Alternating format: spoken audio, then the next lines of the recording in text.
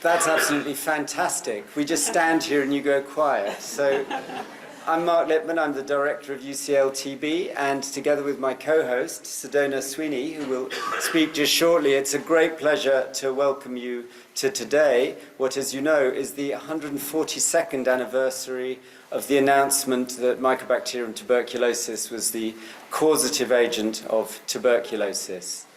We will cover the program shortly, but I just wanted to reflect on the fact that there are so many advances going on both in the biomedical and the social sciences field at the moment that make this a very exciting time and make us believe that yes, we can cure and end TB.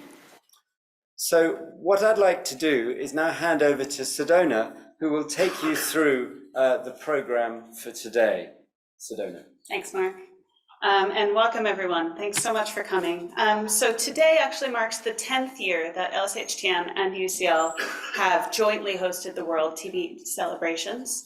And our aim has always been to sort of connect with people working on and affected by TB across the board. We have a really interesting agenda lined up for you today. Provides lots of opportunity for reflection, debate and learning. So we have a session on inclusivity and accessibility next. We have a session on global TB advocacy next, and then followed by a session on inclusivity and accessibility. Then we'll speak about social and structural determinants of TB, and then host a debate looking at the current MTB targets and whether they should be revised. Finally, we'll discuss new therapeutic approaches and clinical trials. So lots of really interesting things coming up for you today, and I would encourage you to take time in the breaks and also at tonight's social event to connect with each other, meet each other, and learn from each other. And above all, I hope you find today really interesting and engaging and inspiring for what's promising to be a really productive year in the fight to end TB. So Marc will now take us through some housekeeping. Yeah, so I get the fun stuff. So this is all in your program as well. If a fire alarm rings, it is not a practice. Please evacuate. However exciting the talks are, please evacuate. Breaks and refreshments. We believe that the most important aspect of this for the audience and those watching this is the interaction, the chance to ask questions if you're here live, to meet up with people. There's also, we're very pleased to say, we have sponsorship which has enabled us to provide this free, and therefore please do visit the sponsors' stands. We will ring a bell 5 minutes before the end of the breaks to remind you to please return to the auditorium. We're already running a bit late, all my fault, of course. I'm the first wounded person in the meeting, so I've done very well cutting my hand. And as such, though, we need to try and run a little bit more on time. If you need help, there are people with blue lanyards. I'm pointing at Connor with his blue lanyard, who are there to help. So what I'd like to do now is to ask Professor Shabbar Jaffar to welcome you, the delegates, on behalf of UCL-TB. Shabbar.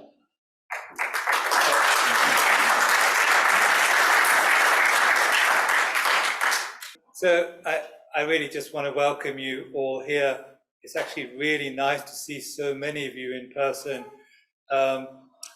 I know a number of institutions in the UK and elsewhere, and I have to say actually that in all of those, it's usually the TB centers and the TB groups that are really well organized. And so well done to you, and well done for all of you coming here in person. It's really wonderful to see, and I hope you have a very good day. Thank you very much.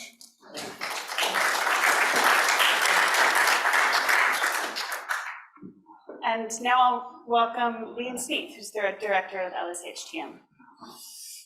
Thank you all, and great to be here. So, as I said, I'm Lena, director of school, London School. When I was at medical school, I remember I was just getting into sort of lab stuff, and one of the professors said, "Oh, you don't want to worry about TB. That's a bit of an old disease. That's going. Get on with the new stuff like HIV." And look how that turned out. So it's a whole new story. So I think TB has always been of interest to me, partly because it seems to be such a remarkable marker of being the most disadvantaged people. Whether it's in a community or a region or a country or even a continent, it seems to be has this remarkable ability to hit those with the least resilience. In fact, seems to be especially good at it. But it's clear that to do anything about TB, and obviously particularly to end TB, we need to come together and work together in partnership. And I'm really proud of the centre at the London School of Hygiene and Tropical Medicine, because of the way it brings people together with this interest in TB right across the spectrum of different disciplines. And I think that's what we're going to need. And to really do anything about TB, we're also going to need to work in partnership around the world. And it's been interesting for me, becoming director of the school, and thinking about partnerships and how we move forward with more equitable partnerships. And I'm pleased to say that on the whole, the days of people from sort of rich Western countries and from London arriving in places and being in charge on the basis of the fact that they're from a rich country and from London, I hope are gone. And I think we are moving towards being able to work in much more equal partnerships where we are invited to work with people, and by working together we achieve more than we would apart. And I think that's what it's about. And I think that working together is so key, as of course it is building the next generation of expertise and human capacity. So there's no doubt about it. TB is a huge challenge. You could become despondent, but I think for me, seeing people working across disciplines, working across settings, coming together and talking and coming up with ideas and doing new things together gives me hope. So no pressure on you lot, but do try and end TB. That would be just maybe not today, but have the plans and the ambition to do so. I think it's I don't need to tell you. I'm not standing and tell you TB is important. Many other diseases are important, but I think TB presents particular challenges where it is very, very clear we're going to need really serious team science across the spectrum and across the world to do something about this. So all good luck and all good strength to you. Thank you.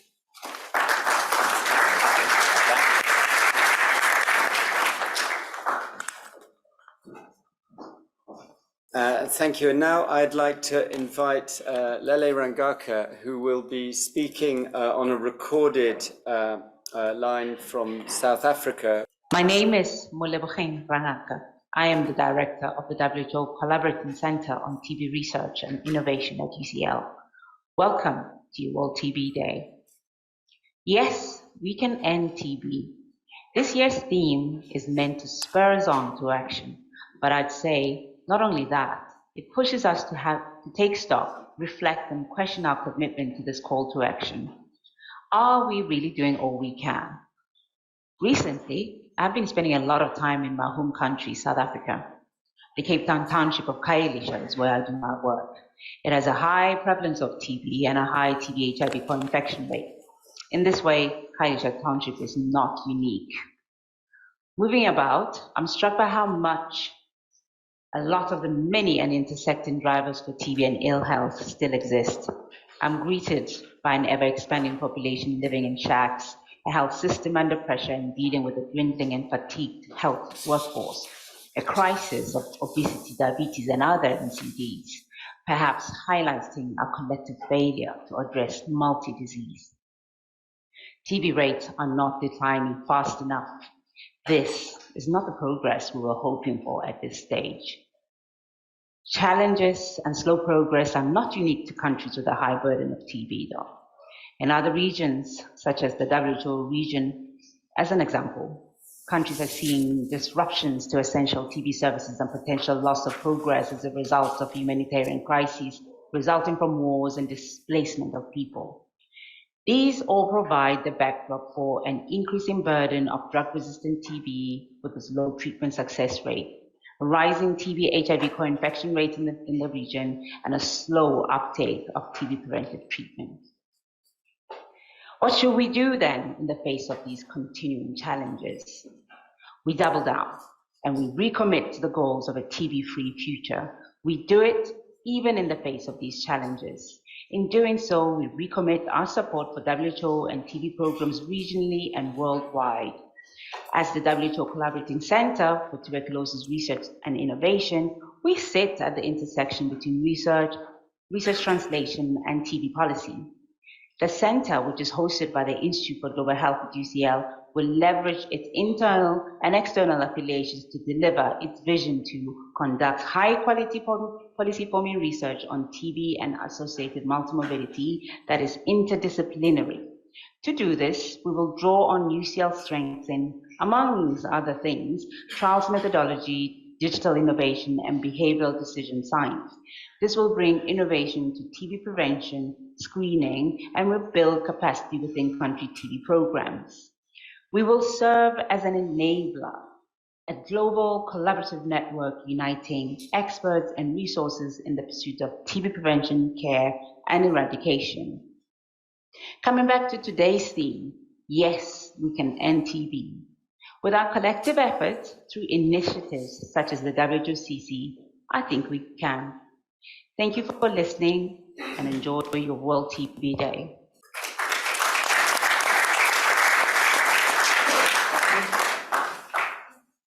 So fantastic. Can you? Yes. Really inspiring words there. So unfortunately, next we have on the agenda Lord Herbert, who was unable to make it this morning. He was hoping to be here, but we'll hopefully hear from him later this afternoon. So we'll go ahead and welcome Eliud Wandwalo, who is the head of the Global Fund, head of TB at the Global Fund. Good morning, colleagues. Many greetings from the Global Fund in Geneva, and I'm so happy to be here and join you in this discussion. First, from the Global Fund, we also believe that we can end TB in our generation. And the reason we believe we can end TB is because of the momentum we have seen, especially in the recent years, on investment, on advocacy, and also on innovation to end TB. Myself, having worked in this area for over 25 years, first as a clinician in my country, and then running the national TB program in my country, and working at the Global Fund for 10 years, I believe we are at the threshold of really ending this disease. The biggest obstacle at the moment to end this disease is resources, and especially money. And I will speak a little bit about financing of this pandemic or epidemic. So first, for so long, tuberculosis has been the disease of poverty. And poverty, not only in terms of the patients who are suffering from the disease, but also the approach and the tools which we have used to fight the disease. When I was working as a clinician in my country, I was told TB is the cheapest disease to treat. You basically have to find a patient, put them on treatment, and if you do that for so long, you'll be able to end disease. So I think the approach was very simplistic, was really based on the resource, not so much on the science, which was available at that particular time. At that particular time, we were told that we can only treat the pulmonary, and even in pulmonary, you just find the smear positive. Those are the ones where you should focus, and you'll be able to end disease. And we know now that was not everything we needed to do to be able to end disease. But again, when I joined Global Fund in 2013, we found that TB was the disease which was not well resourced at the Global Fund even. And I will go through the numbers and you'll see.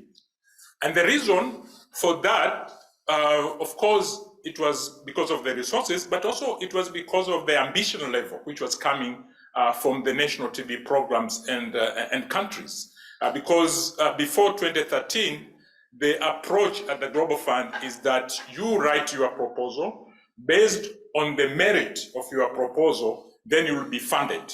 And when they reviewed all the proposal, they found that 50% of all the proposal and funding was requested for HIV, about 30% was requested for malaria, and less than 20 was the request coming from tuberculosis. So when Global Fund now came up with the new methodology of allocating funding, which was not based so much on the proposal, which was based on the burden of the disease, ability to pay, then the allocation for tuberculosis was 16%, 18%, which was matching with the level of ambition which was coming from TB. But looking at the funding landscape for tuberculosis at the moment, so according to the global plan from the Stop TB partnership, the funding for tuberculosis, which was required before the UN-HLM last year, was about 13 billion a year. And you can see for the last 4 years, we have been operating with less than 50% of required funding levels to be able to end disease. So we are operating with less than 50%, and we are required to end this disease with that level of funding. And 80% of this funding is coming from domestic resources, and the rest is coming from the other resources. And our organization, Global Fund, is the largest international funder for tuberculosis. We support about 76% of all international funding.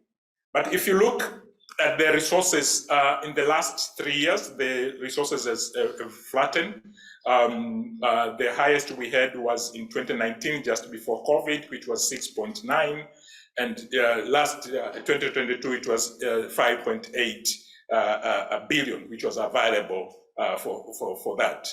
And if you recall, with the UN-HLM, which was set last year, the required funding has to go up to 22 billion a year for us to be able to end the disease.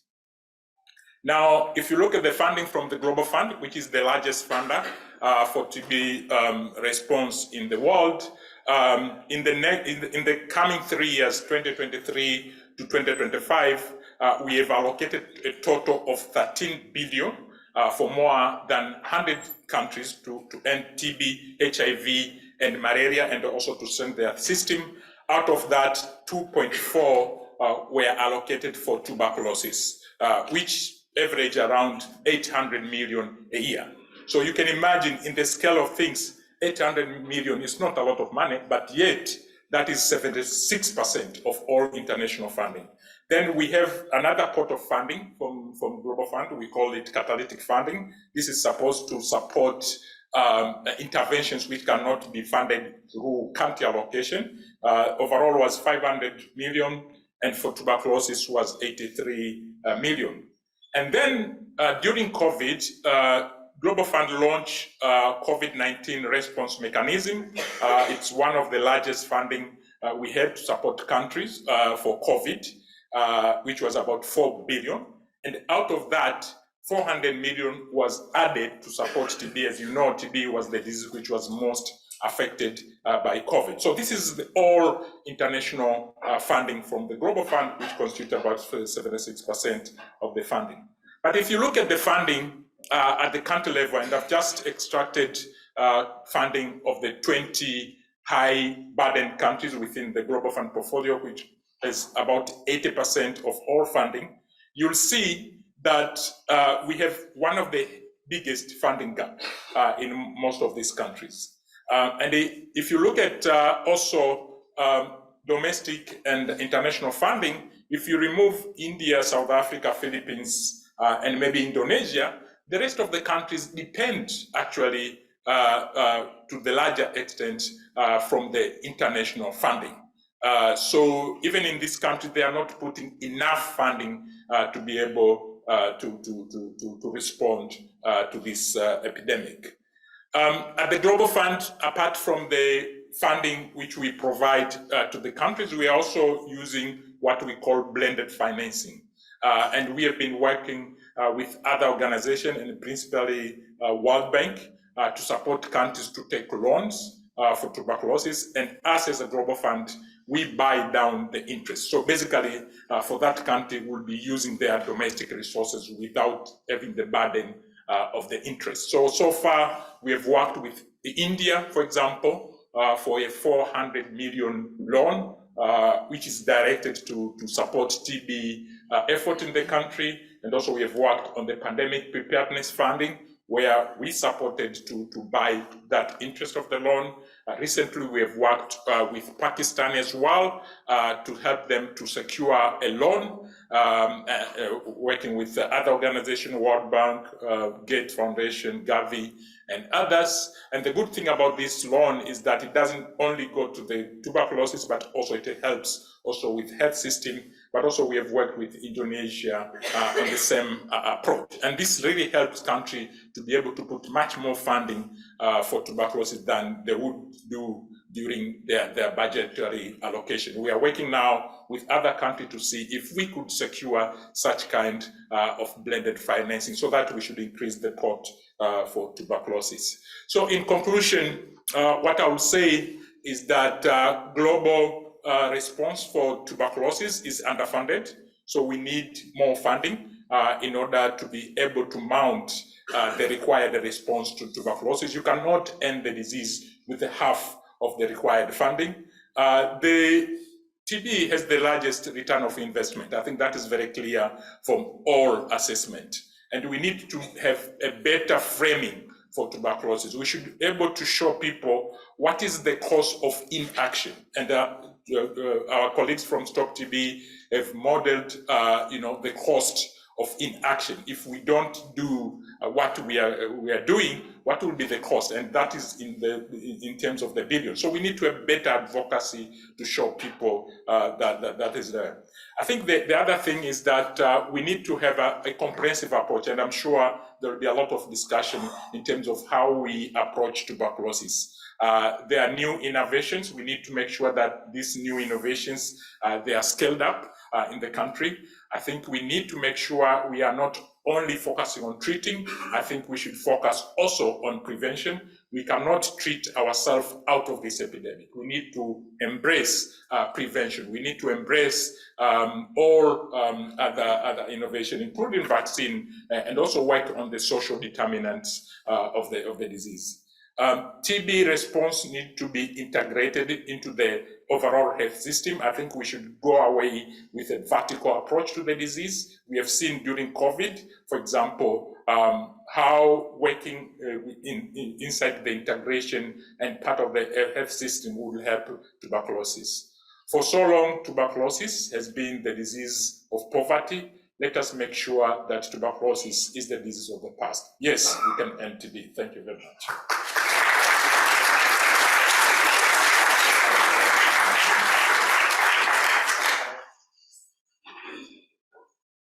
Thank you so much, Eliud, for those powerful words. And now we'd like to move on to our first session of the morning, and I'd like to invite Jess Potter and Al Story up to the room. Thank you. So, we're old friends. We've been around for a while, some of us. Some of us were in shorts, I think, when we started this journey. And what a journey. But when you sit in the middle, it's difficult to see progress. But there has been incredible progress. I think if we look back to the sort of late 90s, when we started to drill our head through this hard rock, it was a very different world. It was a world of static services. It was a world of waiting for who came through the door, and perhaps more importantly, given the irony of our short course treatment, waiting for who kept coming back through the door. And we gradually became aware of the fact that that wasn't everybody. And so we labelled the others hard to reach. It was a strange term, and I think it took a while for that particular mistake to be erased from the lexicon of TB, because it wasn't the people who were hard to reach, it was the services that were very clearly hard to reach. And so we've inverted the model, and we take services to people now, and we try and reach people on their terms and where they are on time. And technology has moved incredibly in this last 30 years. I started off with 11.5 tons of digital radiology on a truck.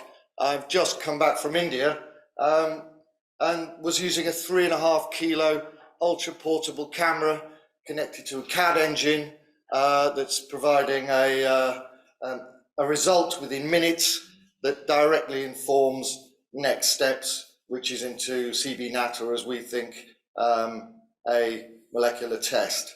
The tools are here, the tools are transformative, but we're still stuck with this bottleneck in terms of people on the margins of our society. Those who are worst affected have the highest rates of TB, and not just the highest incidence, the highest rate of preventable deaths. The technology is great, but the technology doesn't work without the vital ingredient, which is trust. And if people say, what do we do? What's our service about? Our service is about building relationships with people who are very often not coming forward because their experience of using a health system has been quite poor, or they literally can't afford to, or don't have the rights of access. And this is where we start to break down the real walls, because we can't use the technologies, we can't use the new treatments, we can't make progress until we have trust, until we make services accessible. And that really requires a paradigm shift in how we design services. We need to start thinking about last person first. It's not the person who's at the back of the queue that we need to design a service for, it's the person who isn't even in the queue. And if we don't start designing services that are fit for purpose for elimination, then we're just going to cherry pick the easy ones and further amplify the inequity of this global pandemic. This is a great session. This is a great group of people who can contribute their minds to solutions. And I'm just delighted to be invited to this. Thank you very much.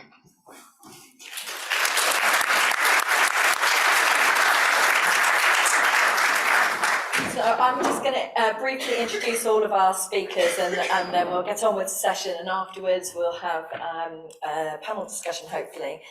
So just going back to front, Paul Farmer said, why, if we have effective medicines, do we still have so many people die from TB?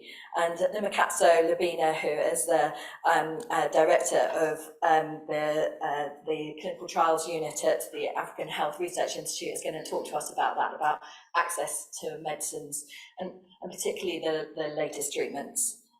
We will then, and prior to that, we're going to hear from Lena Faust, who's going to talk to us about TB in Peruvian prisons, and Kate Yorke from the UK Health Security Agency, who's going to talk to us about TB among people seeking asylum. We know that in high burden countries, the vast majority of high income countries, the vast majority of people with TB were originally born in countries where there is a high burden of TB. But those people that we term migrants are lots of different types, and we're going to hear specifically about people seeking asylum and the ways they're made vulnerable, often by policies, as Al was just alluding to. But first of all, I'd like to introduce Samara Barnes. Samara is the Affected Community Lead at the network UK Academics and Professionals to End TB that I co-chair along with my colleague Kerry Millington. Samara is going to talk to us today about her experience of TB and how important it is to centre that in everything that we do. So I'm really pleased to introduce Samara.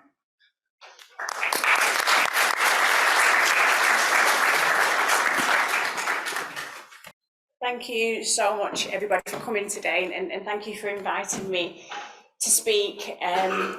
It's always quite nerve-wracking coming up talking about an illness that you had, even though there's not supposed to be any stigma or shame around it anymore. Everyone that's sat in here probably does know that there is a certain amount of stigma and shame around tuberculosis. So my name is Samara Barnes, and I live in a beautiful place called Rosendale in Lancashire. It's tiny, it's lovely, it's rural. You wouldn't expect anybody from there to get TB.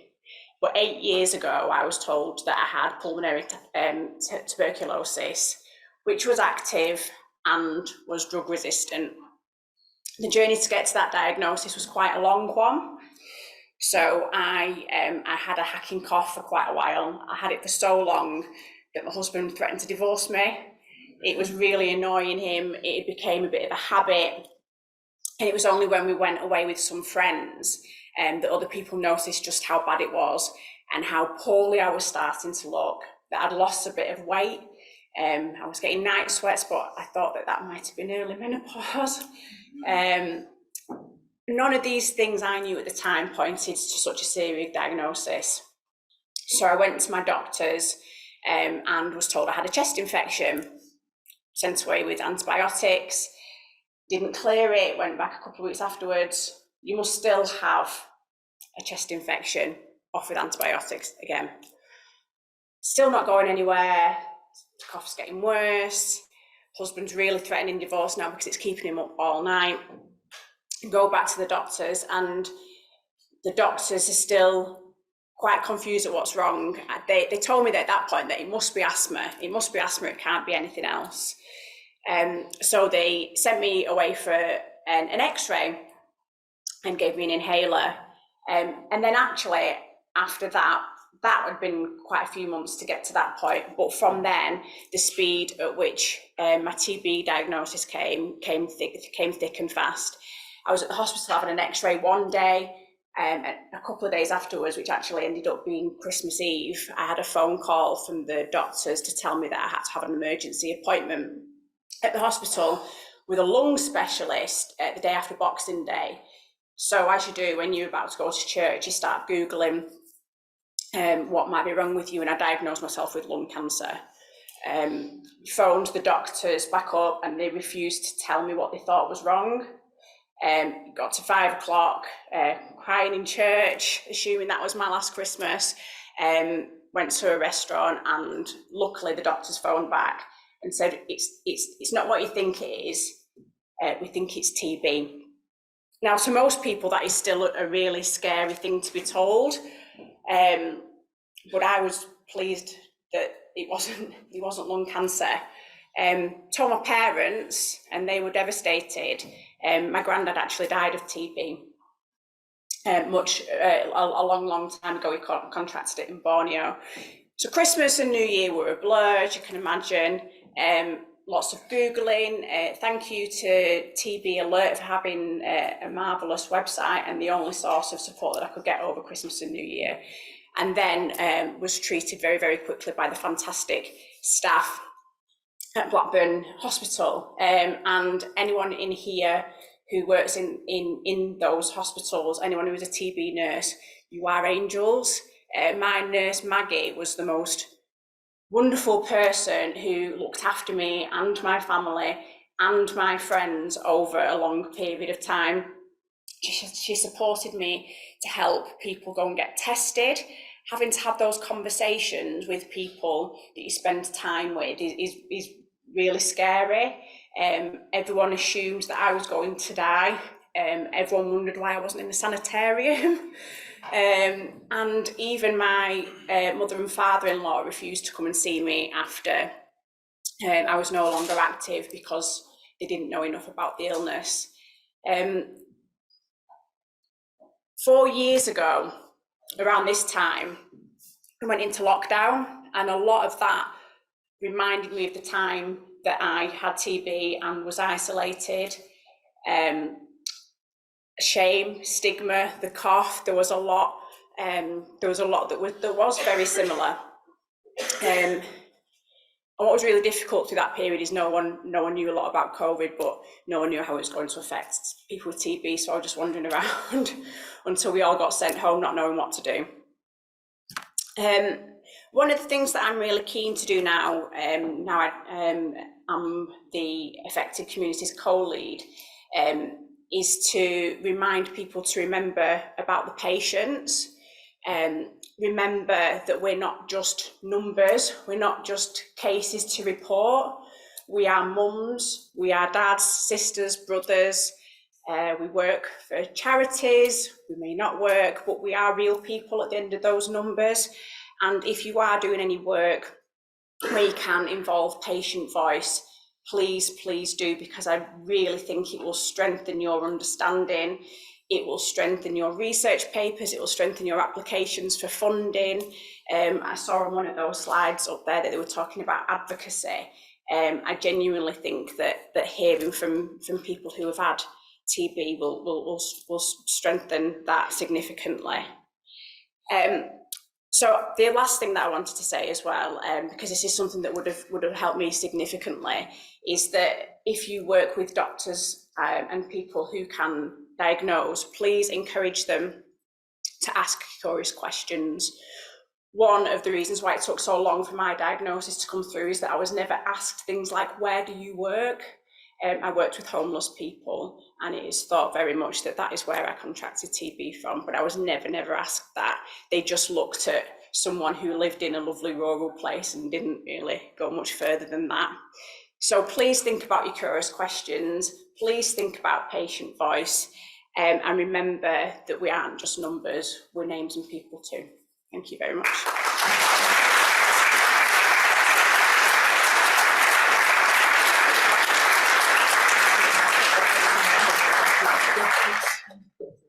Thank you so much, Samara, for those incredibly powerful words. Next up, we've got Kate Yorke. Thank you. Morning, everyone, and thank you so much, Samara, because I think as I'm about to talk and I'm going to be sharing numbers, points like that, I think it's really important to be reminded of the human aspect. So my name's Kate Yorke. I'm a consultant in public health based at the UK Health Security Agency, which is the public health, the agency responsible for public health aspects and management of infectious diseases and environmental health hazards. And my team covers all inclusion health populations. So we work very, very closely with all of the different parts of our organisation and other organisations focused on TB. But I have a particular lead around working with refugees and people seeking asylum. Al talked at the beginning about people sort of not in the queue, which I think, although people seeking asylum only make up a very small proportion of overall cases of TB, I think it's very much one of the populations that we need to think about who can often be missing in all sorts of ways, missing from data sets, finding it hard to access services. And I just want to kind of set out a few key points related to that. So just so we're kind of all on the same page, we're talking about people seeking asylum. So this is people, for example, who come to the UK to seek refuge but don't yet have their refugee status granted. They do have full access to primary, secondary healthcare services, full NHS services. And talking about, when we think about those sort of public health aspects, a key part is around screening and early identification of multiple pathogens, but including TB. And when we think about the different routes and the ways that people arrive in the UK, people coming from high incidence countries, so where TB incidence is greater than 40 per 100,000, and who are planning on coming for more than 6 months on a visa, should usually receive pre-entry screening for active TB. And similarly, people who already have their refugee status before coming to the UK can usually access that through a pre-entry screening programme as well. There are obviously instances where there are emergency evacuations, for example, and people come and need to be moved to the UK more quickly, and the relocations from Afghanistan are an example of that. However, for people seeking asylum, obviously people come through multiple different routes, but generally irregular routes, for example, arriving by small boat, and there is no screening service before people are forced to come by those different routes.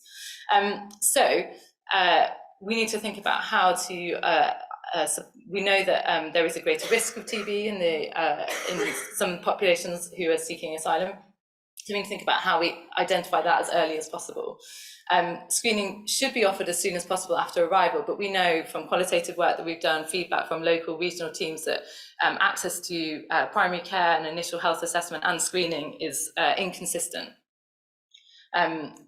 And so thinking, and just to add a bit more context, so in terms of numbers, the chart there, it shows asylum applications over the last 20 years. You can see that they were quite sort of in the 20 to 30,000. This relates to applications rather than individuals, but and then have increased quite sharply in the last 2 to 3 years.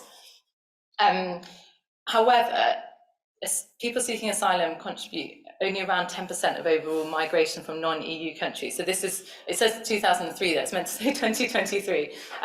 But it is only a small proportion of people coming from non-EU countries.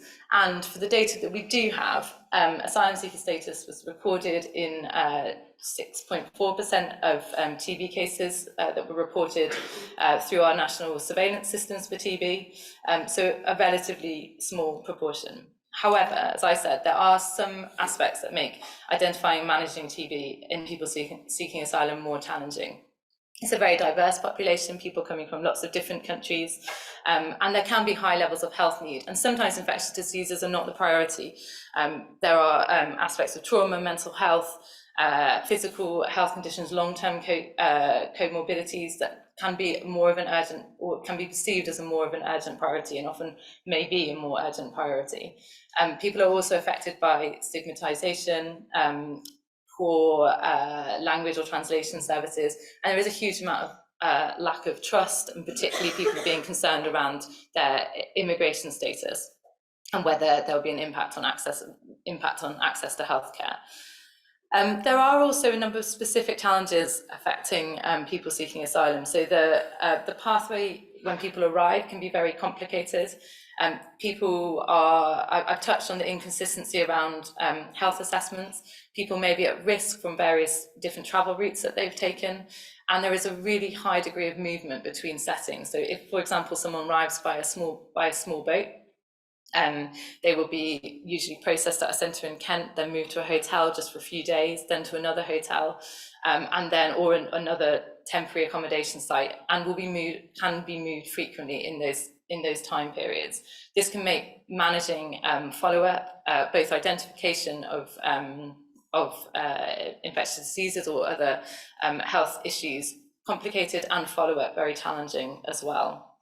There is also a lack of electronic records, so people will not usually be given an NHS number until they're registered in primary care, but obviously that relies on people getting to that point of being registered. I wanted to acknowledge as well that it's a really complex policy space at the moment to be working in, and there's a high degree of uncertainty. The Illegal Migration Act is being introduced, and the impact that has on all of these aspects is still unclear, and quite a difficult space to work in, and particularly difficult for delivering long-term, more strategic health planning. So having said all this, what can we try to do to address this? I think there's some wider questions related to overall changing patterns of TB, epidemiology, recent increases, and we do know the majority, so around 80% of TB cases are identified in people born overseas. And although asylum seekers only make up a small proportion of those, there's something around considering that the wider changing patterns of migration and how our services are designed to try and meet people's needs, particularly thinking about people. Services are generally larger, more comprehensive in areas where there's traditionally been higher incidence within England. But we have large numbers of people being dispersed to other parts of the country, and also not just thinking about people seeking asylum, but also health and social care workers who are moved to other parts of the country. There's lots of areas of research that can be further developed, and particularly understanding cost effectiveness around testing and treating programmes. But when thinking about asylum seekers specifically, we're within the UKHSA trying to work very closely with health partners, including NHS England, Department of Health and Social Care, and with the Home Office to try and address challenges around access to healthcare. Thinking, again, trying to do some of that more strategic, longer term thinking. But as I said, it's a really complicated space to be working in at the moment.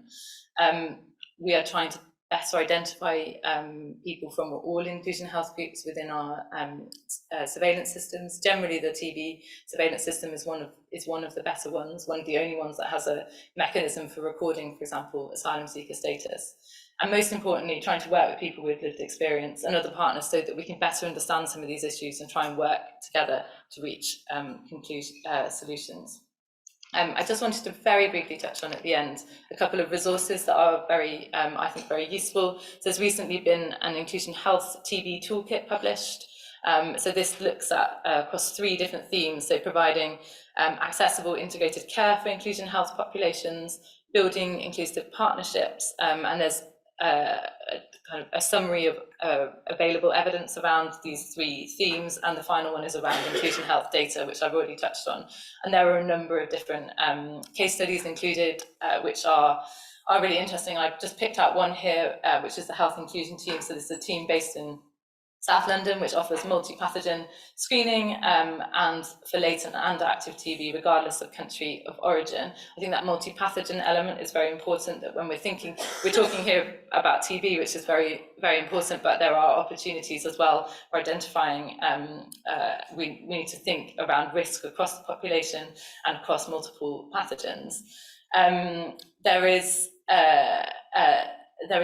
one of the aspects I talked about is follow-up, and so a letter is given to patients explaining results and any follow-up needed. So if people are then moved at very short notice to another hotel, for example, that information is available for clinicians working with the new setting. And they picked out in the lessons learned some of those aspects as things that were particularly important. And the final thing I was going to mention is the NHS Framework for Action on Inclusion Health, which was published last year. I won't go into detail on it, but again, really worth a look when thinking about trying to think about services and how to meet the needs of inclusion health populations. So that's everything. Thank you.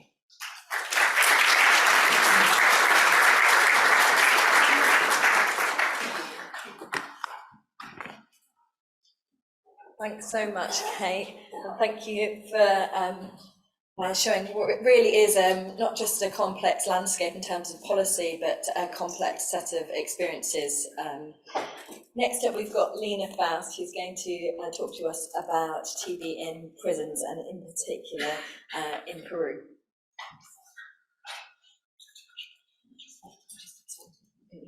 Hold it, and then this one does slide in.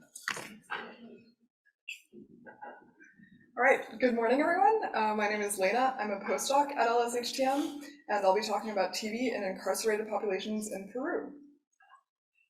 So specifically, I'll be talking about a study that was conducted during my PhD at McGill that looked at TB case notifications and outcomes in Peruvian prisons prior to and during the COVID pandemic. And this was recently accepted in Lancet Regional Health, so this will just be a quick overview, but if you want details, you can read the paper or the abstract. Okay, so just to give a bit of background on incarceration, globally, over 11 million people are incarcerated worldwide, but this is a rapidly growing population, which has gone up by 200% since the year 2000 in the South American region. And so this is a population of growing interest for TB elimination. And so 2023 was actually the first year that the WHO included prison-specific data in their global TB report. And so obviously there are factors that facilitate TB transmission in prisons, including, for example, overcrowding, malnutrition, and other factors. In Peru specifically, there are over 93,000 detainees in the country, which is a lot for a country with 34 million people overall. And prisons are highly overcrowded. They're on average at over 220% of their capacity. And so although there are obviously factors that facilitate TB transmission, the prison setting is also a unique environment for TB management. So for example, in Peru, at least at the large urban prisons that I visited, there was screening at entry systematically for active TB for all new detainees arriving. And also there was on-site access to TB care, so TB clinic in the prison. So this is obviously a different experience in terms of the TB care pathway compared to non-incarcerated populations. So in terms of COVID, we all know that COVID disrupted TB programs worldwide, but Peru is actually part of the one of the top 16 countries with the highest shortfall in case notifications in 2020 compared to 2019. So in this study specifically, we had two main aims: to look at trends in TB case notifications pre and during COVID, using an interrupted time series, and also to look at predictors of treatment success among cohorts who received their TB care pre-COVID or during COVID.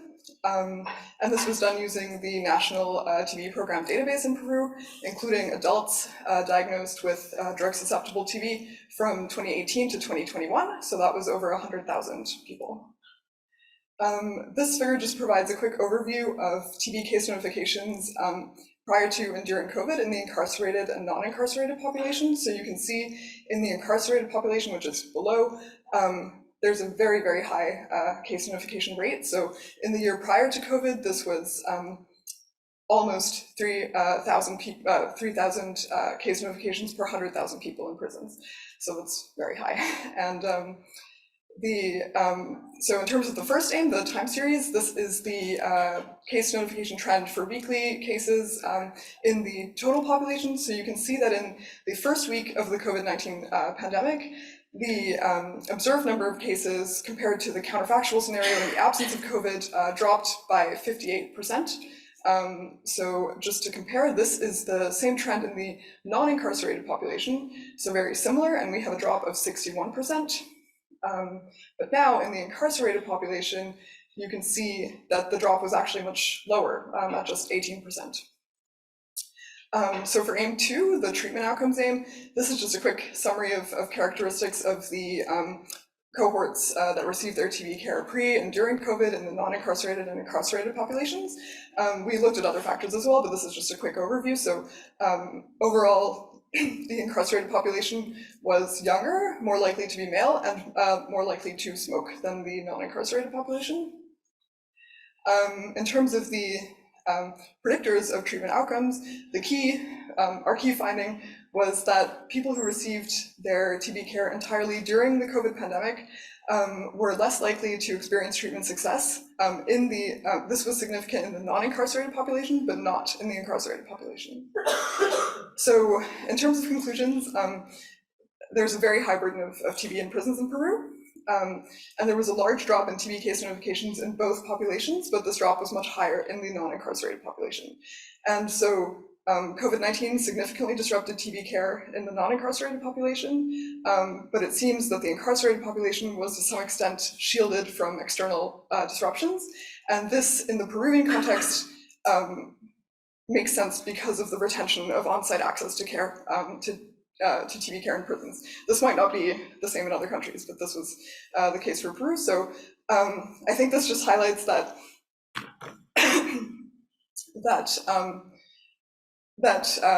prisons are really, even though they're a high risk setting for TB, they're also a unique context for TB care with important potential to focus TB elimination efforts. So they should not be overlooked in the overall TB response.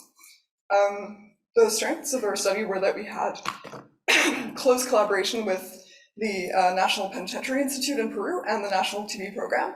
And this was a countrywide analysis with specific focus on an understudied but key population for TB elimination. And the limitations included that we didn't have a dynamic indicator of incarceration status, and that there may be under-notification in programmatic data. And I just want to thank all of my mentors and collaborators in Peru and in Canada and in the US. Thank you very much.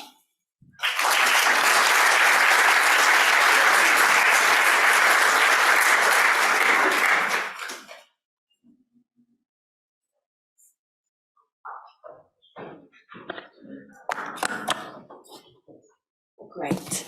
So next up, we're going to have Lena, who is speaking to us via a video. Thank you for the opportunity to share a few ideas on the accessibility of novel TB treatments in a high-burden country. I'll use South Africa as an example and look at the access to novel regimens for TB preventative therapy and for the treatment of drug-resistant TB. To start off the discussions, I would like to look at a few characteristics of novel TB regimens. Novel TB regimens are for the treatment of drug-sensitive TB, drug-resistant TB, and TB preventative therapy. The first and most desirable attribute is that the drug or the TB treatment regimen must be effective and safe. We currently have different regimens for drug-resistant and drug-sensitive TB. The ideal will be to have a regimen that can treat all forms of TB. Secondly, the drugs must be well tolerated with minimal adverse events. TB treatment is quite lengthy. We know that adherence becomes a challenge, especially as people start feeling better. Therefore, a third desirable attribute will be that the regimen should be shorter than the current regimens. TB treatment also usually requires more than one drug to be used, subsequently leading to large pill burden. In the era of multimorbidity, a lower pill burden will be best. Lastly, the medication will be easy to administer. For example, injectables increase the infrastructure and cost of drug administration. Easy administration also includes availability of child-friendly regimens. In order to achieve all these desirable attributes in a TB regimen, resources or funds are required to support the research or for the diagnosis and care of people with TB. However, based on the WHO TB report of 2023, only 5.8 billion of the required 13 billion was available. That is, less than 50% of the required funding for TB diagnosis and care was accessed. Countries and international funders need to do more to close the gaps. The other barriers to access novel TB regimens are patient and health system related factors. In middle income countries, universal health coverage index is very low. In most countries on this slide, it's below 60%. Overall, 49% of people face catastrophic costs. These are usually patient-related costs to travel to a health facility to access TB treatment or other direct medical costs, or the lost income while the person needs to recover from TB or look after a sick family member. Catastrophic costs or any patient-related costs become barriers to accessing TB treatment or novel regimens. When one compares the catastrophic costs experienced by families that have a person with a drug-sensitive TB compared to a drug-resistant TB, the picture is more worrisome. The proportion of families experiencing catastrophic costs is higher in almost all the countries for drug-resistant TB compared to drug-sensitive TB. The pooled average of families experiencing catastrophic costs for drug-sensitive TB is 49%, while for drug-resistant TB is 83%. We are far from the target of 0 families facing catastrophic costs due to TB disease by 2025. Health system factors that affect access to novel TB regimens are complex. I would like to give an example of TB preventative therapy in South Africa. There were multiple clinical trials that indicated that shorter novel regimens for TB prevention are effective or even better than the 6 months or 12 months isoniazid treatment. Some of those clinical trials included WIP3 TB that was conducted here in South Africa. Based on this research and others, the World Health Organization released new guidelines in 2020 on shorter regimens for TB prevention. The South African Department of Health national guidelines on these newer novel regimens for TB preventative therapy were published in February 2023. A year after their release, very few people have accessed these novel regimens for TB prevention. One might ask, why did it take almost 3 years to have the newer TB prevention regimens in South African clinics? The TB prevention therapy is an example of the complexity of getting a newer regimen to be part of standard of care. The first institute that needs to approve any new drug or change in indication or dosage in South Africa is SAHPRA. They often prefer to also have locally generated evidence or data from a clinical trial conducted in the country for the approval process. The pharmaceutical company must also be willing to invest in this process to have their drug available within the country. NAMLEC also has to approve that medication and indication under the essential medicine list.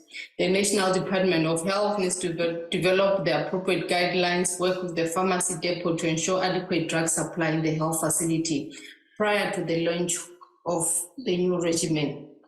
The case of drug-resistant TB was slightly different. Following the multiple clinical trials, some of which were done in South Africa, With the support of TB Alliance and others, South Africa introduced innovative clinical access programs at the Department of Health, where patients could access these novel TB regimens immediately. In May 2022, WHO announced the new BPAL regimen, and NAMLEC approved it in 2023.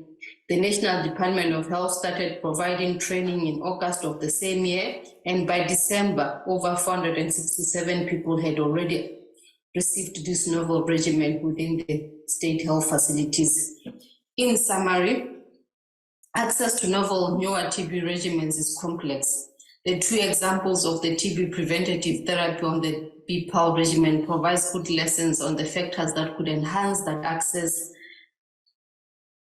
This is not necessarily in order of importance or comprehensive. Political commitment to end TB is essential, and this should translate to appropriate leadership and financial support for the TB program.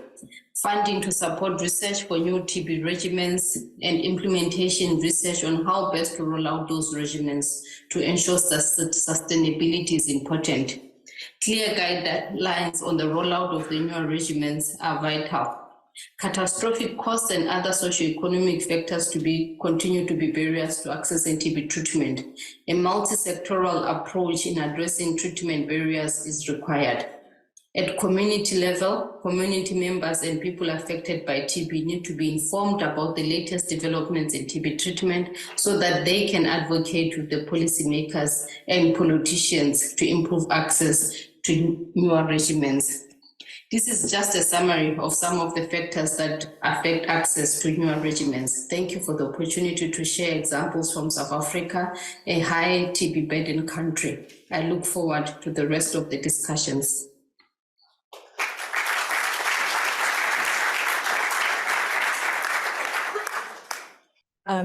Kate, someone has asked, and I noticed on your slide about the latent TB screening program, and that it's only actually accessible in high income areas and also high burden areas. And I know that we only have some funding for a proportion of the numbers that we need to identify and treat if we're going to prevent TB and contribute to a reduction in rates. So what can we do better on latent TB screening? Sure. So I need to speak into, yeah. Hi, yeah, great.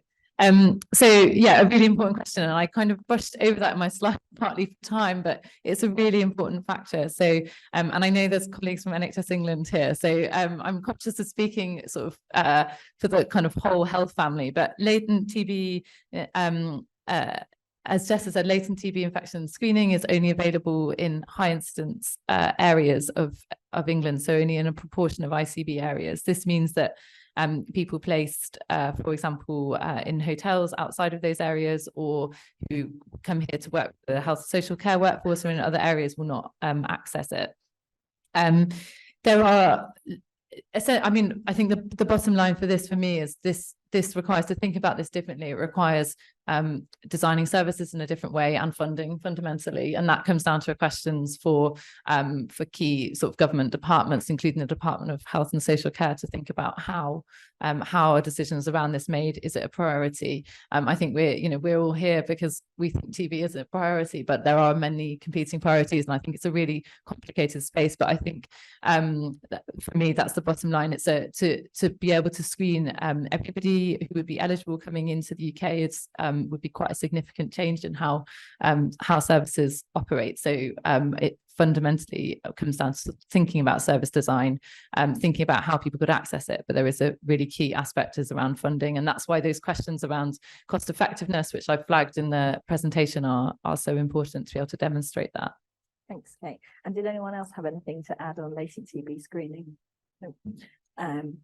Any questions from the audience? Yeah, we've got one over there.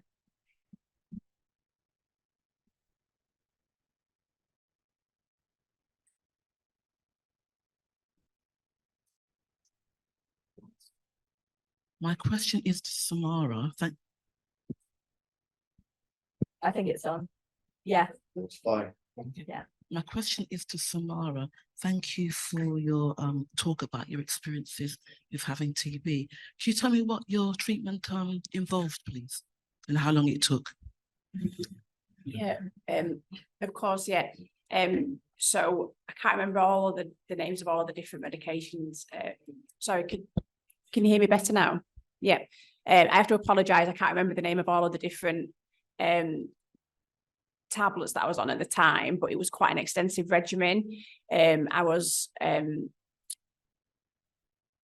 able to tolerate the rifampicin. I was resistant to it, and that made me quite poorly. On top of the range of antibiotics that I was taking, I ended up on quite a lot of other medications because of the side effects. So I had to take anti-sickness, I had to take various like Piritons and things like that because I was having reactions to the medication. So the regimen was difficult in and of itself, but the side effects were. So then there was other medications to treat that. It went on for a year because I was drug resistant. I had to take my medication for longer. I suppose the thing that I always think about is that I was really lucky that I was in a position where I could take time off work to convalesce, to be poorly. I had a family that could help look after my daughter. I had a 9-year-old at the time. So I was able to do that, and I was able to take my medication every single day. I know a lot of people who have different sorts of lives just aren't in that position, and I feel very lucky that I was, but I recognise that there's a lot of people that just aren't in the position to finish their treatment, which is why I think it's so important that those treatment times are shortened. Thanks so much, Samara. And I think that really goes also to the point that Imakato was saying about catastrophic costs and the impact that has. And sometimes I think in the UK we can forget that even though TB treatment is free and we have a healthcare service that is free at the point of access for most people, it still costs money to take time out to come to our clinics to be unwell. And so thanks for reminding us of that. Yeah, again, I had a job where I got paid while I was off, but I worked in a supported accommodation project for young people who were homeless, where they think I contracted that. They would certainly not have been in a position and wouldn't have had the luxury to be as poorly as I was. A lot of them couldn't afford to put gas and electric on, so they wouldn't have been warm. A lot of them were using food banks, so they wouldn't have been able to look after themselves and eat the food that they needed to be well. So, I think that someone talked about the poverty of TB. That isn't just in other countries, that's happening here in England too. And I think we'll see that more and more with the cost of living crisis as well. Yeah, and you remind us again of yet another important determinant of TB, and that's nutrition. And I think that just again speaks to the massive power of having your voice here. So thank you again for coming. I think there was a question about prisons as well. Al, did you want to jump in and say something? I was struck by the intersectorality of the way these talks connect. And again, in terms of us moving on in our thinking, we've moved away from sort of compartmentalizing people and labeling specific risk groups. And we're really beginning to understand that people in prison are a part of the community, for instance, and people in prison, unfortunately, we see people overrepresented in prison who are from most disadvantaged parts of our community. And similarly, in terms of people seeking asylum, during the last SWEP, which is severe weather emergency provision in London, it was -5 degrees, and 20%, 1 in 5 of the people who came in off the street had been evicted, for want of a better word, from Home Office accommodation. So they qualified as a rough sleeper, as it were, following an attempt to seek asylum. I just welcome thoughts from the panel about what that actually means, including the notion of, an occupational disease. I was rather struck, Samara, by the fact that you, in all probability, acquired TB at work. Thoughts, please. Jump in, anyone. That was a very broad question. It's the answer to the good question. Ask what is the question? People in Peru, for instance, in the context of your talk, 90,000+ people from a population of 4 million. That's going to be a significant amplifier in terms of the communities that people are released into. what's the connection? How are people exploring that issue? Yeah, so this is not what I work on, but there have been studies specifically in Peru looking at transmission from prisons to the community, and how the epidemic in prisons is kind of fueling the epidemic in the broader community as well. So I think my current postdoc supervisor, I think, was on that study with looking at specifically multi-drug resistant strains in Lima, Peru, and how strains in prisons were also those that are found in cases in the community. So yeah, I think that prisons is why I always say I think prisons really should be a priority area for TB elimination, because if we don't eliminate TB in prisons, we can't eliminate it in the community. And, yeah. Yeah, I'll just touch on the intersectionality point, because I think it's really important, and actually I'm quite conscious of it if I'm sort of asked to talk about one specific population group, that really we're talking about multiple population groups. And within our team within UKHSA, we focus across all inclusion and health populations, and part of that is understanding the kind of intersectionality between different groups. People seeking asylum and people experiencing homelessness is a really good example of that, but we see it across multiple different groups. And I think the key thing for me is to remember that there are barriers, enablers that affect all of those populations in similar ways, but also some key differences. And I think it's picking those out. So some of those aspects around access to healthcare affect all of the populations, but it might be for different reasons. So for example, with people seeking asylum, that the specific issue around concerns with the Home Office or concerns around the immigration status can be particularly acute. And I think it's just, that's why that importance of working with populations and understanding their perspectives is so important, I think. Any other questions from the audience?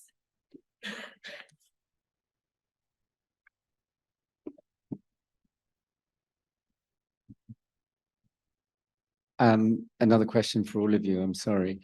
I think we're all agreed that it's really important to hear the voice of the person who has TB. The thing we really struggle with in the UK is Samara is an exception, because you're prepared to talk about it and advise us. We always lose people. The stigma is so huge.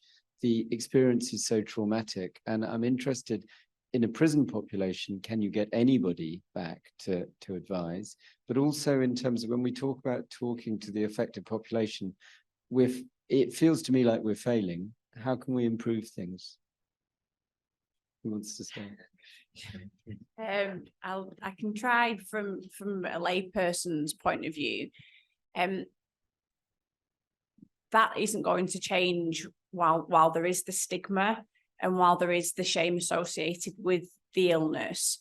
I'm lucky in so much as that I have the confidence, the agency, the opportunity to do so, but so many people don't. And I think what we need to do is break down some of those barriers and remove that stigma before people can feel confident. I mean, I touched on this before. We talked about COVID. There was a lot of shame and stigma around the first people who got COVID. People didn't want to talk about it, they didn't want to admit it, and that's still there in the TB community. So if we as you as professionals, myself as an advocate, can help other people understand that the shame shouldn't be there, and grow the affected community to talk about it, then I think that's the only way that I can see that working as a layperson. Yeah, so I'm glad you brought up prisons specifically. So in some of my other studies that I was doing for my PhD, we had a kind of an advisory panel of 5 TB survivors from different countries that we were focusing on in the studies, so including Peru and India. But not for the prison study. So I think the challenge really was, finding people who have had experience with TB, but also with incarceration, and that just kind of narrows the population down a little more.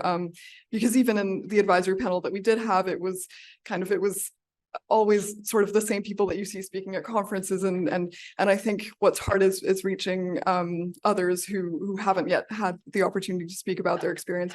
So yeah, I think that's an area that we need to improve on. But I think in the research context, that's also challenging because I think the timing of engagement of TB survivors or other advocates is really key. And sometimes I feel like it's done too late, like when I've already, as a researcher, decided, okay, I'm going to study this, or I'm going to focus on this research question. And then TB survivors or other affected communities are like, this is not relevant to me, or I'd rather you do something else. So I think, especially with grant timelines and just how funding works and everything, it's hard to do engagement in a really meaningful way. So I think, agree with Samara that that's something we need to improve on. Yeah, I think that, I mean, both of those points are really important around timing and also stigma, but I think there's something about it being built in from a very early stage, so full co-production, so recognizing people's perspectives as, you know, as services are being designed or adapted or changed. I think that point around timing is really key, because people's experiences will be different at different points. So if, for example, we wanted to work with people seeking asylum at that very early stage, shortly after people arrive, their experiences will be very different to people, you know, 2-3 years down the line. But I think it's important to get the perspectives at all of those different stages and bring people's views in. How we do it is really challenging, and I think there's something about learning. There's something about sort of learning, again, that intersectionality, learning across different populations. We've started to do some work within the inclusion health team at UKHSA to bring different voluntary community sector organisations that work with people with lived experience together. So, for example, recently we held an event where, and I was chairing a room which had representatives from Doctors of the World, but also from a charity that works with people who've been in prison. And we were there in a room talking together about various issues related to generally infectious disease outbreak response. But it was really, I think it was really useful and valuable to have perspectives from different populations there as well. But that was really just a starting point, thinking about how do we work best. Actually implementing it is the next step, and I agree it's not easy, and it's difficult to know whether we're starting to get it right. Well, thanks, Kit. And I think some of those points that you're making go to that point that Al was talking about, which is trust being the foundation of everything. And as someone who works for an institution that is essentially an arm of the state, when we have policies that undermine people's right to access healthcare, such as the hostile environment, for example, it's really, it must be such a difficult space to work in terms of both trying to develop inclusive policies, meanwhile other bodies undermine what you're trying to do, and how we advocate for inclusion health more broadly within political spaces. I don't know if you've got any thoughts on that, Al. This is on. It's a boat rowing in two different directions. One policy is just clearly undermining the other. It's a very clear example of discordant thinking in the heart of power. And I think the idea of putting people at risk in terms of through migration is also one that I think we don't really get our heads around. There's very clear examples of a lot of people whose migration journey has clearly put them at increased risk of TB. And this label of people as a threat, and this rather regressive thinking that's taken the concept of TB control to a border, is really setting us back many years in terms of being able to bring in practical solutions. But I think that goes to the heart of one of the challenges, and again, right from surveillance right the way down to practical care and support of patients. It gets to the heart of this idea of who's the threat. Yeah, we're labeling people as a threat. We've increasingly regressed back to this idea that people coming to the country are a threat, and the hostile environment that you rightly point out, Jess, has just massively undermined that relationship between NHS service providers, health service providers, and the communities that we need to serve. And it's going to take years to repair that damage. It hugely undermined our ability to actually reach people effectively and support them. But we seem to be without redress. This doesn't seem to be a sensible conversation going on about that. I'm putting you in a difficult position, Kate, but in terms of UKHSA, but the language has been, the word equity has been purged. The word health, is being reconceptualized in the context of security. Sorry to put you on the spot, but welcome your thoughts. Yeah, it's not an easy question, but it is an important one. I think, I think the firstly, I would say in terms of the work that we do, I think that's why sometimes we're not the right organization to be leading some of the, for example, coordinating some of the co-production elements, but not leading the work on the ground and taking findings, working really closely with voluntary community sector organizations that do have that trust, that don't have security in their title.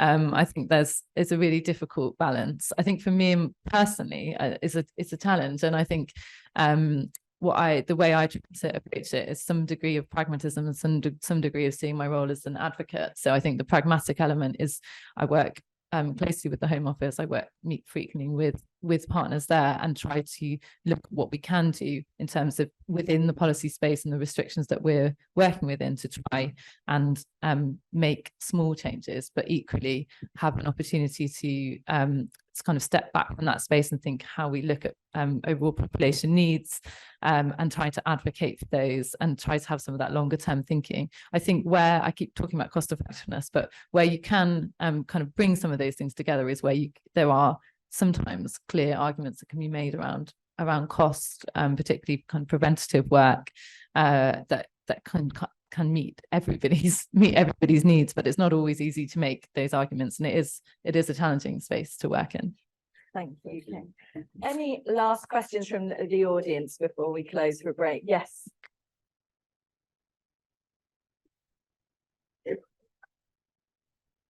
Yeah, thank you so much. My question goes to Lena from South Africa.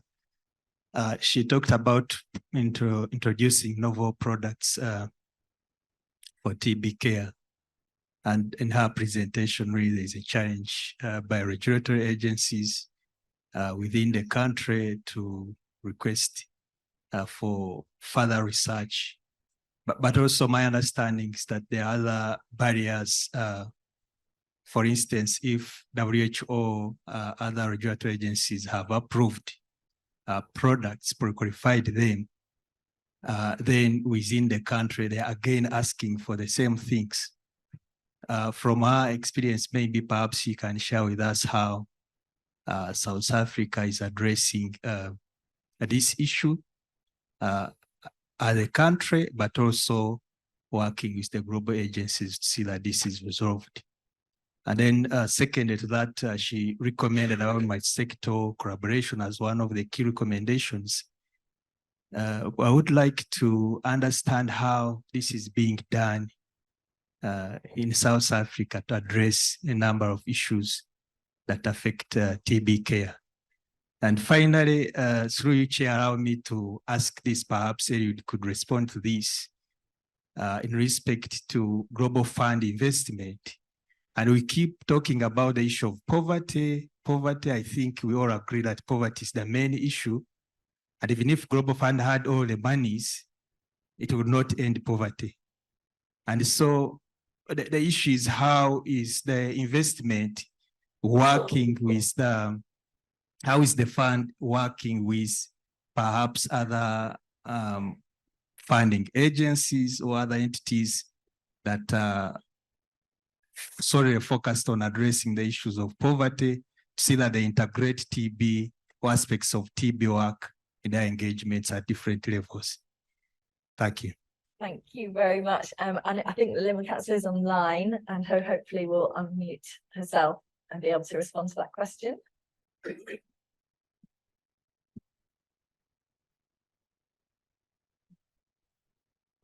Maybe not, maybe we can go to Eliud to respond to that question. I've got the microphone just now. Thank you. No, thanks for the question. So if you look at the TB is just a symbol of social dynamics and what is happening in the health system, but overall in the social setting. And there are so different areas where you can approach TB. For us, from the Global Fund, we approach it from the health system point of view, but also incorporating also the community and the other players who are working on that space.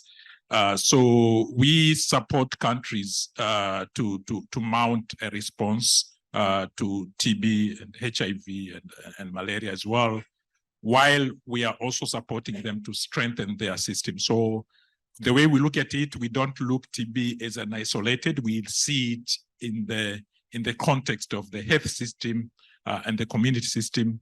But also we work with other partners beyond TB. We work with the ministries of finance, for example, in many of the countries. Our money goes to principal recipient, which in many countries is a Ministry of Finance. So we make sure that our finance also fits in the overall budget of the government. But also we work with civil society, private sector, community. So it's a really holistic approach, which doesn't only look at the health, but also looking at other determinants of disease. So yeah. Thank you. Thank you so much. And hopefully, I'm sorry that we couldn't get Lim Capso's voice here, but hopefully she'll be able to listen to hear us and hear your question and maybe put something in the chat in response. I think that's a wrap for this morning. Thank you so much to all of our speakers for their excellent talks.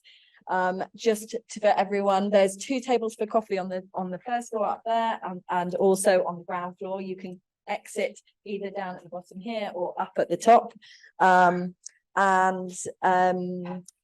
There are the next meeting, if everyone could be back in here by 11:05, 11:05, ready for the next session. And any speakers who haven't made themselves known to the chairs for the next session, please do so during the break. Thanks, everyone. Thank you.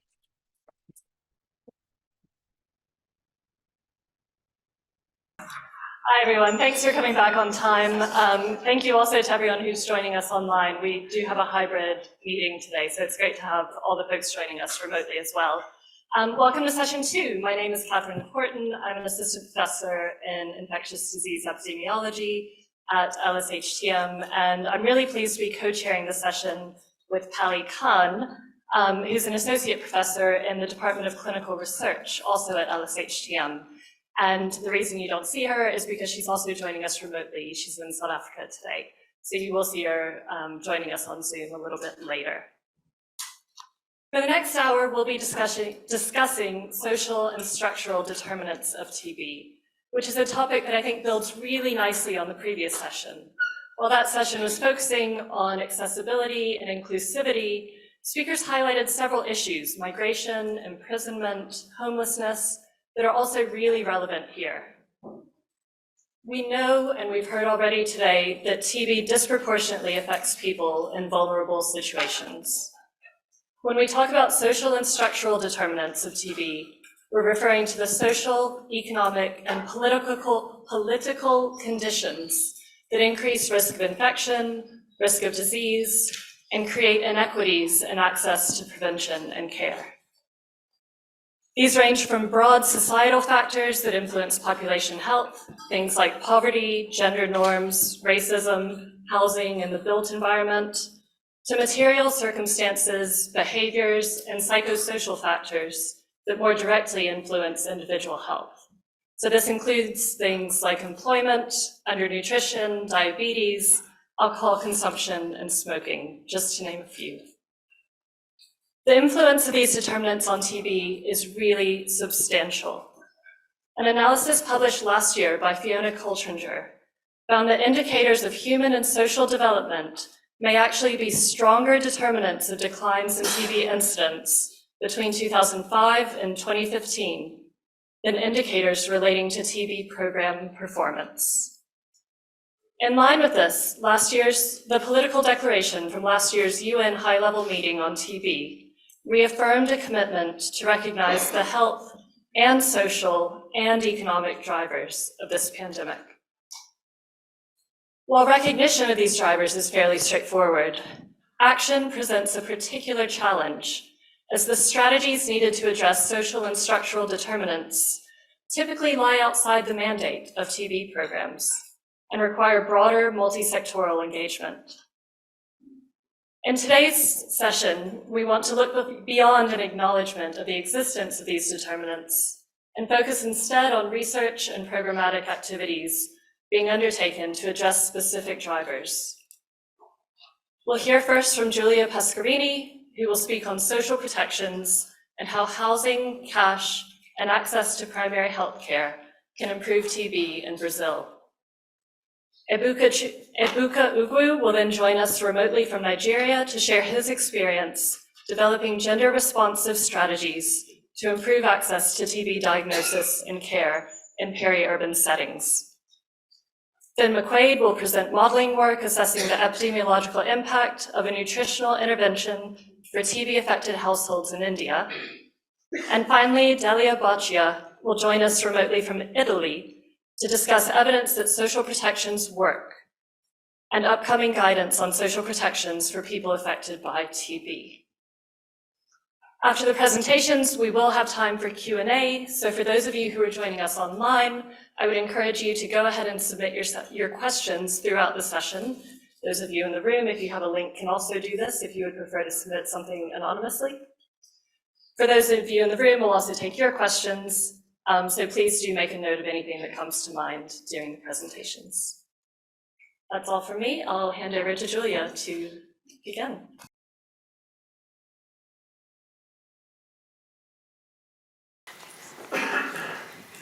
So thank you for having me here today. It's a great, important day, especially talking about social protection and TB. It's very much dear to me. So I'm gonna just briefly talk about how we can use linked data to understand the effect of social protection on TB. So first, just to briefly introduce what is social policies and social protection.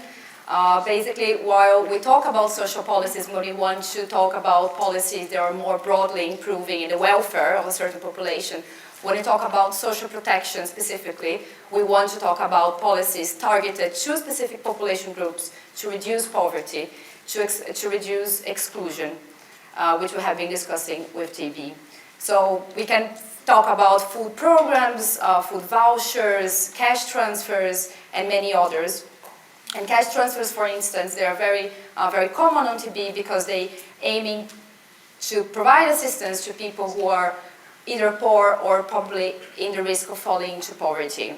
So cash transfers, social protection is not for everyone, but are for specific population groups that need this extra care. And so why we study social protection and TB in Brazil? So Brazil is one of the very high burden country for TB. We have several cases, several deaths each year. And these trends are not decreasing. So although Brazilian is getting better over time, increasing social assistance, TB is not going down. And in Brazil, we have multiplicity of countries. In just one is a very huge country with large heterogeneity in terms of social circumstances and TB incidence and TB mortality. And at the same time, we have very good quality data that we can link and produce evidence on the effects of social protection on TB. So when we think about social protection aiming to TB, we can think that this can affect highly the social determinants of tuberculosis. They can affect exposure, infection, the disease, and access to TB care. And in Brazil, we have several small TB-specific social protection programs. For instance, food vouchers or helps, some cash transfer, like tiny cash transfers to help people to arrive in the healthcare unit. And we do have a national primary healthcare strategies that suggest that are associated with 20% lower TB mortality at the country level. And we also have done some studies analyzing the effects of non-TB specific programs such as conditional cash transfers, so cash that are conditional to education and health conditionalities, such as the Bolsa Familia program, that have shown to reduce up to 13% mortality rates at the country level and 10% higher TB treatment or success rates. So These are data that have been produced for other groups and also using linked data, some of them. But what I wanted to focus is these resources that we produce to analyze at the individual level. So what we have been doing is, in Brazil, we have lots of social and health policies, as I've mentioned, and we have health outcomes. So what we have been doing in the last 8 years, 6 years, in collaboration with the Brazilian team at CDAX, is defining a cohort of people applying for social policies in Brazil. And in this cohort, containing over 130 million people, we have been linking social and socioeconomic information on those individuals to TB registries and mortality information. So we can continuously follow up those individuals and provide the evidence on social determinants of health and effects of social protection. So with this enormous amount of individual and family level social circumstances data, we have been following, and I wanted just to present a few of the results that we have been produced so far. So first of all is on access to primary healthcare. So using this linked cohort, we were able to analyze 7.3 million people and define those individuals into municipalities, people living in municipalities with higher coverage of family health strategy program, with those living in municipalities with very low coverage. And what we have been seeing is that in municipalities with very high coverage of the family health strategy, so of doctors that go to people's homes and take care of them in people's homes, they are associated with lower incidence rates of TB, lower mortality rates of TB, and increased cure rates and lower case fatality rates of TB. All this using very rigorous methods to compare similar people, so similarly poor people and living with lower and higher access to primary health care. What we also be able to do is follow over 420,000 contacts of TB patients using linked data, and we've seen a very high incidence of TB over almost 15 years, or 12 years of follow-up, and this is around 400 per 100,000 people incidence in that cohort. So this is 16 times higher than the overall population. This sustained higher incidence. What we want to do now is see if social protection can decrease and can act in reducing the incidence among family contacts of TB patients. Finally, the third study we have been conducting is on housing programs. So we have this huge housing program called Minha Casa, Minha Vida, is My House, My Life, and they are targeted to poor populations in Brazil that don't have a housing. And then we want to see the direct and indirect effects of having or receiving a house on the chain of developing TB and curing from TB. So we have several questions that we are asking of that cohort by using so many social protection programs that are currently in place in Brazil. We want to see cumulative and the combination of social protection, how they can be reduce TB and improve TB outcomes in Brazil, and if they can achieve and do any effect in this transmission chain among household contacts, and also talk a bit more about how can social protection be more inclusive to TB patients or not restricted to those experiencing extreme poverty and social vulnerability. Just thank you, the team that is involved. It's a large team, so thank you so much for your time.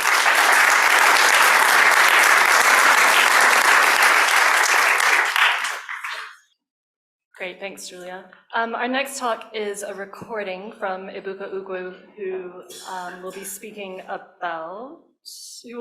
about addressing men's barriers to TB diagnosis and care in peri-urban settlements in Nigeria.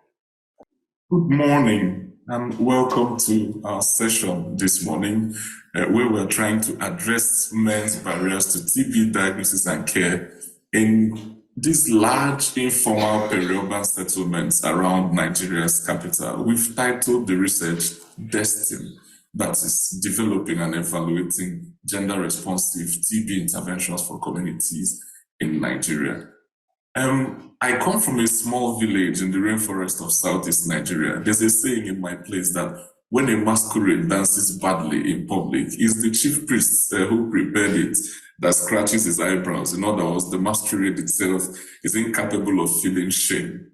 So these are they that must be held responsible should this presentation go around. But seriously speaking, I'm very grateful for their supervision and mentorship. So we'll cover a bit of background in masculine TB in Nigeria, look at the DESTINY research and our early findings and its implications. So you would already know that the countries who have blue dots on this map are those who reach 100,000 incident cases of TB per annum. And of all that, Nigeria is the highest burden country in the continent of Africa. But the table on the right shows some of the findings from our prevalence survey. This is over 10 years ago now. And it clearly showed that the burden of TB is more than twice in men compared to what you have in women. And in the last row of that table, you find also that TB mortality is about twice in men compared to women. And if you're familiar with the global TB report, you would have been used to this kind of graphs that depicts the cases being notified, but also the missing cases. And you find that within the productive age group of, say, 15 to 64, the gaps, the missing people with TB in men is at least twice the gap in women across all the age groups. And this is in 2020 when Nigeria had a coverage of 30%. But Nigeria improved to 44%, and now at the last report to 60%. And the pattern remains fairly the same. In other words, the improvements being made seem more to favor the females better. But if you look carefully for adolescent boys and young men, you'd actually find that they are now the only adult age demography that has less than 50% treatment coverage. So perhaps we should be asking, where are the adolescent boys and young men? So to respond, we reviewed the national TB data, in other words, the cascade of care, from those who came to facilities to treatment outcome all the way. And we found that on the whole, over these 4 years, the Nigeria TB program seemed to screen more women, but of course diagnose more men. And we noticed that there are significant gender gaps all along the steps of the cascade. But overall, we need more granular data. In other words, finer sex disaggregation so that the program will not be gender blind at any rate. A lot has been spoken and written about the qualitative, dimension to the factors that prevent men from reaching care on time, for example. But in our local context, over and above how women may also perceive these factors, we found that these key factors were so important for men in terms of their ability to reach care. So for example, in the top left, you find in terms of service orientation, that there's a tendency to see primary health care as something for women and children, right? And then in the top right, you will see that the National TB program, in trying to disseminate TB information, tends to prioritize channels that men may not prioritize. But overall, we found that these factors are all intricately linked with each other, and most of them are traceable to masculinity, all right? And then including the costs and opportunity cost of seeking care. So after the DESTINY qualitative study, we thought to find how TB interventions in the past 2 decades have reflected this idea of being gender responsive. And we poured through thousands of published TB interventions from PubMed, from TB Reach database, from straight Google search of brain literature, and we read over 3,000 articles and ended up with 24. We were looking for articles that in the method section deliberately included gender as a consideration for the design of such intervention. We found only 24, and of that 24, none of them was gender unequal. About 15 were gender blind, 5 were just gender sensitive, and 4 were gender specific. Sadly, none of the interventions were gender transformative. In other words, sought in any way to even transform the well-known sort of negative, harmful gender norms that prohibit men or women from seeking care.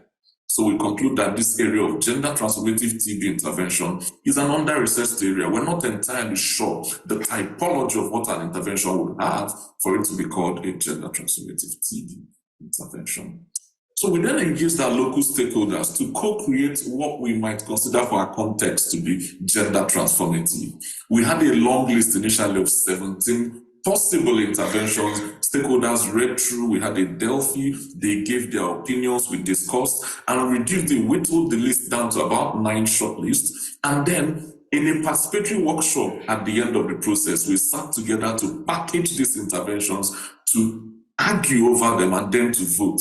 In the end, we came up with this tripartite intervention that comprises TB awareness creation in communities and anti-stigma campaigns, then TB screening conducted in social-cultural congregate settings, places where men gather naturally in the communities, and using digital X-ray to do these TB screenings. So it doesn't end at co-creating an intervention and maybe throwing it at the community. We needed a community-embedded vehicle, to dispense this intervention. And that gave rise to the idea of the L-tag. By L-tag, we mean Local TB Action Group. So this is a group that is community-based, made up of powerful members of the community that sat down to own this project. Because if you don't plan active case finding well, it actually has a paradoxical sort of effect on community TB stigma. People tend to sense the symptoms more because you just sensitize them about it. And it can lead to stigma if it's not carefully thought through. So this group conceptualized the interventions, designed the IC materials. They developed fairly complex design briefs, that we gave to the poster designers to produce posters, banners, face caps, and all whatnot. And they developed their work plans, mapped their communities, and they are leading on all aspects of the engagement. And then the group is led by men, but involves women. And this is almost turning health interventions on its head. Most times, community health interventions tend to be led by women, and from the context of antenatal, from the context of HIV, but in this case, it's led by men, but definitely involves women. So you see the community chief, the local pastor, local imam, market women's leader, deputy leader, tricycle riders, Okada riders chairman, the palace secretary, the local healthcare worker, and then community-based organizations that are experienced in our context. So we are now implementing a non-randomized pilot trial to test for feasibility and acceptability.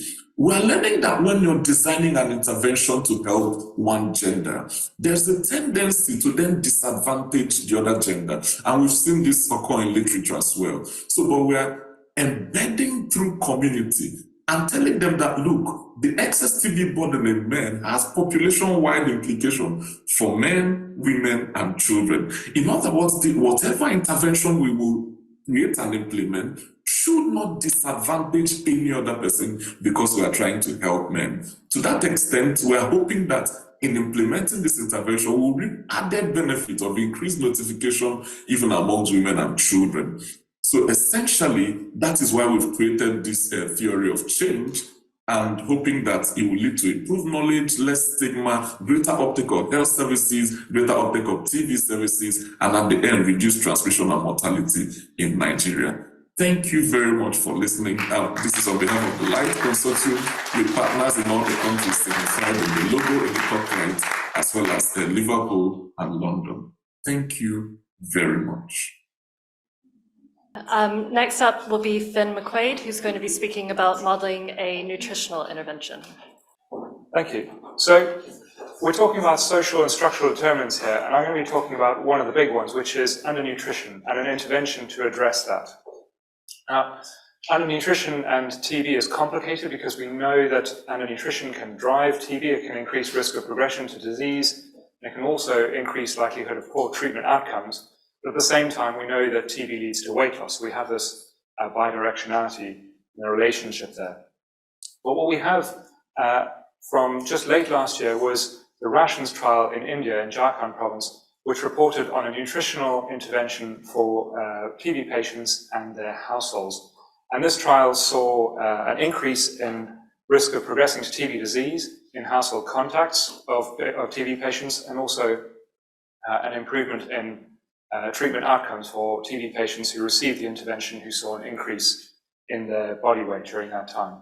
And we wanted to think a little bit about what would happen if we scale this intervention up across the whole country. What would this mean for the TB epidemic? So to do this, we used a TB model, a fairly standard TB model that we've used before elsewhere. And to this model, we included BMI as our indicator of nutritional status. We parameterized this using Global Health Observatory data, DHS survey data, and other data telling us how the link between undernutrition and progression to TB disease and poor treatment outcomes. We thought about the intervention in two different ways. So we thought about what it meant for a patient, TB patient, who's receiving the intervention. And we've first of all thought about what that meant for their reduced hazard of death as a result of receiving this nutritional support, and then also for their improvements in their BMI as a result of this support. Then separately, we thought about what that meant for their households, for affected households. So in these households, we saw a reduced incident rate ratio. So people were less likely to progress to TB disease if they received this nutritional support. They were also, in the trial, likely to see an increase in their BMI. So we had these four different mechanisms via what happened to patients and what happened to household contacts. So while we were thinking about the intervention, we also thought about the duration of protection. You know, people had an improvement in their BMI. Was that something that just lasted while they were receiving nutritional support, or did it last longer? Was it something that they saw this increase in BMI for a couple of years, maybe even lifelong? That's not something we have data on for yet, but so we varied this in our model.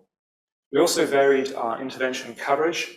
So specifically here, we were looking at adults on treatment, and I think that's really important to remember. People who are on TB treatment, adults who are on TB treatment, receiving this intervention, and in their household contacts as well. We assumed instant scale-up of the intervention, and it covered both the public and the private sector. We varied coverage between 20, 50, and 80%. And I think a really important thing that we didn't consider here, but which is an important component of other household-based interventions, is the case-finding component. So if you have a case-finding if you have an intervention which is household-based, then those household contacts are more likely to be at risk of having prevalent TB disease than the general population, and they're potentially more likely to be found as a result of the intervention. That's not something we thought about here. We just focused on the nutritional component of this. So what did we find? We found between 2020 and 2035, a cumulative just over 3.5% TB disease could have been prevented with 80% coverage of this intervention. If we're thinking about cumulative TB deaths averted, this was a bit high. This was around 5% of TB deaths averted. And these came through different mechanisms. So I talked about those four different mechanisms that we explored.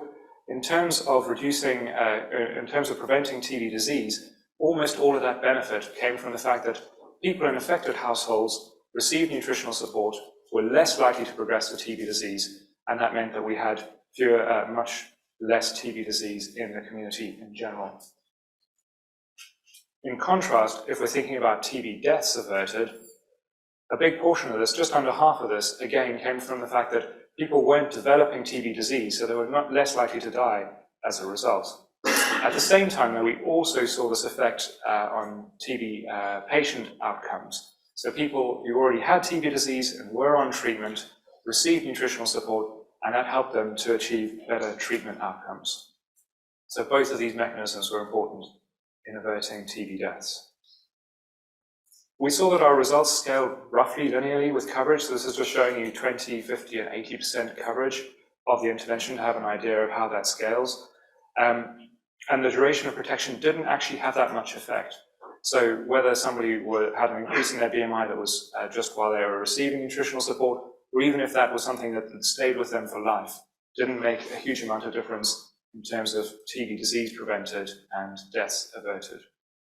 And to give you an idea of the sort of scale we're looking at here, so this is around 350,000 fewer people developing TB disease, up to around 1.5, I don't know if you can see the pointer if it's too small. That's 1.5 million in the 80% category here on the left, on the right rather. 1.5 million fewer people developing TB disease between 2020 and 2035 because of this nutritional intervention. And that translates to 100,000 to 420,000 fewer people dying of TB disease in that time. So how much effort did this take? What I've plotted here is disease prevented and deaths averted, and how that scales with the number of households receiving nutritional support. So we have different levels of coverage and different durations of protection in different colors over here. What you can see is that, again, this is roughly linear, which means that it's fairly irrelevant what the coverage is. We're always going to achieve the same amount of disease prevented and deaths averted for every additional household that receives nutritional support. So here, in terms of number needed to prevent one person developing TB disease, we're looking at around 5 households receiving nutritional support to prevent TB disease, and to prevent one person dying as a result is around 1 household needed to receive nutritional support to prevent 1 TB death. And that compares actually relatively well with other household-based interventions such as preventive therapy and so on. So I think one of the things to acknowledge about our results is that our results are constrained by 2 things here. You know, we prevented 4% of TB disease and maybe 5% of TB deaths. And that's constrained by the fact that this is a household-based intervention. So a lot of TB transmission, MTB transmission, is happening outside the household. That means a lot of people are going to be progressing to TB disease, and this intervention won't target those individuals.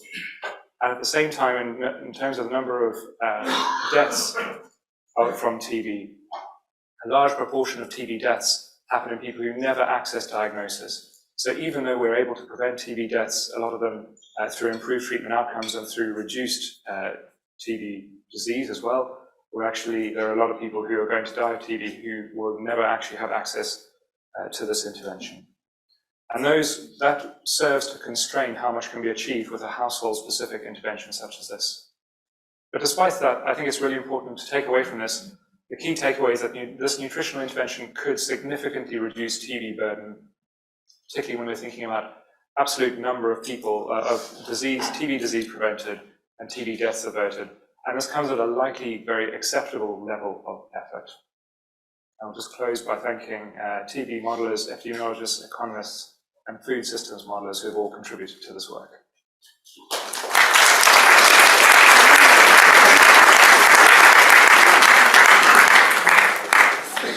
Thanks a lot, Ben. Our final talk in this session is another recorded talk, this one from Delia Bhatia, and she's going to present on social protection in TB.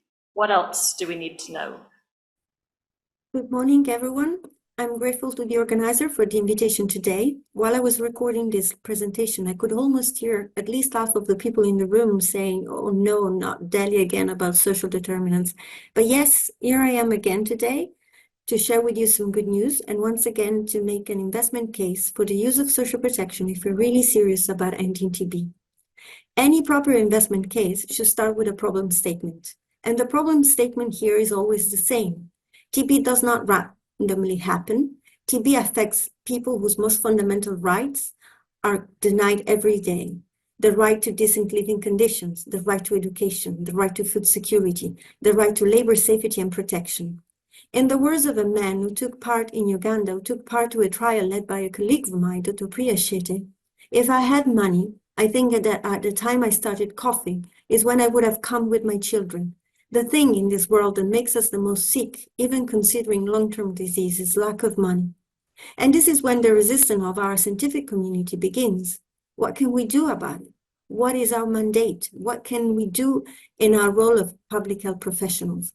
But what if I told you that there is an intervention that is perfectly capable to address the 2 most fundamental drivers of tuberculosis in the world, poverty and undernutrition?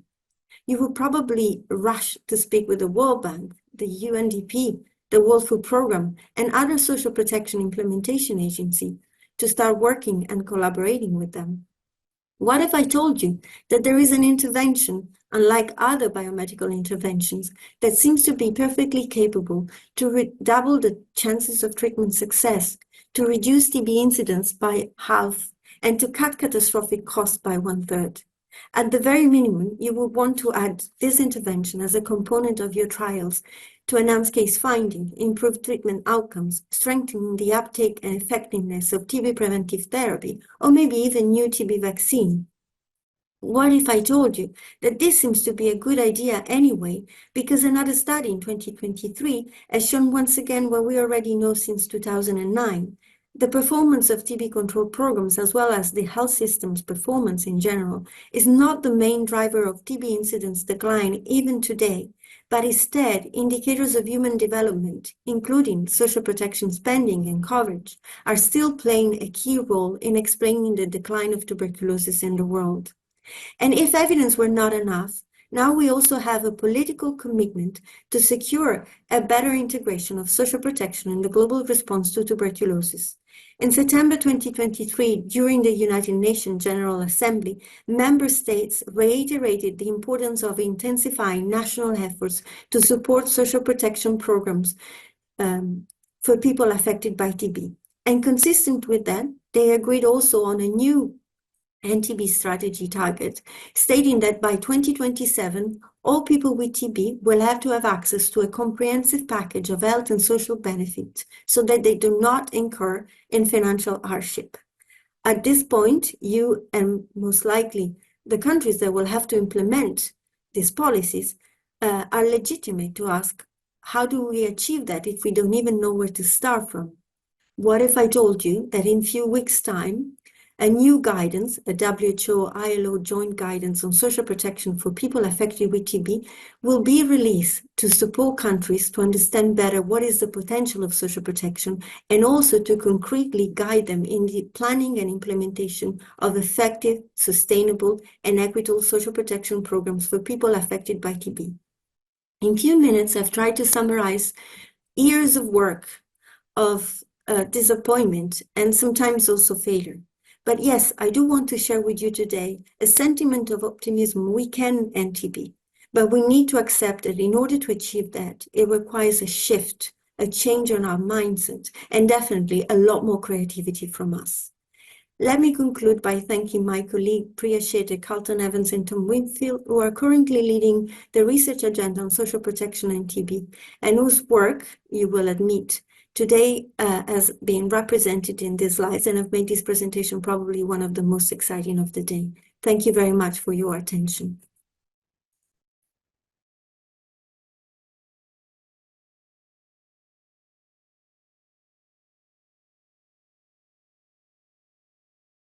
Hello, everybody, and welcome and to the 135 attendees and 6 panelists online. I'm going to kick off this panel session by actually opening it up to the attendees online, as I said, in the honor of equity. So Neni, I can see that you had your hand up for quite a long time. So let's go over to you. If you want to unmute yourself, please do and ask your question to the panel. Neni, was your hand up by mistake? If so, no problem. Is there anyone else online who would like to like to ask a question? If not, I'm going to jump in. So with a question. Actually, this question is for Julia. To start off with. So Julia, don't look worried. So I think the work that you're doing looks really fascinating, but I have a question and it relates to some terminology that you use, but it's also with respect to and you said about the direct and indirect effects of social protection.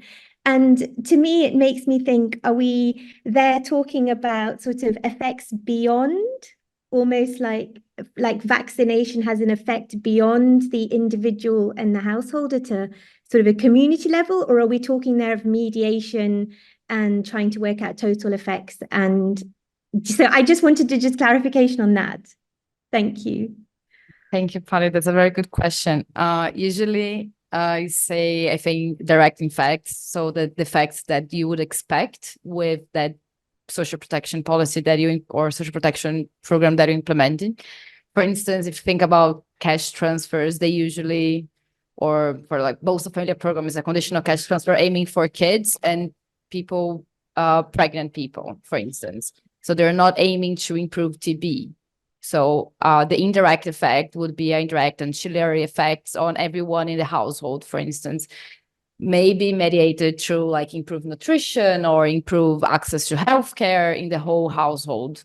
But it wouldn't expect, the program wasn't meant to improve TB in the first place. So that's why I was using the indirect effects terminology. Yeah, no, that's clear. That's very clear. Thank you. I mean, and the reason for why I asked that question is that just a personal interest is looking at whether, you know, sort of social protection as a whole actually will reduce transmission. Like, you know, there's all these different effects that'll happen at multiple different levels and multiple, you know, sort of at the community level, the household, the individual level, at different sort of health systems level. And then you start to think that, you know, sort of thinking about social protection as a biomedical intervention, if we can get more funding for it. I know Delia might tell me off for saying, let's leave, let's stop trying to fit the biomedical paradigm and start advocating. But I'm just wondering whether, you know, in that sense, it's, you know, we would be having more of an impact actually on many things, as well as reducing transmission, ultimately the epidemic. I don't know, Delia, if you have any thoughts about that. I think that, so good afternoon, everyone.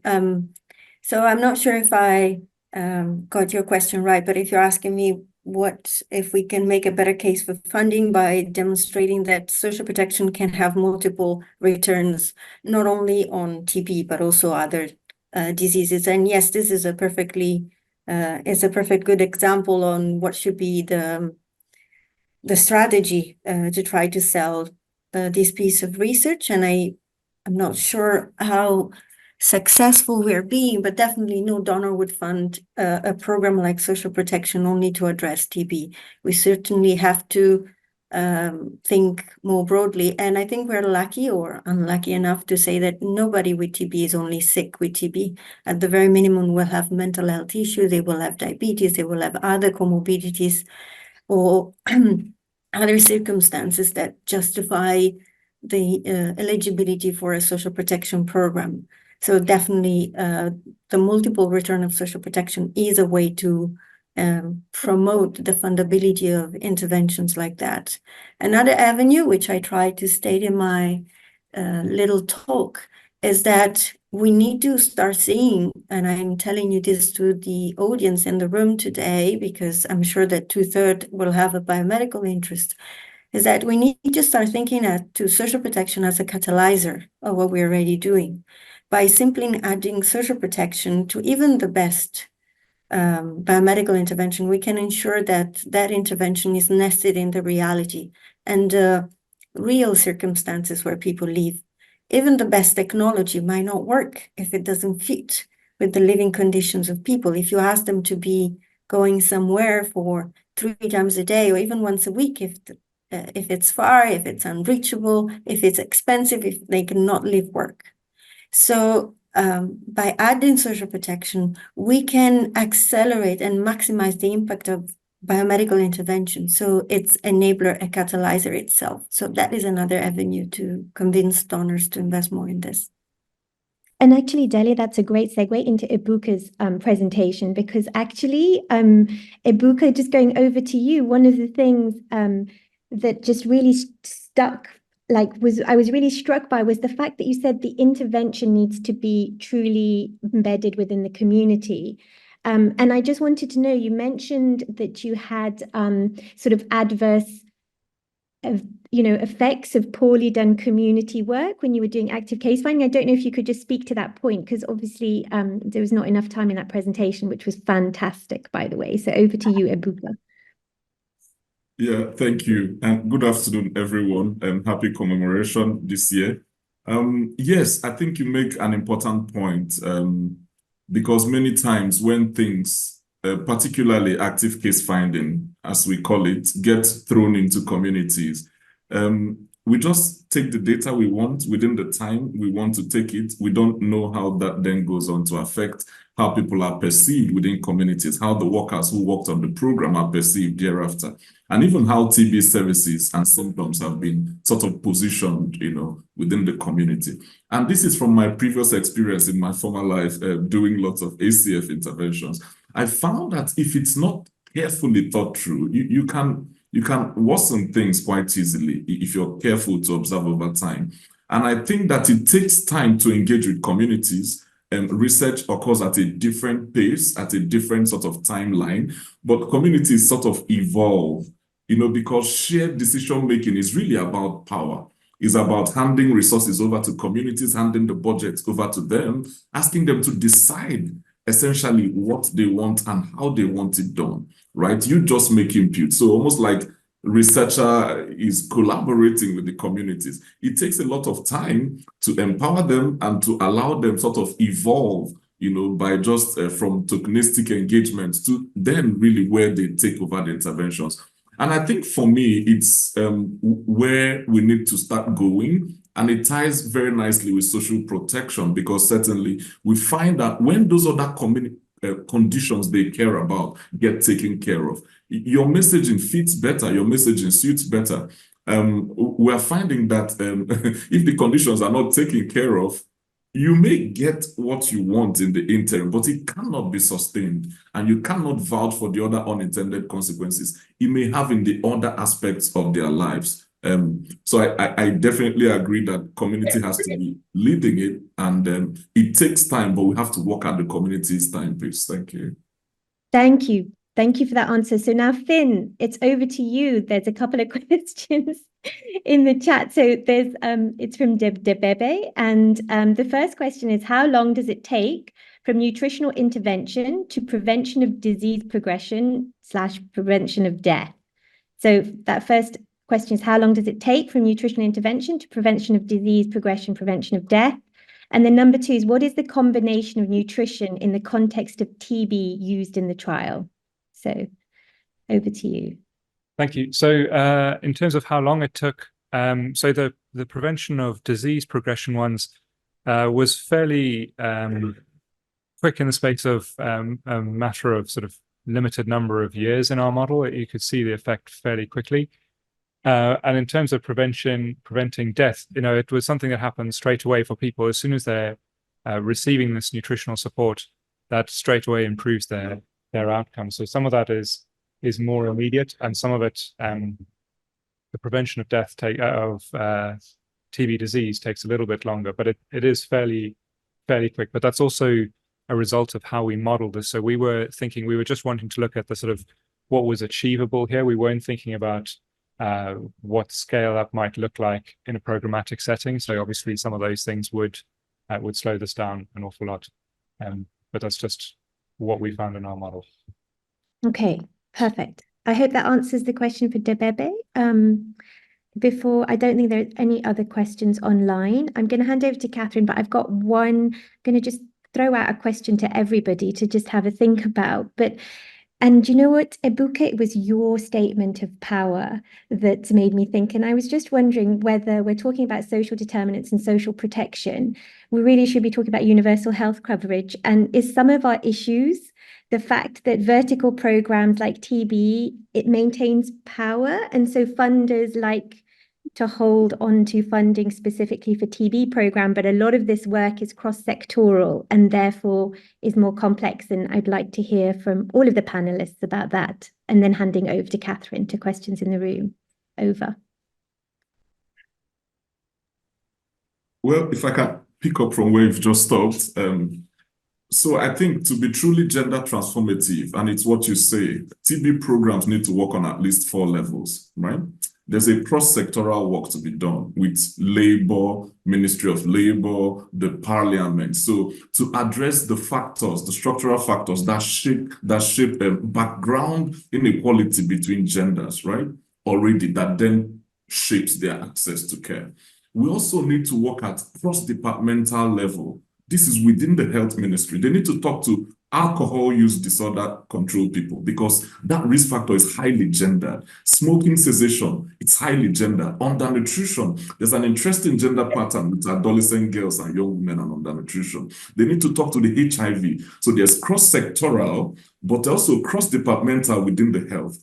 But also there's community embedded work to be done, right? Empowering communities, working with them, working at their pace. And then there's within the program work to be done. So we need to adapt our care services to speak to the barriers that different genders, for example, face in reaching care. It may be doing things like we're doing in where men gather. It may be modifying screening because of maybe masculine stoicism. They won't admit cough. Then we use digital x-rays to screen them even if they lie to the nurse doing the symptoms, they can't lie to the x-ray. So we need to also deep dives, gender analysis, not just your burden, TB burden, but also of the services you've been rendering. So at least these 4 layers of work, cross-sectoral work, cross-departmental work, community-embedded work, and then within program work, I think put together, they can then constitute sort of gender transformative. This is speaking from a small gender lens. Thank you. Thank you, Ibuka. Delia? Yeah, I'd like to say that I agree with you, and I agree with you with Ibuka, and that, definitely this is the way forward, to collaborate outside the health sector, within the health sector, across different departments. However, these multi-sectoral activities have a cost. They require resources, human resources, financial resources, and skills. In order to be able to engage with another sector, even within the health, there is an entire literature that is very complex, and it also has to do with the psychology that keeps together human beings. That is not that easy. It's not sufficient to knock the door of the World Food Program and say, hey, you might have an impact on TB. Do you know that? Because that might not be sufficient. So there is an investment to be made from donors that is not just about giving money to the NTP programs to transfer this money to people with TB. They need to support TB programs to evolve and develop resources and skills so that they can engage with the other sectors, because that is a knowledge and competence that they might not have at the moment. And most importantly, they might be already overstretched with their routine work. They might not have the time for that. So again, the investment that has biomedical people, public health professionals, we ask the donors, is not definitely to reinvent the wheel and design and implement new social protection programs, but support NTP programs to be able to link up with this service better and create efficient referral systems across the TB services and the social protection services. Thank you. Thank you. Finn, Julia? Yeah, I know. I'd just like to compliment Delia, because I think, for instance, in Brazil, what we see, we have this raw amount of social protection available. They are very well, in theory, they're very well designed, but on real life, it's just lack of money. And the TB program is very well developed. It's beautiful when you see how they develop the program is great, but then in real life there is no money to do any contact tracing. There is no money to for social assistance for TB patients or to do anything really. So if you don't have money going into the programs to do these multi-sector activities that we plan, it's just not gonna happen. We need money going into the system to be able to do all these activities that we think and we know that they're going to have an effect. Yeah. I think it's exactly the same in India, for example. So there are actually programs available for providing nutritional support to families on low incomes and so on. And it again is something that just doesn't get implemented as often as we would like. And so it's a really helpful place to identify how the the National TB Program can link into that and the benefits of that for TB of improving that linkage as well. But I think it's also something that is there and is in theory beautiful, but is difficult in practice and isn't implemented that well at the moment. Great, thank you. So, Catherine, I think I've hogged the online space for questions. Thanks, so over to you if there's any questions in the room for the last few minutes. We might have time for just one, maybe two, if they're really quick questions in the room. Does anyone have a question?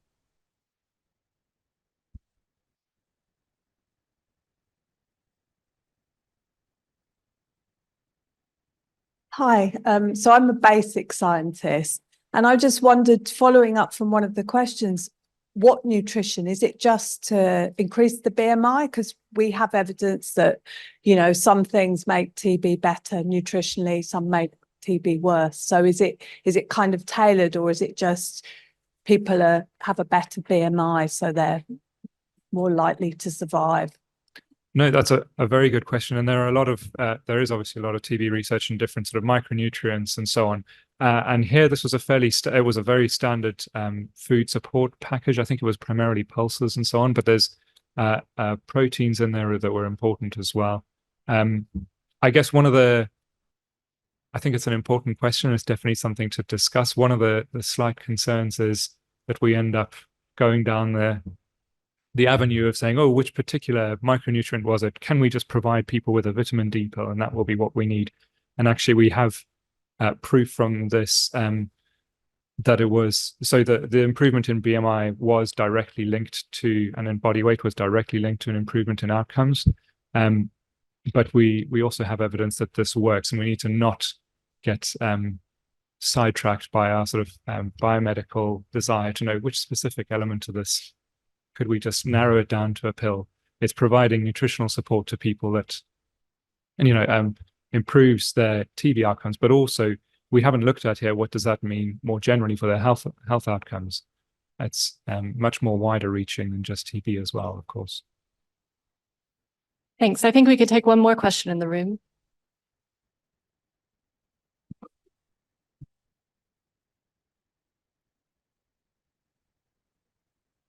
Thank you.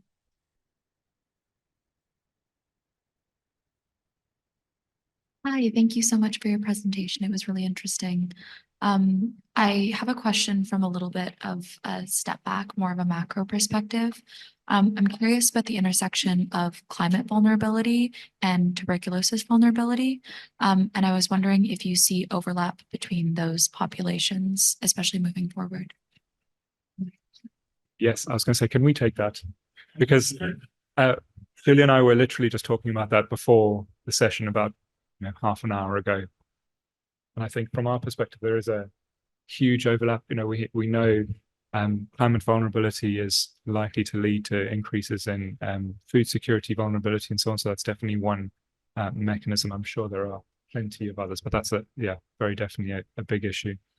Yeah, I think if you think about like where or who climate or climate changes or any type of disasters related to climate change would affect most, will be the most socially vulnerable people, affect food security, affect all the chain of food supplies and increased prices. And this will affect people and just bring people people to poverty. And if we think that, for instance, TB decreased in countries where poverty decreased, we know this strong link. I think we can just not draw the conclusion, but expect that they will be more affected. And I think it is a good, important that we keep that in mind in the next years and try to mitigate that. And maybe to link to the first set of talks as well, you know, if you're thinking about things, people who are more vulnerable to forced migration and so on as a result of climate, I think it's also going to be the same populations.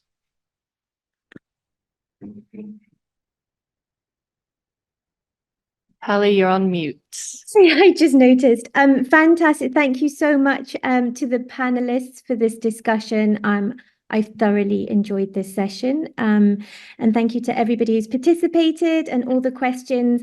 And I hope we've just brought it to the forefront that actually we think of TB as a biomedical, and let's think of it as a biosocial, and actually very recently problem. And very recently there was a commentary in the Lancet. So on that note, we need more funding and more research in this biosocial sphere. Thanks everybody so much.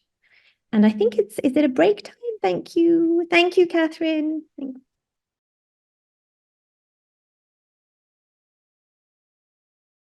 Okay, so the next up in our pre-lunchtime session to keep you awake and energized before we go and eat is that we've got a debate. So on the topic of this House believes that the current NTB targets should be revised. This is going to be quite a fast-paced session. For any of you who have ever been in a meeting that I'm chairing, I am mean with making people stop talking. So when Richard asked me this by email, yeah, I am going to cut you off. And I've now reset my phone timer to make a fun noise to stop people. So just very quickly to introduce the debate, I am going to talk to you about the NTB targets. We're going to have a quick vote via Mentimeter, so get your phones or laptops ready for that. Richard is going to present the case for. Sahu is going to present the case against. I've been asked to tell you that the views expressed during this debate are deliberately a bit extreme. They're not necessarily the views of the individuals presenting, so please don't come up to them afterwards and, you know, take offense or whatever they've said. Then Richard will present the rebuttal and Sahu will present his rebuttal. These will be quite short, only 2 minutes each. We will have an open debate with questions, and then finally we'll have a second vote in which we'll be able to track what you voted originally, the wonders of modern technology. So we'll be able to see how many of you have been changing your minds because of what Richard and Sahu have said. So great, looking forward to it. So very, very quickly from me, just touching on the NTB targets. So you probably know these surround 3 different areas. One is TB deaths, one is TB incidents, and one is catastrophic costs. And the idea is versus 2015, to reduce TB deaths by 95%, so by 2035, sorry, versus 2015. 90% reduction in TB incidents and 0% of families facing catastrophic costs due to TB. And you can see there's some intermediate milestones to these, both set in for 2020 and for 2025. And this is to get us on our journey of a world free of TB, so 0 deaths, disease, and suffering due to TB itself. And just to orient you slightly, so this is from the most recent WHO TB report, looking at our progress towards the 2025 milestones. So we were supposed to have a 50% reduction in incidence by 2025, and as of the 2022 data, we were at 8.7%. Mate, this is not good. We were supposed to have a 75% reduction in TB deaths by 2025. We've got 19. And we've currently got 49% of people facing catastrophic total costs. None of this looks massively brilliant. I hope I'm not troubling anyone too much by saying that today. So, without further ado, we're going to go to the first Mentimeter vote. Bear with me whilst I navigate. Okay, some of you I think have jumped the gun, maybe access the Mentimeter via the handout, but please go ahead. You need to go to menti.com and then type in this code 43695228. There's a QR code as well in the handout that you can use. I'll just give you an extra minute or so to vote. We've currently got 33 people who voted. Should be about 200 people-ish to vote. More.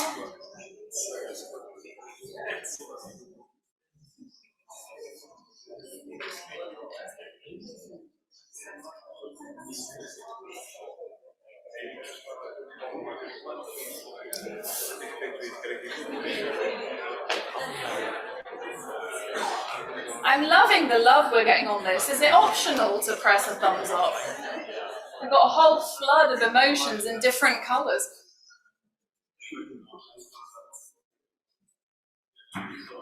Still going up. Give you another minute. I mean, at the moment, we've got a very strong yes here. I don't know how our panelists are feeling about the result, whether you've got an uphill battle or whether you feel you're on the winning straight already. I think I'm a bit surprised by how many undecided there are people. We're a pretty... Here. So without further ado, I'm going to hand over to Richard to present the case for the motion over 7 minutes. Okay, thank you very much for the invitation, Helen. To be honest, this is a bit difficult for me. Some of you may know, Sohu and I were involved in setting the targets back in 2014. At the time, I was concerned about the fact about how ambitious we were, but I was persuaded by the advocates and others. That's not working. I was persuaded by our advocates and others that we needed top of the range, kind of impossible but real, ambitiously optimistic targets to set the vision for the next 20 years. And I still believe that. But we're now 10 years in, and things have changed over the last 10 years. So although it's difficult to me to be here, I think it's important we're here to talk about this. My first job is to tell you what the debate is and isn't about. It's a massive topic. We've only got about 30 minutes. So I'm going to say this topic is not about why we're missing the targets. I'm going to talk about it very briefly in a minute, but I think we could put that topic aside. This debate is also not about what exactly the new target should be. That's a topic for a very well-convened WHO meeting, hopefully country-led. Finally, this debate is not about exactly the administration about how we change the targets. That's for the bureaucrats, apart from to say that in 2000, we did just that. WHO realized it was going to miss the targets and it changed them. So what's the debate about? The debate about is whether we think, in principle, those targets you see on the screen there for TB instance should be kept. That's Sahu's position, or my position, whether we think we should change them in principle. That's all it's about. I think strongly that we should change those targets for two reasons. One is, well, unfortunately, we haven't got hope in hell of reaching them. The second reason is that increasingly over time, claiming we can reach them is going to generate real harm. So on that first point, why can't we reach them? This is a graph here, there's a lot of words there, but basically, in essence, over the first 10 years, by now, we would have made TB services in all poor countries as good as they are in rich countries. We should have done that already. Further, by next year, we should have whizzy new tools, including critically a new TB vaccine that we can roll out across the globe. The reality is that we'll be lucky, we'll only have a 50-50 chance of that vaccine by the end of this decade, 5 years later than these targets assumed. That means that these ambitiously, so that's what we need to do. How well have we done? As Helen has just said, that's how we're doing, that little yellow squiggle up top left. Not very well at all. It's been put back a little bit by COVID, but actually we weren't doing very well beforehand. So we're in a situation where we haven't done what we needed to do, and therefore we're not going to reach the targets. How do you think we are going to do? With a show of hands, how many of you think we're going to reach the 2025 target? Sorry. Oh, that's a bit less than I expected, to be honest. Okay, how many people in this room think we are going to miss the TB targets in 2025? Put your hands up.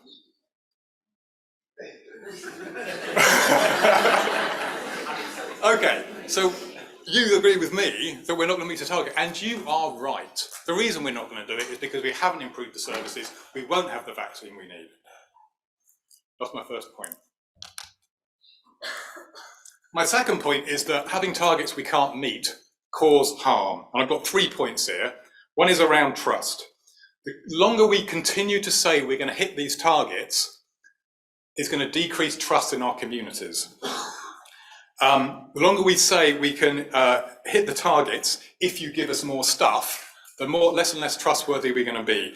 Importantly, with our donors, who rely on giving us the funds, and with our TB communities, who we need to support this cause. Second point, at country level, with a promise of anonymity, I spoke to the country TB staff to see how they were doing in countries and the effect of these targets. I had many, many examples. Here's 2 of them. A representative of a large African country, the representative of a global TB implementation funder, actively promoted the introduction of an algorithm that would put lots and lots of new people onto TB. They also knew the vast majority of those individuals would not have TB. The rationale for introducing that algorithm, quotes, would be that it helped the country to reach their externally imposed notification targets. Number two, this time from a technical assistance organisation staff member who said, in many countries, I have seen regional lab staff and managers falsify their records to reach externally imposed targets. That's point number two, the harm caused. Point number three, impossible to meet targets demotivate. There's many, many research studies outside there which show that impossible to meet targets demotivate, ambitious but realistic targets motivate. If we change these targets, it will give countries the time for the countries to do what they need to do to end TB, to improve the services and to plan for the introduction of a new TB vaccine. Okay, so in summary, we're only here to decide if we should change the targets or leave them as they are, as Soko will kindly, nobly defend. But he is wrong. He is wrong because continuingly to miss targets is going to reduce trust in our communities. They're already causing harm and that will only get worse. And impossible to meet targets demotivate. Change the targets, increase trust in TB, stop the harm, keep motivation high. Thank you.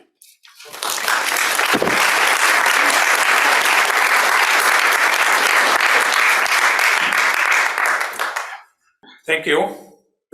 Hope I am audible. Yeah, okay. So thank you, Richard. And first of all, greetings from the Stop TB Partnership.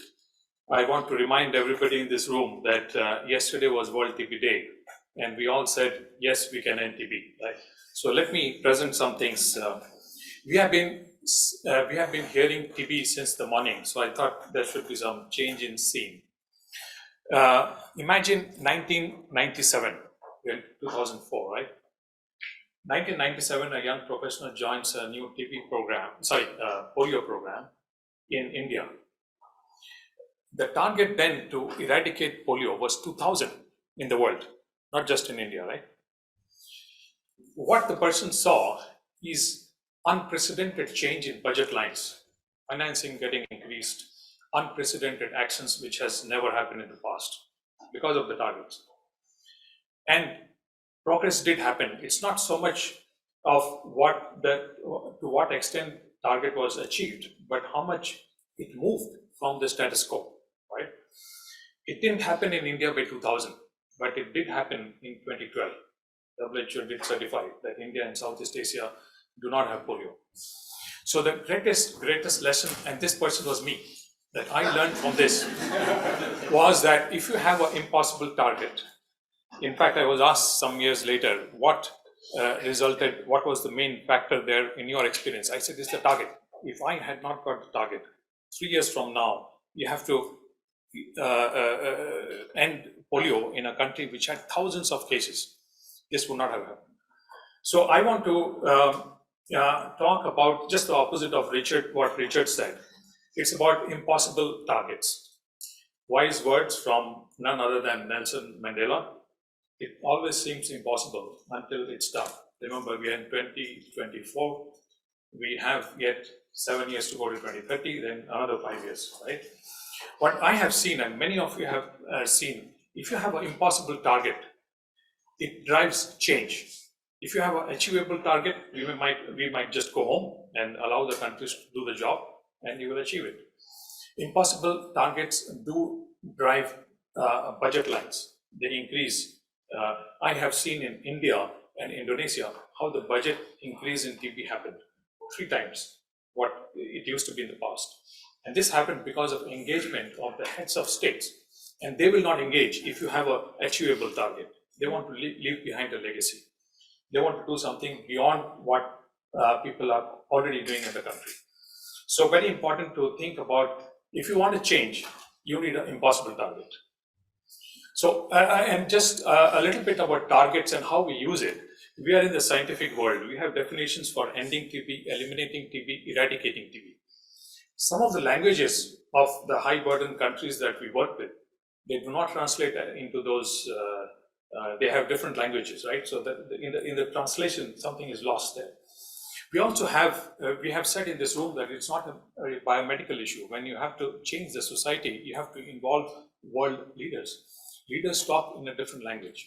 Here is Prime Minister Modi, the highest TB burden country. He has a program in his name called Prime Minister's TB Mukt Bharat Abhiyan, which means TB Free India campaign. He uses the word TB free. Many have used the word defeat TB. So by ending, eliminating, eradicating, we may understand, but it's very difficult for the politicians to understand. I also wanted to point out that we have a global target. How precise is that target?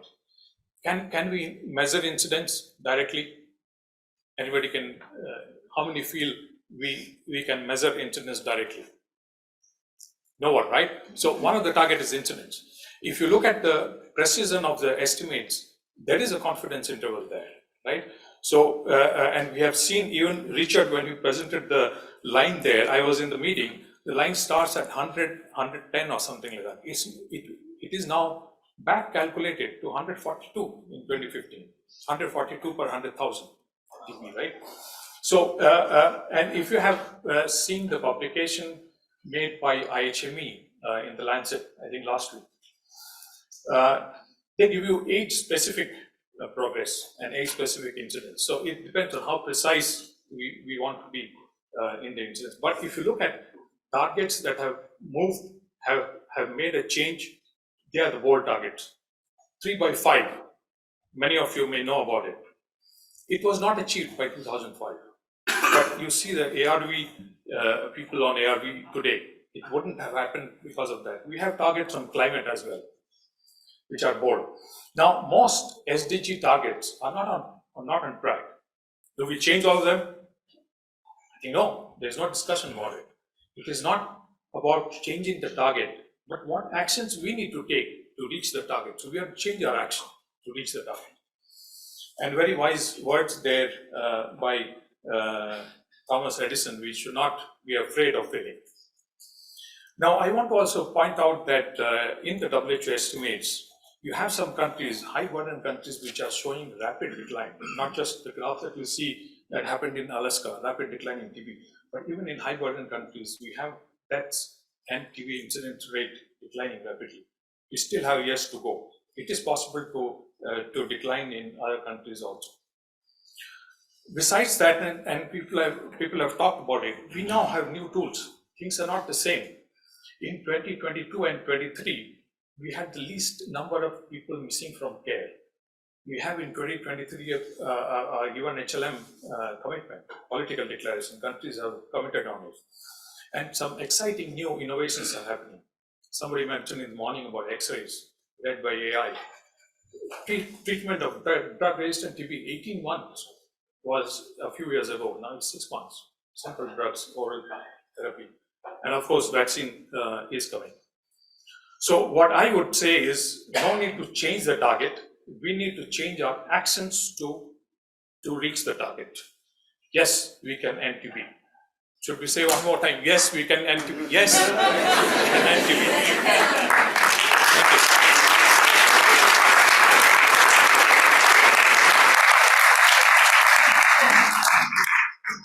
Right, thank you, Sahu. That was a really powerful defense of keeping the targets. Basically, it comes down to no need to change the targets, change the actions. I wish that was true. He mentioned, if you saw on his slide actually, the global climate change targets as a reason of an example of bold, unachievable targets leading to actions. That's very true. What he didn't mention was that the global climate change targets are actively promoting the fact they're going to miss their targets. Who believes in the room they're still going to prevent a 1.5 degree global increase? Nobody. It's going to happen. In fact, they're using the fact they're going to miss the targets to motivate for bigger action and for increased dollars. They are actively facing reality. Unlike TB, who, as we've just heard, are still saying, yes, we can.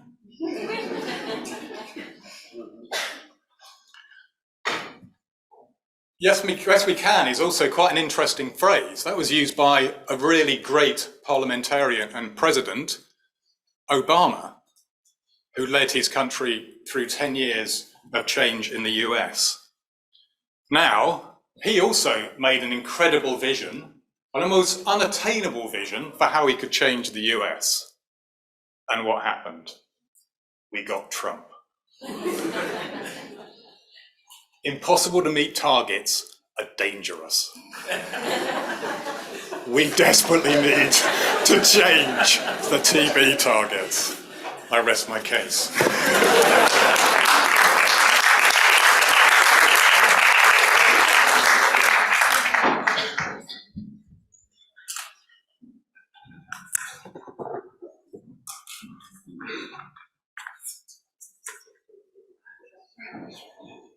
Thank you. If you look at what Richard was saying, he focuses on the graphs of incidence and mortality to end TB. But to end TB, we have to do many more things. That's the overall target. It's not the target that people have to achieve to end TB. We can do many things in our sphere of influence to end TB. And it is very important. As I showed, some of the countries are doing very well. They are on track to end TB. We cannot have a global target that is less ambitious than some of our high TB burden countries. We also have some populations where the TB incidence and mortality is decreasing. And we cannot have we cannot change our targets to a situation that they feel the global target is unambitious. So globally, there has to be a target which is high level, which is to end TB. End TB is translated at the local level into different meaning. You cannot measure incidence in a city, so it is or a village. It is the concept of ending TB which we have to work with. We cannot give away the concept of ending TB. We have to end TB, and we have to end TB under the SDG target, also the 2035 WHO target. I would again say impossible targets, high-level targets, will move action, will increase the budget. The moment you do not have them, budget lines will be flat or it will also go down. So that's a risk we should not take. We should be with the world. The SDG targets are not being lowered. I hope you are not trying to increase the target for TB. You're trying to change and decrease it. Because once you decrease, the funding will go to other initiatives which are more ambitious. I think that we should not do at all. So my case is that we should have a bold target. We should not be afraid of it. Thank you.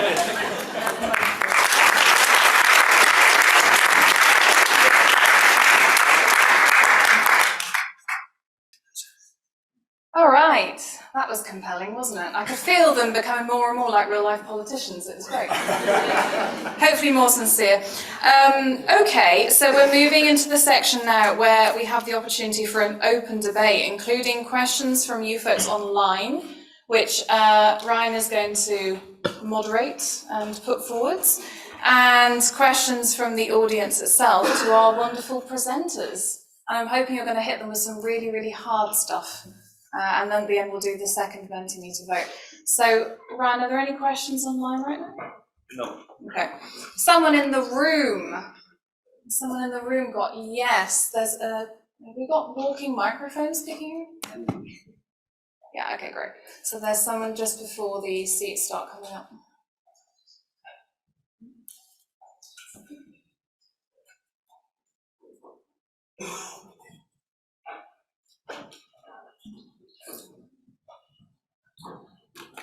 Thank you. Thank you for both speakers for giving a good talk. My question for Dr. Sahu, and I will declare right at the outset, I am in disagreement with much of what you said. You used a model of polio, which is a totally different nature of beast to TB. And you could have used model of smallpox and so on. They are not the same, we are not dealing with the same beast. It's a totally different beast with a subclinical infection and so on going on. And secondly, when you talk about drug-drug interactions, our actions does not just depend on the healthcare providers, it also involves the subjects. We've got war in Gaza going on, illegal immigration on the increase and so on. And there are so many parameters which we need to control for a very complex model, and you cannot model these on polio and smallpox. And if I can say, we have achieved a good success with HIV as well, but again, a different model. Thank you for your question. I think I cited you as an example experience where you can see how unachievable target changes things. We have seen also a airborne infectious disease, COVID, how things happened. In 1 year's time, vaccine was there. Tests were done at unprecedented scale. Today, we are discussing about whom to test for TB. Isn't it a isn't it a serious disease as serious as COVID with a 15% mortality that we are looking at airborne disease? Why we should not be doing a same level of testing, screening for TB? Why we should not be fast tracking our research activities like it was done for COVID? It is possible. So, but the point I'm making is, impossible target, a bold target will make you do things which are unprecedented, that will change business as usual. We should not do business as usual. I think that can only change if you have an ambitious, bold target. I'm going to try and exchange, I think. So one question from online and one in the room, and then if there's any online, Nara. There is. It's a question for Sahu. Asking why you're so confident that reducing targets would reduce funding. Why can't more attainable and realistic targets incentivize funding as well? So this is, you can see how other initiatives have other health initiatives. Also the climate that we discussed about, Richard himself said that it mobilizes funding. Any bold target will mobilize funding. Let me give you an example of our experience in India. As you may know, the Prime Minister of India actually set an even more ambitious target for his country than the global target. When the discussion was happening, I was in some of them, and he asked, why are you setting a target when none of you, for a period, when none of you in that meeting will be there? I want people to be accountable. Why can't we do it by 2025? And people said that we don't have the resources. He tripled the budget for the resources. Had people said that we cannot do it, India would not have tripled their budget for TB. This has happened in India and recently also in Indonesia. If you do not have a bold target, if you lower the target, there is competition for money in health sector, in development. If you don't have something to end a disease, it will not get money. You will just get money to continue diagnosis and treatment of people that come to you in a passive mode. And we know that that will not decrease TB. It will, in fact, increase TB. Thank you. I believe Richard has a response to that. Yeah, I think it's a, you can hear me? I think that was a really, really good point. And I think we do need to worry about the fact that this might affect the funding coming into TB. But I also, as the question arises, I question the fact that it will. I think we can still have a bold, ambitious target, and it just doesn't need to be impossible. We just need to reset the targets back to optimistically ambitious. I mean, right up there, but it's something that's plausible. At the end of the day, this has to be done, right? This has to be translated into action. And if it's impossible, we can't do it by definition. Great. A question from the audience. Yes. My question to Richard. We have countries which have already reached that target in Southern Africa, in Europe.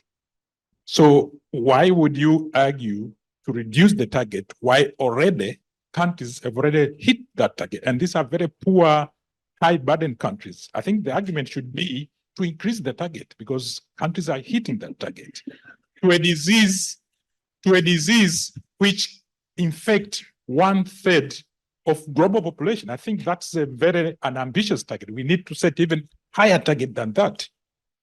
That would be, and also within this target, we have had 2 UN high-level meetings, which didn't happen for hundreds of years, thousands of years of TB. So this was driven by these high targets, which really politicians want very big targets, not small technical targets. They want things which really would change the world. And we have seen impact of those targets. So why would you want to reduce a target which already countries are reaching those targets? That's yours. That's yours. I think so. 2 really good points there. I think you're absolutely right. The targets have been met in a small number of countries mainly in sub-Saharan Africa, and we know why. Well, those countries, their target, because the HIV was driven largely by TB and by HIV, and a program nothing to do with us, the HIV program, hit their targets. And that's how we got to the targets in that small number of countries in sub-Saharan Africa. That is not generalizable for the rest of the world. Most of the TB in the world is not driven by HIV, and doing the same thing there will not work. So it's setting false ambition for the rest of the world. And it's not like, so I'm not saying don't be ambitious. I'm not saying don't have very ambitious targets. I'm saying make those targets something we think we can actually do. We don't need impossible targets to raise money. We don't need impossible targets to get people working in TB. We don't need that. And these targets are causing real harm. They will reduce trust. They will actively start to demotivate. And there's some really, and they're starting to drive, I mean, some very damaging behavior, which are just literally just trying to hit the targets. Short-term fixes rather than long-term sustainable gains. That's what's happening with these very high targets. Sahu? I agree with what Eliud said. As you saw, I presented in my slide, a number of high TB burden countries, the incidence and mortality is decreasing. 20 to 50% decline in incidence. This is up to 2022 from 2015. Also mortality we saw reaching up to 80% decline. So it is not just sub-Saharan Africa, but also Eastern Europe is making progress. But we also must remember that we should not dismiss HIV, that was the reason it has been taken care of. It has reduced. Look at the discussion we had today, nutrition. If you go back to the Rastan trial and look at the results, 42% reduction, if I recollect correctly, in incidence amongst the contacts of people given nutrition in 2 years' time. That's a dramatic decrease. Maybe if you go for nutrition and scale it up, it will have a better impact than HIV. And we can soon see the decline in incidence of TB in Asian countries, which are driven by nutrition. So I wouldn't agree that this is something to be put on HIV and we don't become ambitious. There are several drivers of TB. We know several things now. We can do things at scale. So it is to achieve similar rapid decline in other countries as well. Thank you. Any questions on that? No, okay. So Paul caught my eye a minute ago, so I'll give him a chance. Thank you. I'm Paul Sommerfeld from TB Alert. Seems to me this debate is not 2 opposing positions, but it's about when do we change the targets? Inevitably, when we reach 2035, and if they haven't been reached, then we will be changing the targets. Richard would like us to change the targets now. But for me, it's about for how long can we milk the value of the impossible target? And it seems to me that it is too early to give up now. Maybe in 5, 6, 7 years' time, it will seem much more reasonable to revise targets. But right now, we would be losing the advantage that Dr. Sahu has been explaining. Thank you. Which one of you would like to go first and respond to that, Sahu? Yeah, I think I agree. The timing is important. If you look at global targets, they are never revised downwards. I haven't seen any getting revised downwards. What happens is you try to reach it. If you don't reach it, you don't revise the target, but you support the target. And that is what has happened in most of the targets. And you when you don't reach it, you either just postpone the target or you even make it more ambitious with the postponement. That has also happened. But I think you are right that it's the timing of it, and it's not changing the target now. It is too premature to even think about it. It will just lead to the loss of momentum that we are seeing, especially after a UN high-level meeting in 2023. I think it's a great question, and I think it is timing. You've hit the nub on the head. You've seen through the kind of the hand waving and the sloganeering. I think it is about timing. I think it should change earlier, and I think that's because we can get the benefits. We can keep the benefits of the ambitious targets without increasingly having the harm of the overly ambitious and impossible targets. I think the longer we keep to this fallacy that we can meet these targets, the more harm we will do, and we can get the benefits of the targets without claiming impossible targets. Question online? Yes, a question online. Would either speaker advocate to change the metrics rather than the targets? And if not, can either explain in less than 20 seconds, so good luck. Wow. How incident as opposed to notifications is estimated and persuade us why we should believe in the numbers. So why we're using incidents and we're not measuring it? Yeah, I think it's a good question. I think I deliberately took off the table what exactly we're going to change the targets to, because we could be here for a week minimum, right? If we talk about that, I think there's probably 150 ideas in the room what the targets could be, and there's probably another couple of hundred online. I think that's a reason. I mean, basically, it's a very good question. Whether we should keep to these very high level, as Sahu and indeed the audience member has said, these largely unmeasurable targets as our high level targets, is a great question. I'm not going to give you an opinion about that because we haven't got 2 weeks. That's what we need to do to think about what we do when we change the targets. What's important is we do change the targets. So to reduce the harm, we want to stop the lack of the motivation that this is going to cause. We want to make sure these targets are fit for purpose, and they're not anymore. So I think that's a very good question, and thank you for that. I think the overall target for people of the world is ending TB, right? People are not epidemiologists, right? The metrics can be complicated. At that time, when the NTB strategy was developed, there was something that was put up there. But if you see how things have evolved, countries have put in their own national plans their definition of what they mean by ending TB. Basically, it's not eradicating TB, but it is bringing down rapidly the levels of TB, and countries have articulated in their national strategy plan differently. They're not completely same as the global one. So I wouldn't worry about how you would do the metrics, especially when it applies to a country or a subnational level, where you have different ways of measuring it. But I think the concept of ending TB should not be changed, and 2030 should be the end date for that. If you are a mayor of a city, ending TB means what? You search for TB, you're not getting enough TB. That's ending TB for you. You don't measure incidents, you may not have the capacity to do it or the technology to do it. But it's very important that the mayor of the city says that I want to end TB, and should not be dealing with the situation where he or she has to live with TB in the city, continue to invest on TB. That is what will be completely opposite of what we are trying to do today. Thank you. I agree with that. We need to end TB, but we need to change what ending TB means to make it doable.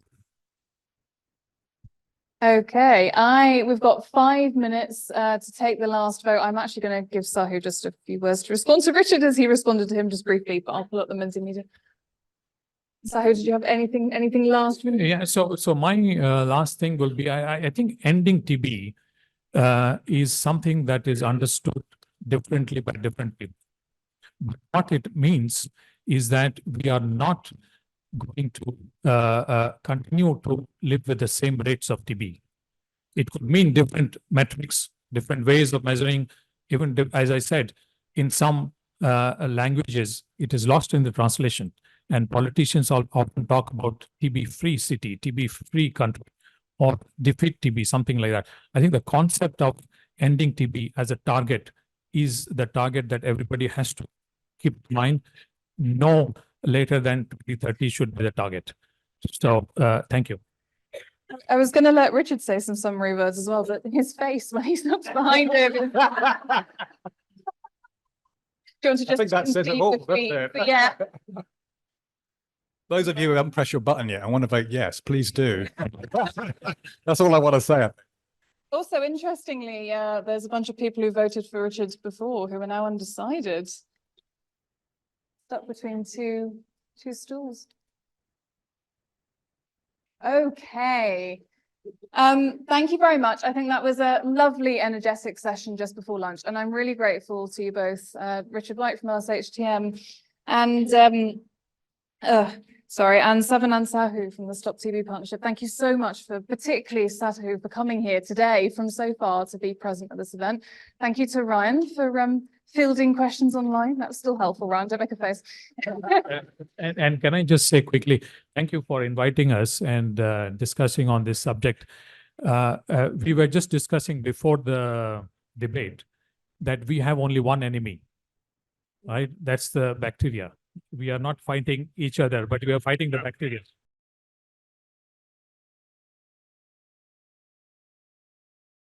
Welcome back. Hopefully there's not too many people still outside and coming in. Okay, so I'm Hazel Dogpool from the London School of Hygiene, Tropical Medicine, and along with Tina Arnbeek from UCL, we're going to chair this session. I think we've got some really interesting science for you, and I think after this morning, I hope you realise we do need some science to give us some new tools to take us towards all those targets, wherever the targets are. So, but they are more sort of basic science talks, some of them, and we have been asked to keep the questions again until the end. So I think please, we want specific scientific questions as well as the general ones at the end. So please note them down or put them in the chat, and so that we can actually capture them and discuss them. You can ask the speakers what you want when we get there. But anyway, I'll hand over to Tina. Thank you. So my name is Tina, and I'm an associate professor at UCL, where I work with RNA biology of MTB. So fundamental science is very close to my heart, although I'm not an expert on vaccines, I have to say. So like Hazel said, we've heard some really interesting talks about the current status of TB worldwide. But an important aspect of TB research is obviously the development of interventions, drugs, diagnostics, and vaccines. And so this session focuses on future directions for therapy, primarily based on a better understanding of host responses. But it does also include a glance of BCG vaccination history, which may actually provide us with some insights on how to shape future vaccine developments, and maybe also about what not to do. And with that, I'll move on to the first, or introducing the first talk, which is recorded from Al Leslie from RE. Al is a professor at RE, and his group studies host pathogen interactions that occur in tissues, and today he'll present some exciting findings about the role of fibroblasts in TB granuloma and how these might inform future host-directed therapies. And with that, I hope we can shift to Al's presentation. Hi, my name is Alan Leslie. I'm a faculty member at the African Health Research. And this is Hi, my name is Alan Leslie. I'm a faculty member at the African Health Research Institute, ARI as we're known, which is a close partner of UCL, as you may know. Sorry I can't be there today, but it's a pleasure to present the work, some of the work my lab is doing, looking into the immunopathology of TB in humans. And this is a project from a former PhD student, Ian Barno, and a current postdoc in the lab, Marc, shown here. And their project is really focused on looking at whether or not fibroblasts might be playing an unexpected role in shaping the TB granuloma. As is World TB Day, it's good to look back, and this is George Canetti, who way back in the 50s realized that if you want to understand the TB disease process in humans, you have to look in the lung where it's really happening. And that's what my group has been trying to do over the years, using the amazing RE Lung program, which is a long-standing collaboration with cardiothoracic surgeons based at the main quaternary hospitals. And this provides us access to freshly resected lung tissue from patients with active TB or TB sequelae. So using this amazing resource, we took tissue sections from TB diseased lung and some non-TB disease controls and just did single cell sequencing to look at the cellular landscape of TB diseased lung. And we then simply ask which cell types are expanded in TB diseased lung. Perhaps not unexpectedly, the most highly expanded cell subset was neutrophils, which we know is an important inflammatory cell that's involved in driving TB pathology. What we weren't expecting was the other highly expanded cell subset was fibroblasts, which is not a prototypical immune cell, but rather a structural cell.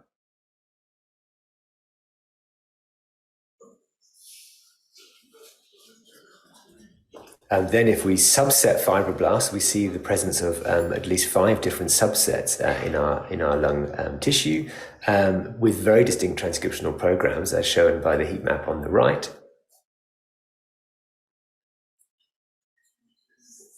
And then we ask which of these are expanded in TB, and we find 2 of these subsets, one expressing the metalloprotease MMP1 and another one expressing the marker CLIP, are highly expanded in TB diseased lung. When we try and figure out what type of fibroblasts these are by comparing with published data sets, we don't see an exact match, but we see that both of these 2 expanded subsets seem to have a myofibroblast-like flavor.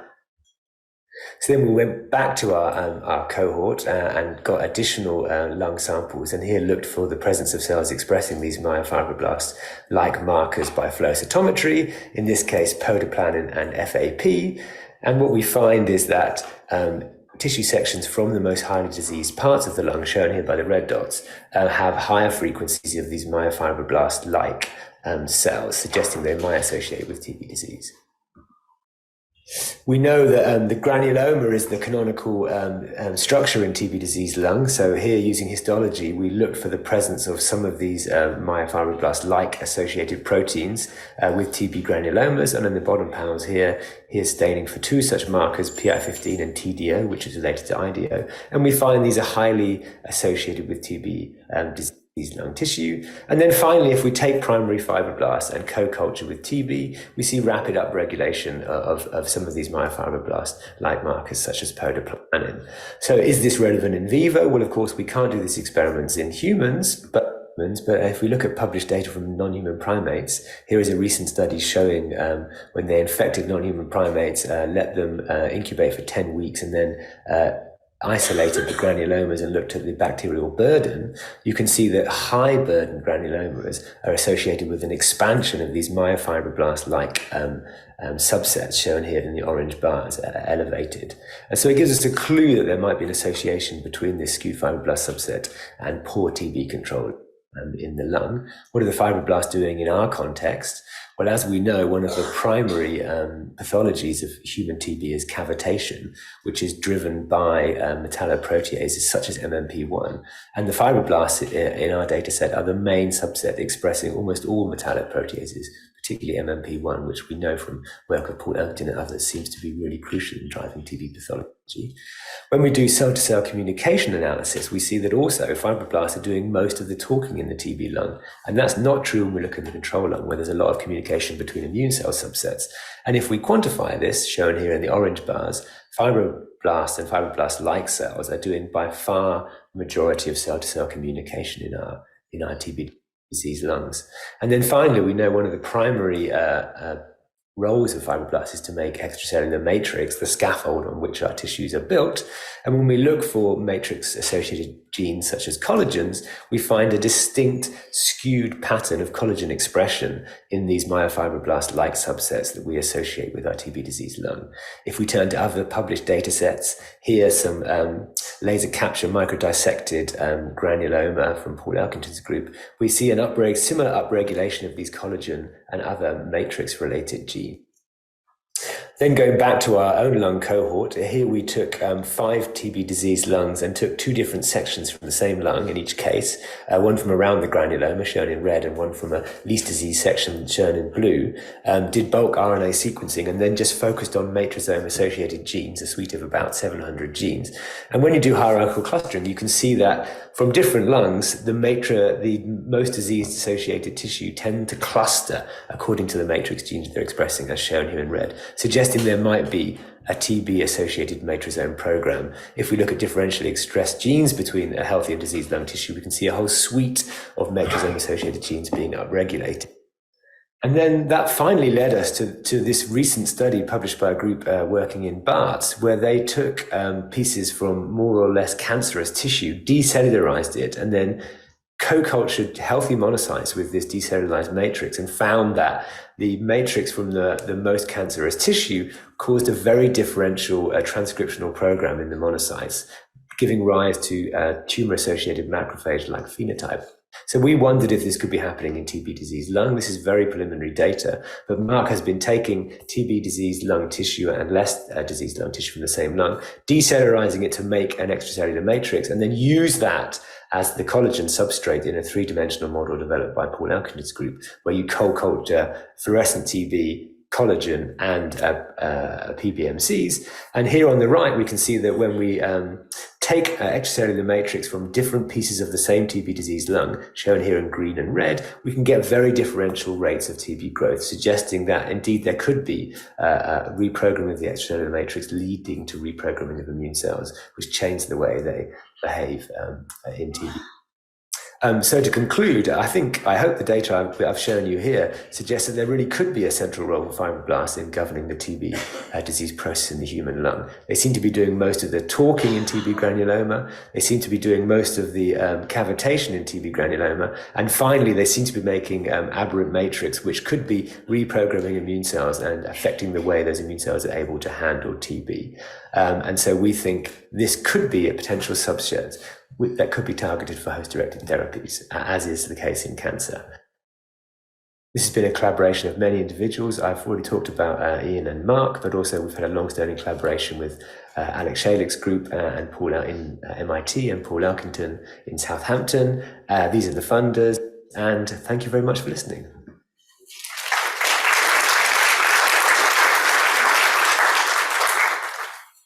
So thanks to Al, and we move on to the next speaker, who's Gillian Tomlinson from UCL. So Gillian is a clinician scientist at UCL's Division of Infection and Immunity, and she's also an honorary clinician consultant at UCLH. And her research integrates a human experimental model to identify master regulators of immune responses that correlate with severity of tuberculosis. And her presentation today will focus on the role of type 1 interferon responses against mycobacterial infection. So, welcome.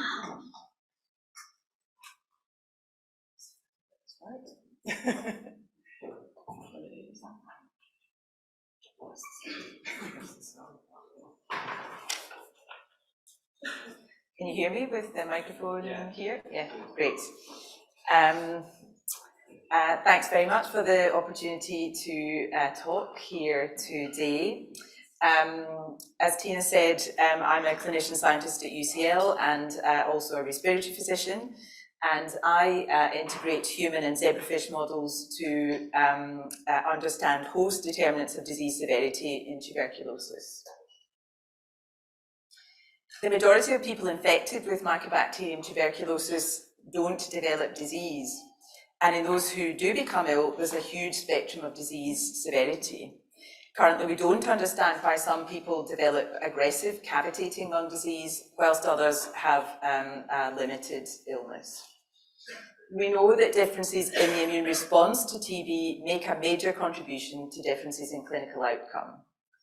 I'm just going to see if I can get my laser pointer up here.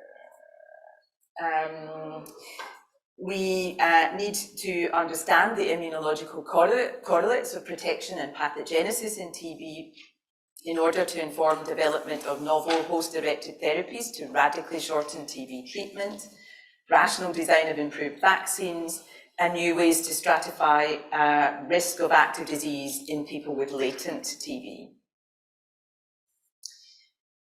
To identify master regulators of immune responses that correlate with severity of TB disease, we measured immune responses in a cohort of 50 people with pulmonary TB. This is the sample size required to ensure a broad spectrum of disease severity. We use transcriptomic profiling of the tuberculin skin test, or TST, to measure human in vivo immune responses to TB at the molecular level. And this provides a surrogate for immune responses to TB in the lung, which are not readily accessible. Tuberculin is injected into the skin of the forearm, and after 48 hours, biopsies are taken from the site for transcriptomic profiling by RNA sequencing. Because we are specifically interested in variation in immune responses, we used outlier analysis to define the TST transcriptome, which comprises approximately 3,200 genes. In this matrix, each column represents a TST sample and each row a gene. Outlier genes are indicated in black. This analysis reveals that part of the TST response is consistent in all people, but it also highlights that there's considerable variability between individuals. To understand the biology of TST transcriptome genes that correlate with TB disease severity, which we measured using a published radiographic scoring system, we used IPA upstream regulator analysis, restricting the analysis to these classes of upstream regulator molecule because these are the key components of signaling pathways that mediate immune responses. This approach exploits a database of known protein interactions to identify molecules upstream of our gene list of interest, shown in grey, and their associated target genes, shown in black. To provide confidence that putative downstream target gene modules represented genuine functional networks, we retained only those in which transcript levels were significantly more highly correlated that compared to those of groups of genes randomly selected from our TST transcriptomic data. We identified 112 such upstream regulator modules within genes that were negatively correlated with TB severity, and 2 modules within genes positively correlated with disease severity, one of which was regulated by interferon gamma. Within genes negatively correlated with disease severity, the cytokine upstream regulator modules were enriched for pro-inflammatory responses, interferon gamma and T-cell responses, and type 1 interferon responses. The transcription factor upstream regulator modules were enriched for several components of the type 1 interferon signaling cascade, including STAT1 and members of the interferon regulatory factor family of transcription factors. All of these upstream regulator modules exhibited an inverse relationship with disease severity, suggesting that their components may play a protective role in TB. To validate the upstream regulator analysis, we used 2 distinct type 1 interferon inducible gene modules derived from independent experimental data, and confirmed that type 1 interferon activity in the TST transcriptome is inversely correlated with disease severity. By contrast, interferon gamma activity does not correlate with disease severity. So having shown that there's an association between reduced type 1 interferon activity and more severe disease in our human TB data, we then wanted to test whether this is a causal relationship. So we turned to the zebrafish larval Mycobacterium marinum infection model. This is a natural host pathogen interaction that generates granulomatous inflammation and is therefore considered an excellent model of human TB. Importantly, zebrafish are genetically tractable and they're optically transparent, which allows us to visualize bacterial growth and cellular responses to infection. They also provide a model for independent evaluation of innate immune responses because a functional adaptive immune system is not present until around 3 weeks. The type 1 interferon signaling pathway is highly conserved in zebrafish, and Mycobacterium marinum infection induces a type 1 interferon response in zebrafish larvae. We targeted STAT2 to block downstream type 1 interferon signaling. To do this, we used an innovative CRISPR genome editing technique to generate crispant zebrafish larvae, which results in almost 100% efficient mutagenesis. We inject 1-day-old STAT2 crispants and control embryos injected with guide RNAs which are scrambled and don't have a genomic target, intravenously with fluorescent Mycobacterium marinum. And after 4 days, bacterial burden and dissemination are then evaluated by quantitative fluorescence microscopy. Confirmation of genome editing is achieved retrospectively using next-generation sequencing. There was no difference in severity of Mycobacterium marinum, there was no difference in survival between Mycobacterium marinum infected STAT2 crispants and their wild-type siblings. But bacterial burden, represented by integrated fluorescence, the number of bacterial foci, and the spatial dispersion of bacteria were all significantly higher in STAT2 crispants, reflecting more severe disease.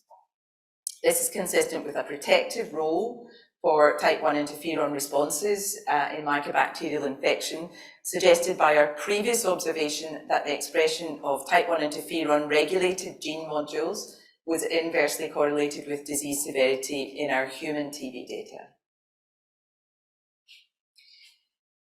Given that macrophages and to a lesser extent neutrophils play an important role in control of Mycobacterium marinum infection in zebrafish larvae, we then asked whether STAT2 deficiency affects baseline cell numbers or cellular recruitment to the site of disease, by using transgenic zebrafish lines that have fluorescent immune cell lineages to generate STAT2 crispants that have either fluorescent macrophages or neutrophils. STAT2 deficiency does not affect macrophage numbers, but it is associated with a slight reduction in neutrophil numbers. To evaluate macrophage recruitment to the site of mycobacterial infection, we inject Mycobacterium marinum into the hindbrain and then count the numbers of macrophages recruited to the site. We found that macrophage recruitment was reduced in STAT2 crispants.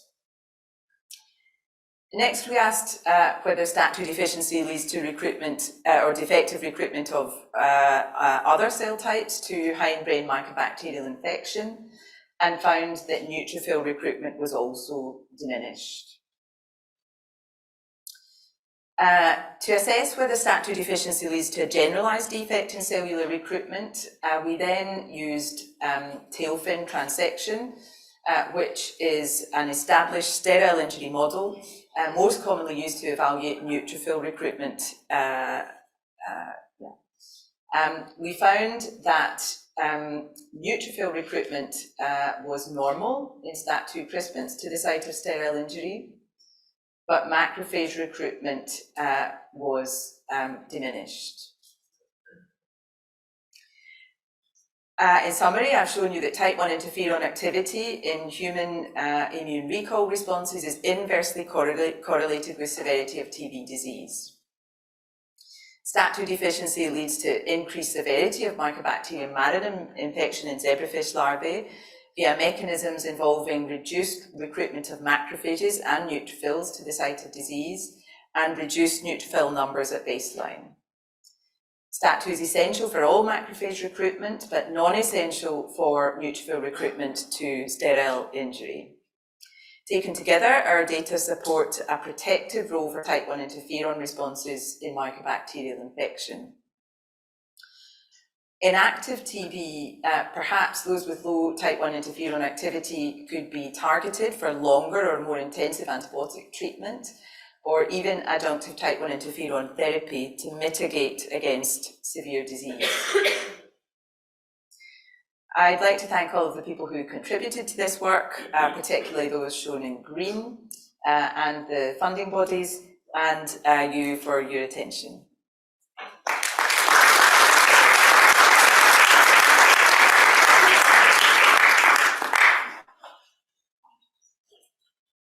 Thank you. That was marvellous. Okay, I'm sure people are noting down some questions. We're moving on now to 2 talks about vaccines. And the first one, it's a pleasure to introduce Lindsay Elton from UCL, from the Centre for Clinical Microbiology, and where she's a postdoctoral research assistant. And she's going to talk to us on a subject dear to my heart, which is the BCG vaccine.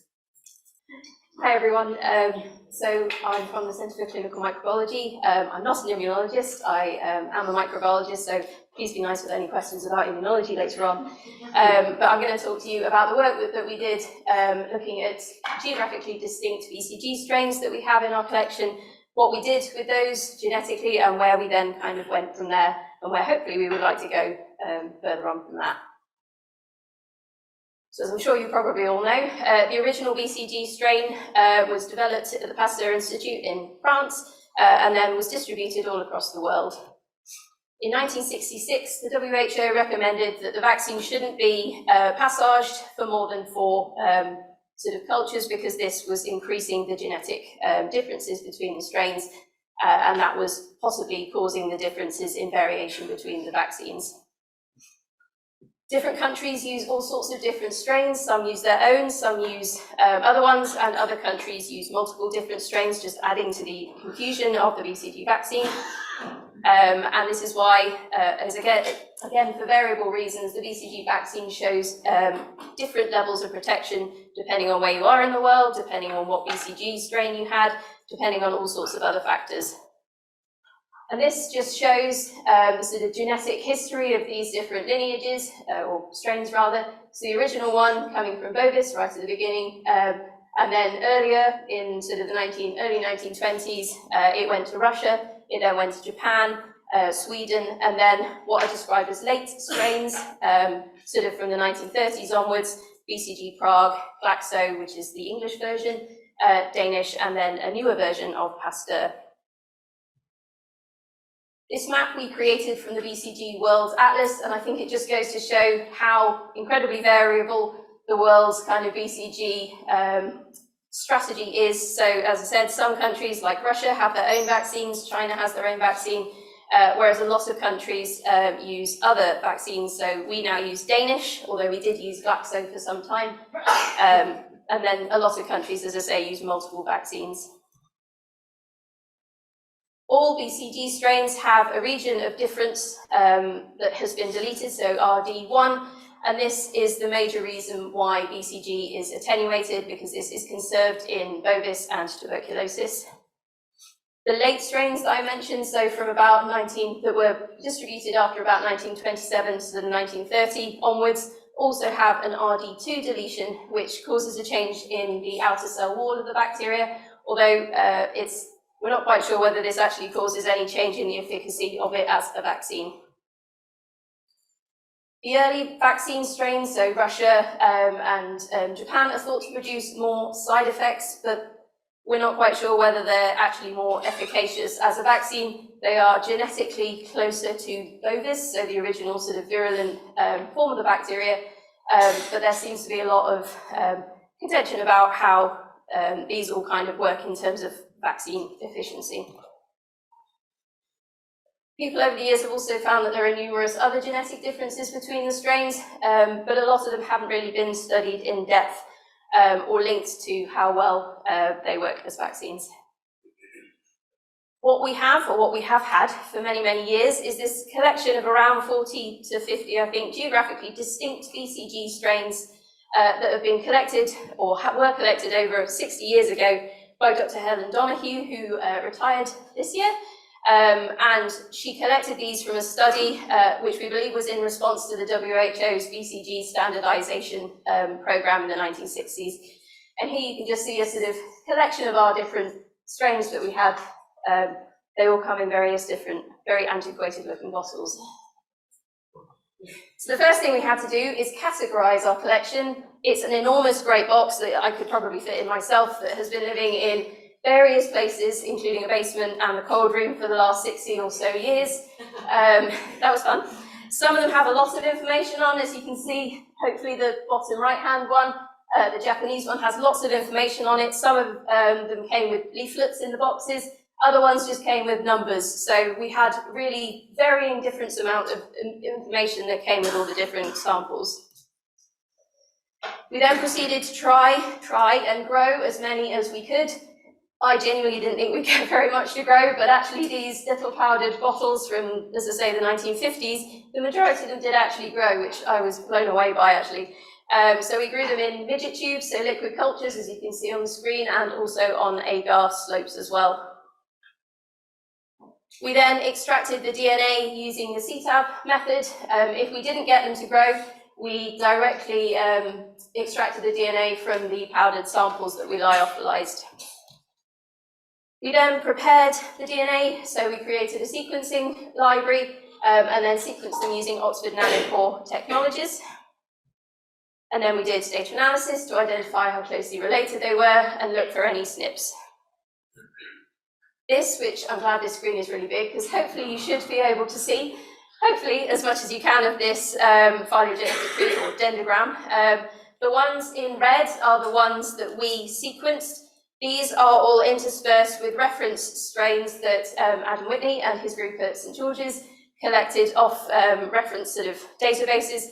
These were all sequenced using Illumina, and what we did, the reason we did this is to make sure that there was no sequencing bias between nanopore and Illumina, and actually they kind of do disperse quite nicely, and so it looks like there's no reason to sequence with one or the other. And just to remind you again of how they kind of were distributed, except that's kind of upside down compared to our tree. You can see hopefully down at the bottom, the majority of the isolates are all Japan, then it goes Russia, Danish, Prague and Glaxo, which were all around the same time, and then sort of Pasteur and the later ones, Connaught and Phipps and those kind of ones. So they do map in the way that we were expecting them to, so that's good. We found lots of SNPs, and we sort of whittled them down to ones that were really sort of strong, or most likely.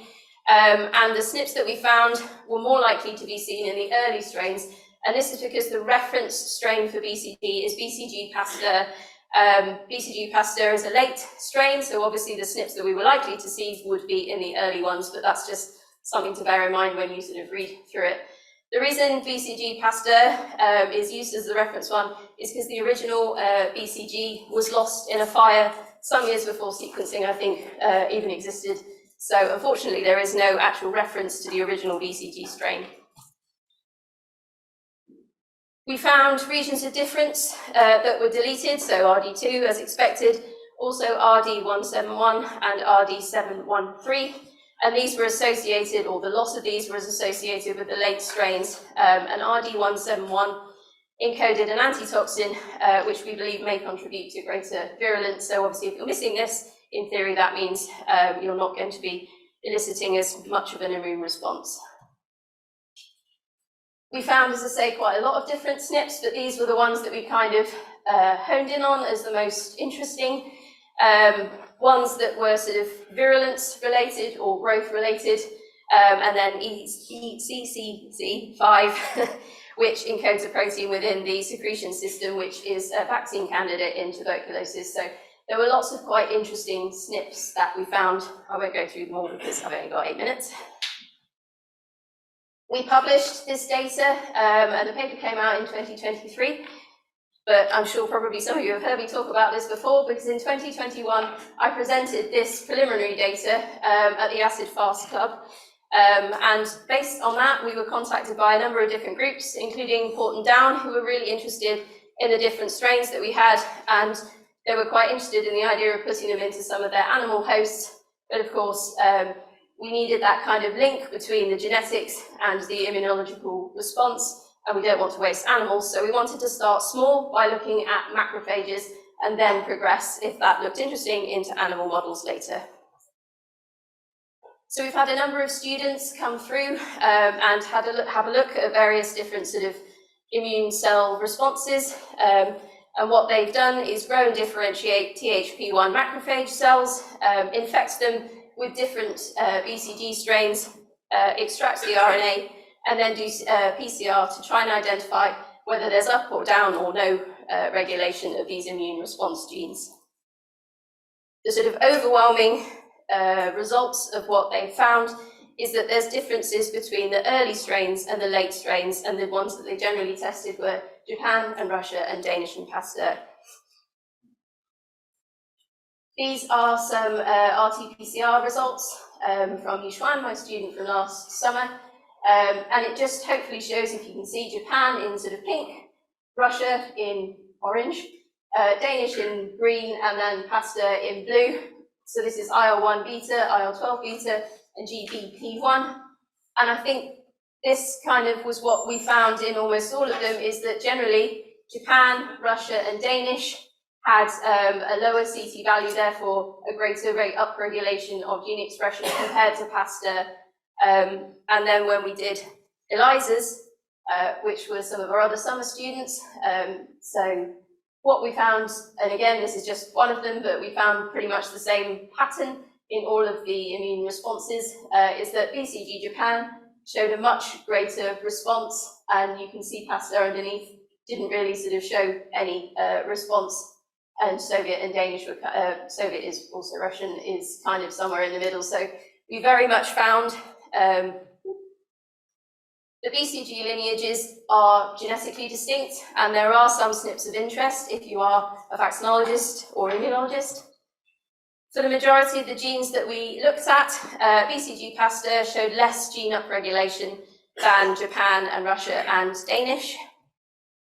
And then when we looked at the protein responses, Japan showed greatest production and Pasteur showed least, which pretty much fits in to the model that people generally have, in that the sort of earliest distributed version of the BCG strain, so Japan and Russia, also have the biggest, or cause the biggest immune response, and the later ones, certainly the latest, which is Pasteur, show the smallest immune response. So these, I would like to thank all of the people that have helped with this project. As I say, I did most of the sequencing, but most of the students and Dr. David Sanders, I should say, from Eastman Dental Institute, were instrumental in doing all of the immunological work. So yes, I'd like to thank everybody on board.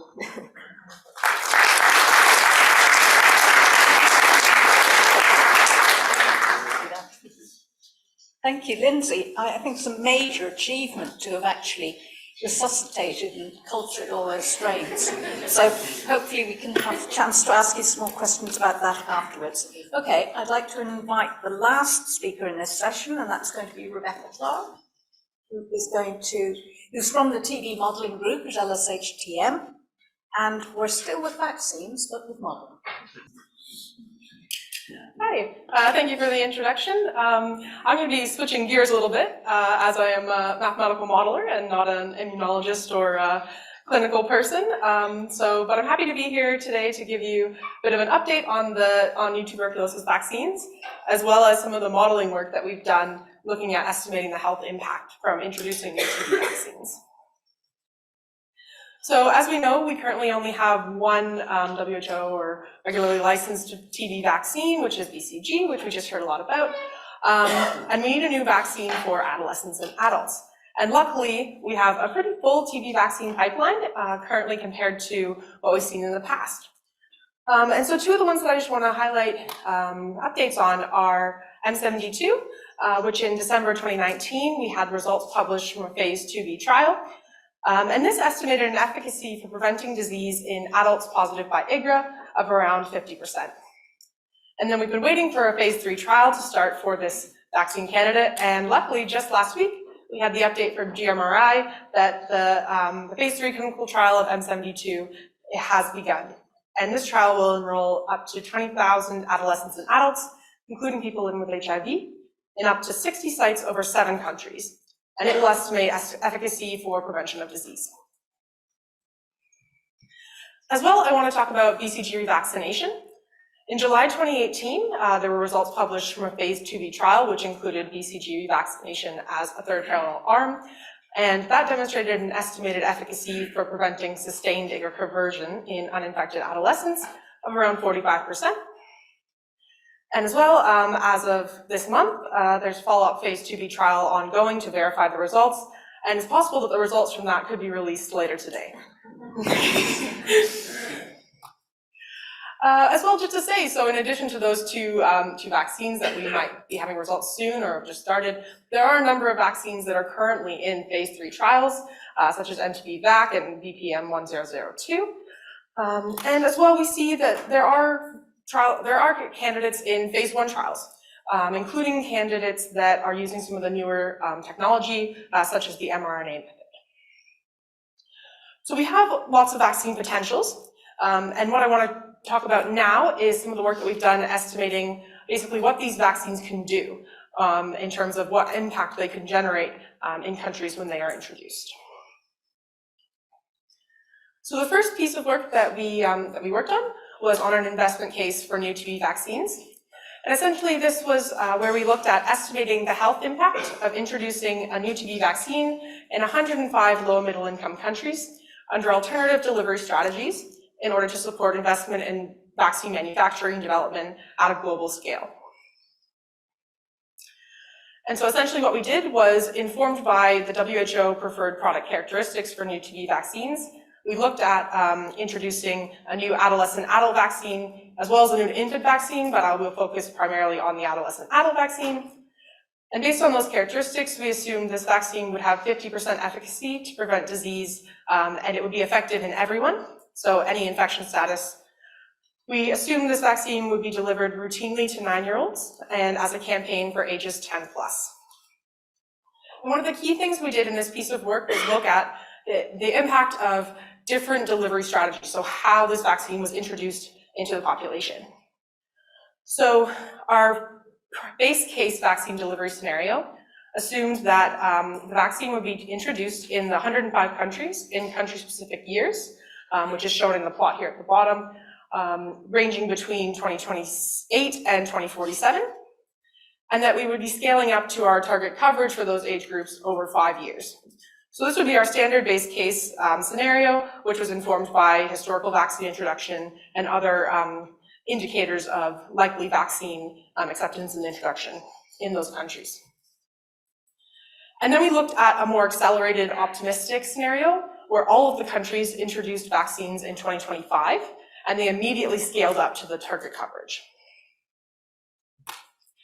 And then we had a less optimistic scenario where instead of both the routine delivery to 9-year-olds and a campaign for ages 10+, we just had the routine delivery to 9-year-olds, but we still had the country-specific introduction years as well as the scale of over 5 years.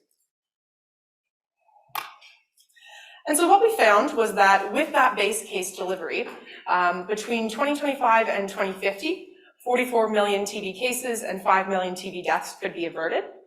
And so that is shown here on the right, essentially looking at the number of numbers averted between 2025 and 2030, with the different colors representing the different delivery strategies. And so in the blue, we have the base case results by the WHO region. Then looking at the accelerated scale-up deliveries, so assuming that we introduced in all countries in 2025 and scaled up immediately to the target coverage, we could avert about 50% more cases and deaths compared to the base case delivery, and that's in the red. And then with the gray, we can see that if we were only able to deliver the vaccine to 9-year-olds and no campaign, we would be averting a lot less cases and deaths than the base case and accelerated scale-up scenarios. So that was kind of the global vaccine health estimate work that we've done. And now I'm going to talk about some of the other work that we've looked at estimating the health impact of a vaccine with M72-like characteristics. And so particularly we're going to be looking at in India to provide evidence for country-level decision makers, but then also in Delhi and Gujarat specifically. And this is to compare the effect of different population-level characteristics on vaccine impact to provide evidence for subnational decision makers. And so from the recent TB prevalence survey in India, we found that the highest all-age TB prevalence was in Delhi, and the lowest all-age TB prevalence was in Gujarat. And so that's why we selected those two regions, in addition to looking at the national estimates. So we looked at a base case scenario again. This assumed a 50% efficacy vaccine to prevent disease in everyone. And we introduced this in 2030, routinely to those age 15, reaching 80% coverage, and as a campaign in 2030 and 2040 for ages 16 to 34 with 70% coverage. So from our base case scenario, we then looked at varying some of those characteristics in terms of the vaccine characteristics, but then also how we delivered the vaccines to quantify the different sources of uncertainty. And so here we can see the results in terms of the cumulative number of cases and deaths averted, cumulative cases averted on the top row, cumulative deaths averted on the bottom row, and each bar represents a different scenario. So indicated in the green outline is the base case scenario, and between 2030 and 2050, we found that we could avert almost 18% of the total cases and 14.5% of the total deaths in India. We saw as well with our varying vaccine characteristics that most cases and deaths averted could be with increasing vaccine efficacy. So here we can see the most with an increase from 50% efficacy to 70% efficacy. But then also a key source of uncertainty was whether or not the vaccine was effective in those with just current infection or with everyone. Looking closer at Delhi and Gujarat specifically, so that base case scenario, we found that between 2030 and 2050, could avert 16% of cases and 14.4% of deaths in Delhi, and 8.5% of cases and 7.8% of deaths in Gujarat. And this lower impact in Gujarat compared to India and Delhi overall was due to vaccine and population characteristics that we assumed were different between, or the characteristics that in the population that were different in the different regions. And we also found that looking at some of our different varying scenarios, that delivering the vaccine to an older population increased the impact in both regions. So overall, it's a very exciting time for new TB vaccines. There are lots of phase 3 trials ongoing and starting. Trial results will hopefully be released soon, and there are lots of new phase 1 trials which will hopefully progress along. From our work, we found that new TB vaccines can have a positive health impact in LMICs, India and in Delhi and Gujarat, and that quick introduction of the vaccine and rapid scale-up and vaccine delivery with a vaccine campaign would be crucial for achieving that rapid impact. Thank you very much to everyone who has contributed to this work, and to you all for listening, and to the funders and organizations. Thank you.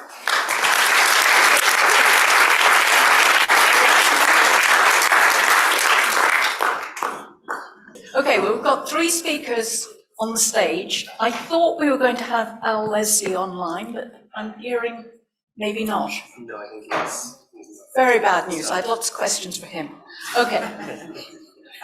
So we've got people who may be asking questions online, as well as people in the room. Last time we took the online first. Maybe we take the in the room first while you pull up some of the, while we look for the online.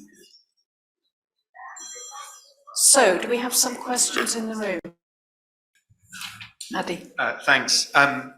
Question for Lindsay and then one for Gillian, if I may. Can I start by asking whether there's any, or what the best evidence is that the different BCG strains have different efficacy in the field? And then while you're answering that, maybe Gillian can think about, where do you think, Gillian, the variability comes from in type 1 interferon responses that you think might relate to outcomes in some way? Thanks a lot. So in terms of the BCG vaccine and its very variable efficacy, it's very difficult, and I'm sure you probably all are aware, even more so than I am, of just how many factors there are that are driving the changes or the differences in efficacy. I think the genetics probably does play quite a big part. There are definitely there's a lot of data that backs up the idea that the earlier strains are, as I say, more virulent, cause more sort of vaccine side effects, but also confer greater protection. There are some cases or some sort of studies that suggest against that. I think it's just one part of the bigger picture, though. It does seem that the vaccine is better the further north you go.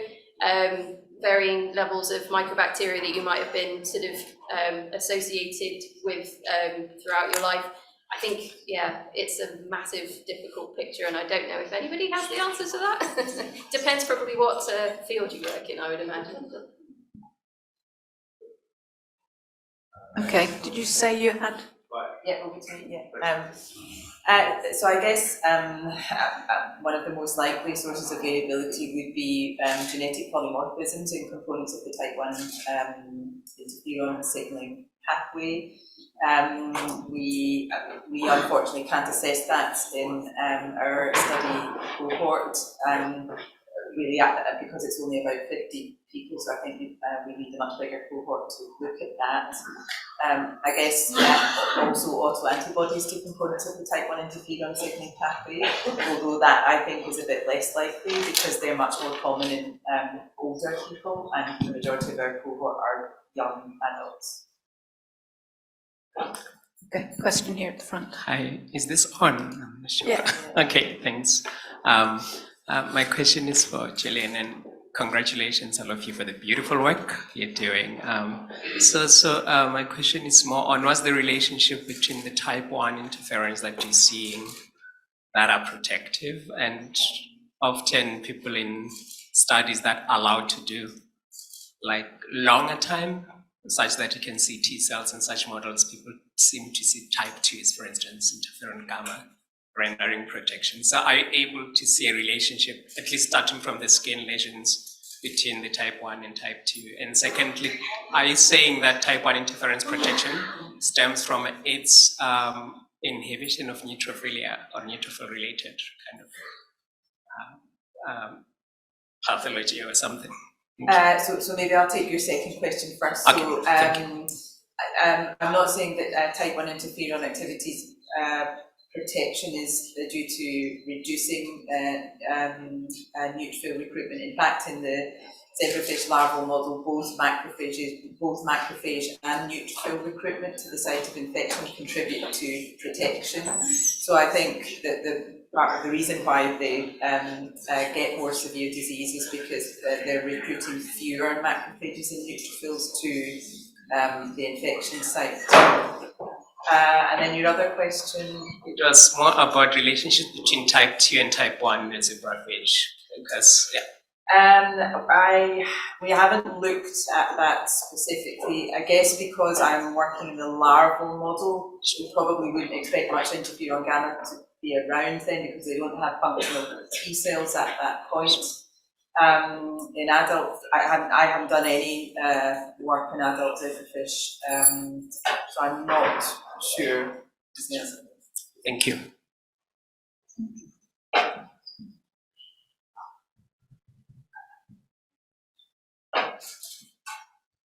Thank you. First, two questions. Firstly, on the type 1 interferon, we also have a look in the autoimmune disease. Type 1 interferon may be involved in it, it's protective against autoimmune disease. Is there any link that people who suffer autoimmunity and so on are also at more exaggerated TB response? So my understanding is that type 1 interferons are often, or too much type 1 interferon activity is implicated in the pathogenesis of several autoimmune diseases, particularly lupus is one. To my knowledge, these diseases themselves do not increase risk of tuberculosis. Right. Second, on the vaccines question, this morning we heard about feeding the people prevents disease and so on. So do you take into account of your people's feeding status in giving vaccines? Any thought on that? Feed them before you give them vaccines or something? That is an excellent question, and that is actually linking to some of the work that we're hoping to do. So in this work that we've shown here, we just assumed that the vaccine would be as effective in everyone, regardless of BMI and nutritional status. But it is possible that there could be differences, and so that's some of the work that we're hoping to do coming up. As well, I think it's a great opportunity. I know we've seen the results from the rations trials that demonstrated, the positive benefits of providing food supplementation to individuals who are undergoing treatment. And I think that would be something that it would be very interesting to look in linking food supplementation with vaccines as well. Okay, well now I think I want to push the people on the stage really. I mean, you've been speaking in a session that's called New Therapeutic Approaches. So, I mean, firstly, Lindsay, I mean, you've been telling us about the different BCG strains. The VPM 1002, Kaufman and whatever vaccine, genetically modified BCG, is based on Pasteur, I think. So is that the right strain they should have chosen? No comment.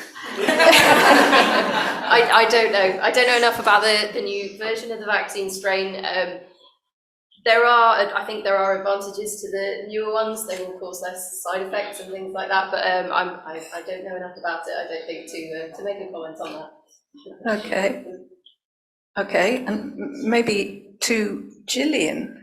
I mean, you at the end you touched on using type 1 interferons as a host-directed therapy. But I mean, I thought patients with TB were full of type 1 interferons and they're not doing very well. So you're right that we know that people with active TB disease generate type 1 interferon responses.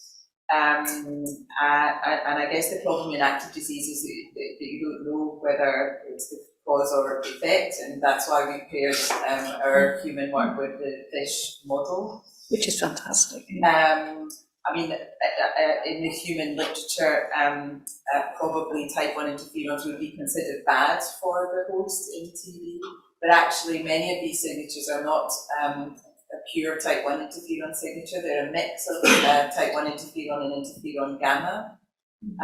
There are some small clinical studies where inhaled type 1 interferon has been used as adjunctive treatment, and that has led to improved clinical symptoms, reduced bacterial burden in sputum, improved radiology, but they are small, so I guess that needs a bit more investigation.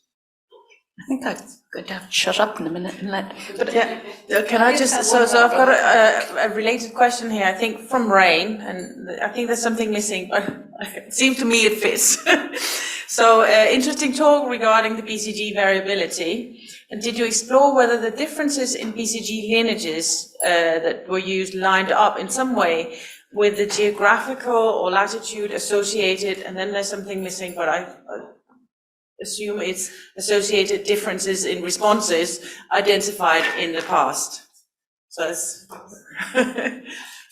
So I think that's suggesting that would say Japan, which is latitudinally more north than, I guess, one of the lower ones. Well, just never mind the latitude, just the geographical, yeah. I guess. It's very difficult because as the map with all the different colours suggests, you might have Japan being given in Japan, but it might be that it's no longer given in Japan and they've changed to Danish, and then 3 years later they might change to Russia. So it's a very, very complicated picture. So I think knowing what geographical strain you use in a country might be partly to do with how well it works, but again, I think it's all sorts of different confounding factors.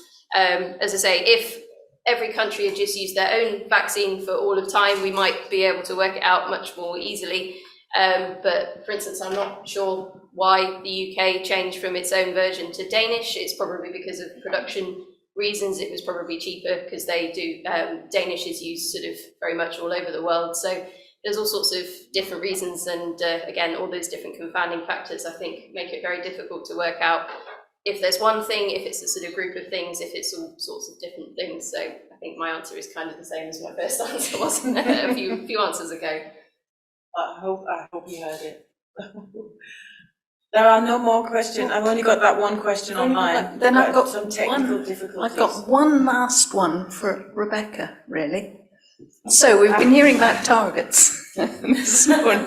So I mean, one of the slides you said that the M72 might prevent 17.6% of cases by 2050 or something. I mean, is that enough?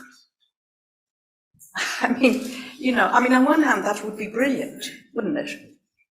But on the other hand, less than 20%. Yes, but again, I think what I was showing in these results was just the effect of vaccines alone.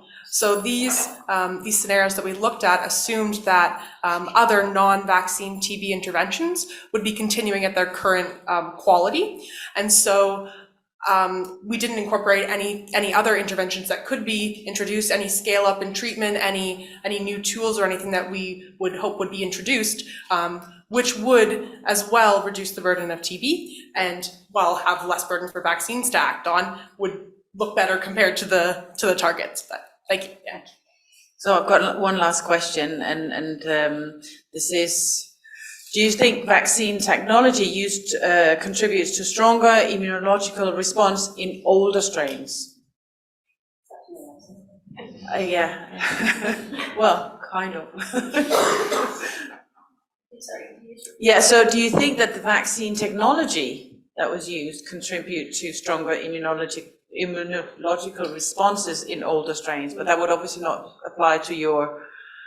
Yeah, so I mean, vaccine technology is not, I guess, quite how it is. That, as I say, when they were all originally distributed, each lab had their own way of growing them, and I think that seems to have contributed quite a lot to how different they've become genetically. So some of them grew them on potatoes, some of them used ox bile, and so Japan might have used one way and the Danish lab might have used a different way, and over time, up until the 1960s, they were just passaging them in a completely different way, and it sort of sent them off in genetic different directions. Obviously, it is a slow-growing organism, but over that sort of period from about the 1920s up to the 1960s, that's obviously quite a lot of different passages.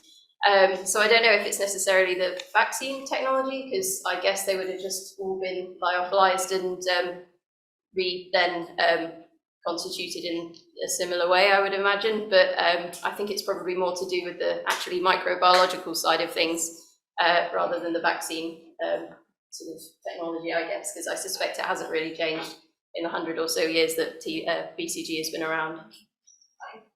Yeah. I think we have. Oh.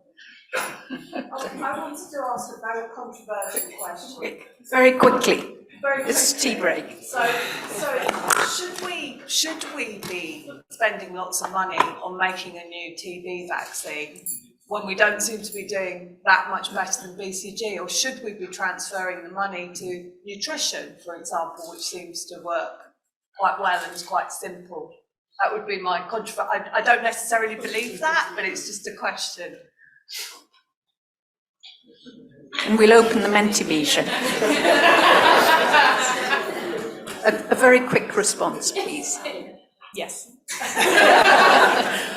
Yeah, I mean, I think so in the modeling that we've shown, we were assuming that the BCG would continue as it is. So on any of these impacts are on top of what we're already seeing with BCG, and therefore if we did not invest and have a vaccine ready to be delivered, we wouldn't see that impact. So I think it is worth it.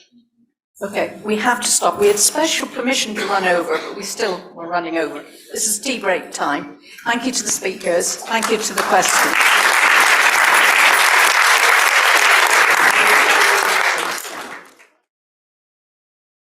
Session 4, let me congratulate you on your stamina for making it this far. We have a great session for you now on clinical trials, and we're going to be taking you from design through to policy. So we've got 3 talks in this session, followed by a panel discussion, as with the other sessions. And we're going to start with a talk from Hanif Esmail, who is going to be taking us through evaluating the pipeline for new drugs, the design of the Paradigm TB study. Over to you, Hanif. I was going to apologise for the fact that I don't actually have any data to present here, but then I've just seen how much fantastic data has been presented for the rest of the meeting. So you've all had your fill of great data. And this is the final session, so perhaps you don't want more data. So I'm going to tell you more about the TB drug development landscape as it is, and what's going on, and then tell you in particular about a trial that we are sponsoring at UCL called the Paradigm for TB trial.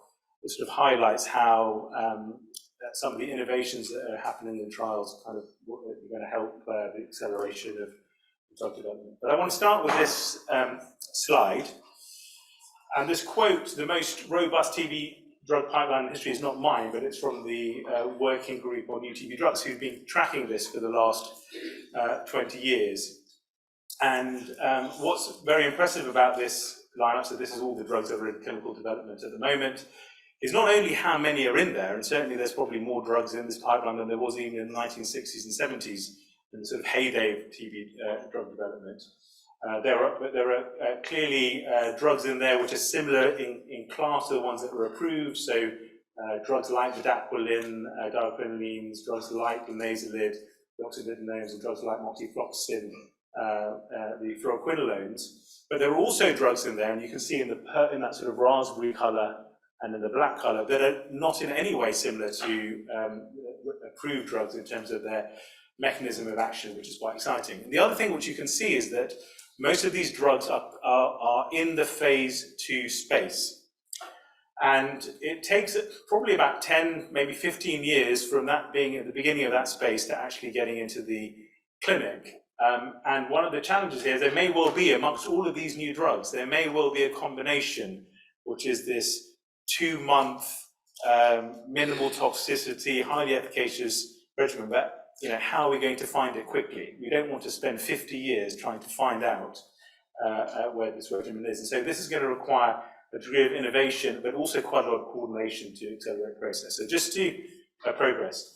So just to remind you, what do we need to learn in the phase 2 area? So phase 2 is really where you learn the most about your drugs. You can't learn everything from a single trial. And so they're sort of split into earlier phase 2 trials and later phase 2 trials. Sometimes people call it phase 2A, B, C, for example. But in the early stages, you're doing short monotherapy trials. You're trying to figure out whether or not your drug actually works, whether it kills bacilli in humans, usually just for over a period of a couple of weeks. You're trying to optimize your dose.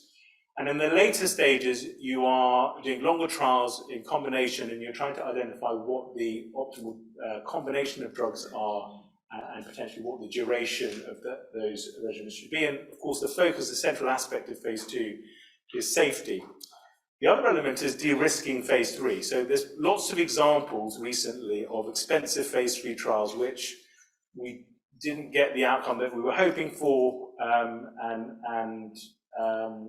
that's fine, but it would be better if we do phase 3 trials where we do get the outcome that we're hoping for. And there's an element in the phase 2 where you can de-risk this a little bit by providing evidence for what regimens to take forward. The other thing about the landscape at the moment is that because of the kind of commercial aspects or issues around in a disease like tuberculosis, this is not all being done by traditional pharmaceutical companies across the whole spectrum of trials. And so in the phase 2 area, particularly later phase 2 area, these trials are being done by not-for-profit organizations such as the Bill and Melinda Gates MRI, Medical Research Institute, the TB Alliance, but also in these academic consortia in partnership For example, Unite for TB, that I'll tell you a little bit more about, and the Panacea consortium that are funded by the European Union, and ACTG and TBTs that are funded by American organizations. And these are just some of the ongoing trials that have just started or are about to start in this late phase 2 space. So there's a pan-TB study that's evaluating a new drug called carbidebstat and a replacement for nasalid to tasalid. There is the TB Alliance studies that are evaluating TBAJ 876, which is a replacement for bedaquiline. RAD-TB looking at a couple of new oxylidomains. STEP2C looking at a drug called BTZ-043 and citazelid, and the Unite for TB trials, Paradigm for TB that I'll tell you about, and Decision looking at gamproborol and BTZ-043. So I'm just going to tell you a bit about the Unite for TB consortium and the Paradigm for TB trial as a way of highlighting how we're trying to accelerate progress in this area, how we're using innovations in trial designs to assist that. But just to tell you about Unite for TB, this is a consortium, public-private partnership with 25 academic institutions, 4 asset holders. And the purpose of it is really to accelerate the development of new TB drugs and regimens through the creation of novel phase 2 clinical platforms. And it is generously funded, many people might think, in other areas, 92 million euros from the European Union over 7 years, which is matched by the drug companies to the same amount. But the reason is that regulatory trials are expensive. Using this kind of data to go for licensing at the FDA or the EMA requires these trials to be done to a particular standard and monitored in a particular way, which drives a lot of this expense. It's been coordinated by Derek Sloan at Radboud, and the kind of scientific and project leadership comes from Michael Holscher in Munich and David Barros at GSK. And this is really the vision after kind of 7 years. What we're hoping for is that we have innovative platforms in the early phase 2 area and in the late phase 2 area, 2A and 2BC, that are connected to one another, so that drugs move from early phase fairly seamlessly into the late phase trials, and that those outcomes then inform phase 3 studies and de-risk those phase 3 studies. But at the same time, those trials generate data, which is fine, they'll lead to academic outputs in various different areas, but it will also lead to improvements in trial design, identifying biomarkers to make better decisions quicker, developing models to identify which regimens, for example, we should test in the first place. And at the same time that we work very closely with the earlier stage areas that are doing preclinical studies and phase 1 studies, and so those drugs are coming into this platform in a timely way. And that we also work quite closely with the other consortiums that I highlighted, so Gates MRI, ACTG, TBTC, etc., that we share data with one another so that we learn from one another's trials and we increase the overall impact. So what are we looking at in this consortium? So the current drugs that we have that we're looking at, one is gamproborol. So this is a drug that's being developed by GSK, which is a TB UCL-TRNA synthase inhibitor that targets protein synthesis, and it is not similar to any of the other drugs that are licensed. And then BTZ-043, which is a DPRE1 inhibitor that targets the cell wall, and again, that's a novel class of drugs as well. And these drugs have relatively limited safety data. And so what we want to do in the trial is to identify novel drug regimens that contain one of those new chemical entities that have acceptable safety profile, non-inferior efficacy, and a shortened treatment duration, hoping for somewhere between 8 and 16 weeks, in comparison to the standard of care, HLZE, that can be used to treat either rifampicin susceptible or resistant tuberculosis. So this is going to be, the trial started 6 weeks ago, just over, in South Africa on the 23rd of January. I think we have 7 participants so far, unless Connor or Laura can tell me that we've got more. We are hoping to start the trial in Tanzania and Uganda in the coming month or so, and then over the course of the rest of the year roll this out in 13 countries and 4 continents. The population is going to be adults with newly diagnosed expert-positive rifampicin-susceptible tuberculosis, and the reason to focus on rifampicin-susceptible TB, despite having an ambition that the regimens can be used to treat either susceptible or resistant, is for the efficiency of that, but also safety, so that if there's any acquired drug resistance, that we know that we can treat them with the HLZD regimen. The sample size is up to 2,500, but it's a platform trial. So we'll start with probably 1,000 participants or so in the first wave, but potentially increase, and the overall follow-up is 72 weeks. Now this is the design. So this is a randomized, open-label, multi-arm, multi-stage platform clinical trial. And the first stage is about regimen selection. So it's about taking these drugs, combining them with a number of existing drugs, and then looking to see how those regimens clear the sputum of bacilli over 12 weeks. So looking at the rate of change in time to positivity over 12 weeks as a primary outcome. We then have a stage of interim analysis where we identify the most promising of those regimens containing either of the two new chemical entities.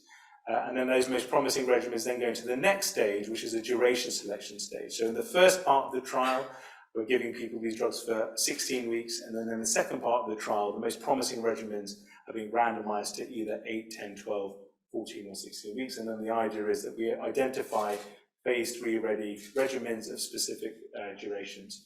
And the key thing is that this is all done under a single protocol. So it doesn't require a protocol amendment to move between stages, which improves the efficiency and the pace of the design. So this is what we have in at the moment. So this is 12 arms that we have in the regimen selection phase. The control arm is HRZE. And then you'll see that we have four arms containing gammaborol, 5 containing the BTZ in the yellow and the raspberry color respectively. All of these arms contain bedaquiline, and then either delaminid or protominid, and then a third drug, which is either moxifloxacin, pyrazinamide, or linezolid. You'll see that arm B doesn't contain any of these new regimens, new drugs, and that's to allow us to better evaluate what the impact of adding the additional drug is. And you'll see at the bottom is that our hope is in the coming months we introduce an arm that contains both of these new chemical entities. So the trial has just started, as I said. I explained there'll be this interim analysis where we identify the most promising regimens to go to the next phase. The second phase we're hoping to start in August 2025, and the completion of the trial we're looking for July 2027. I just want to explain the duration selection design in a little bit more detail. So this is also sometimes called a MAMS-Rocky design. But durations, I guess, is more self-explanatory. And the idea here is that we are randomizing people across the full range of the duration of interest and defining what the duration response curve is. So here you've got the proportion of favorable outcome on the y-axis and the duration on the x-axis. And of course, you'll get a number of points across that. And then you can fit a model to those points and then use the model itself to determine what the optimal duration is in terms of its non-inferior, in terms of the non-inferior duration in comparison to the HRZE arm. And the advantage of that is it, in fact, leads to a power gain and a reduction of sample size. And so actually, each of these durations takes 220 participants or so 44 participants per duration in the study.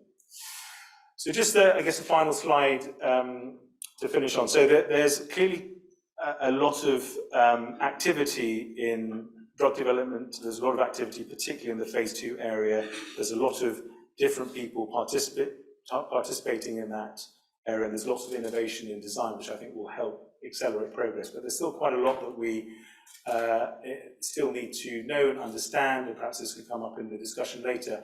We still need better surrogates for culture positivity to allow us to make quicker decisions. We need better predictors of relapse and biomarkers of treatment success that we can use again to shorten the duration of the studies. We need better models that use the preclinical and early clinical data so that we can identify regimens better rather than just, as you saw, us having 12 regimens up there to begin with. How can we reduce that and make better decisions quicker? We also need quite a lot of excess site capacity. There's a lot of consortiums all working in the same trial sites because you need certain levels of experience in order to do regulatory trials, and I think we're getting to the limit of that capacity. And we also need to learn how not to make the same mistakes as we have with bedaquiline. and certainly things like concurrent development of microbiological assays is going to be important. This is the final slide, just to show you how many people are involved in these kind of activities. And this is just the trial supervision team on the left that are involved in the day-to-day running of the trial, big team here at UCL, but also across the consortium and the asset holders and drug companies that are involved.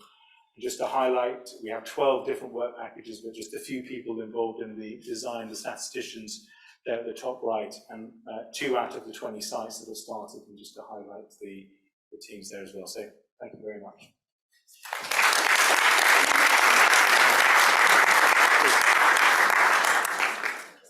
My name is Dan McGrint. I'm a statistician and trialist working at the London School, and I'm helping to chair this session with Ruth. And so while Connor is setting up the slides, it's just it's my pleasure to introduce Helen Ailes, who is a clinical epidemiologist working on the dual challenge of HIV and TB. So Helen, please. So, good afternoon. I'm going to talk this afternoon about something called TREATS, which was a set of studies to measure the TB outcomes from a big cluster randomized trial, which was a trial that was the HIV Prevention Trials Network 071 or POPART trial, which was actually a trial of universal test and treat for HIV and TB, with the primary outcomes being on HIV. This was a trial that covered more than 1 million people. And as I say, I'm going to talk about the TREAT studies which measured the TB outcomes. Now, I've spent more than 10 years of my life on this, and there were 8 minutes to talk. So I decided that a video would probably tell the story better than me. So I hope this works. And you'll hear the voices of the people who are involved. I know the sound's not working.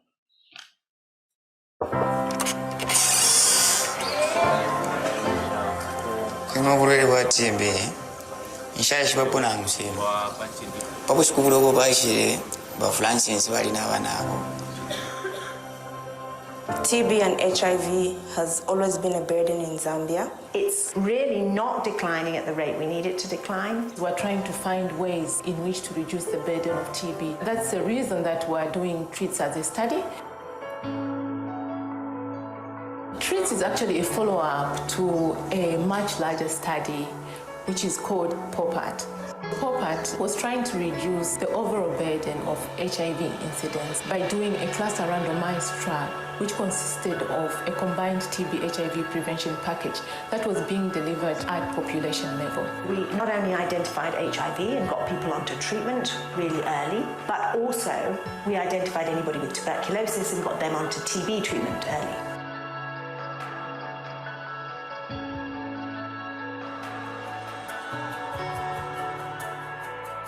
We are going door to door, we are sensitizing, we are educating them. There's a change in how the community perceives what TB is.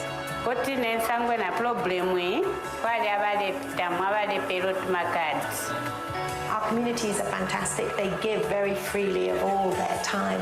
We are going from the community, from their homes. Those that we find with TB, we are linking them to care. Bamfunda kwati na ushibati urwele bwa TB ulapola jiri kwena mbwa saka msha sana ini napola. By finding cases of tuberculosis early, we're reducing the spread of tuberculosis. We're also very, very passionate about feeding results back to our community. We can't do anything that we do without our community. If the community powerfully say, they found this, we now want you, our policymakers, to do this and to change what happens to us, then that's much more powerful. Oh, we did more. I don't know why it stopped early, but anyway, you got a bit of the view of what this was all about, and I hope you heard the voices from the community. So as I say, the overall aim was to measure the impact of a combined TB-HIV intervention, of population-level screening for TB, combined with universal testing and treatment for HIV. This was delivered over 4 years to a population of over 1 million people in 21 communities. 12 in Zambia, and that's where I live and work, and 9 in the Western Cape province of South Africa. So the trial was a 3-arm cluster randomized trial. And for the purposes of TB, the two intervention arms, which are shown here as arm A and arm B, were fairly similar. So in those arms, we went door to the entire population. I don't know what this is playing at. Sorry, it's on a sort of, it's on its, yeah, I don't know how we stop that. Anyway, I'll keep trying to stop it. So we went door to door, and we offered everybody testing for HIV and screening for TB in arm A and B. And arm C was the standard of care arm. And so this is 7 arms. It was matched triplets. Now, the studies that we did to try to measure the impact on tuberculosis were to look at the incidence of TB infection. We measured that in arm A and arm C, so the full intervention arm and the standard of care arm. Then we measured the prevalence of TB, which we measured in all the arms, and also we looked at the incidence of TB disease and also notifications, again across all 3 arms. So I'm just going to talk you through the 2 big studies, their sort of design. So the TB prevalence survey, this was a random sample of about 50,000 participants from all these 21 communities. We did block sampling, and we combined the arms A and B. So we aimed to recruit about 1,500 to 2,000 participants in each of the arms A and B, and 3,000 to 4,000 in arm C. And so it was a cluster randomized trial, so it was comparing arms A and B with arm C in the triplets. And our inclusion criteria were that you had to be usually resident in these communities and aged over 15. So the methodology was somewhat similar to national TB prevalence surveys. So we enumerated all of the population and invited them to a site for a symptom screen and also a chest X-ray screen, which we used computer-aided diagnostic CAD for, and then identified individuals who were eligible to produce sputum. We did a first phase, which we called the intensive diagnostic phase, in the first 4 communities to really work out how to combine expert and culture in TB prevalence surveys. Because we know that the current guidelines are that culture should be used, but countries were starting to use expert in prevalence surveys, and we wanted to understand how we could really maximize that use. And so we actually did that in the intensive diagnostic phase and came down to the fact that we could collect 2 spot sputums, do both with expert, and then as long as those were concordantly positive with low or above on an expert, we didn't need to do a culture, and only needed to do a culture if the samples were discordant results or had very low or trace positivity.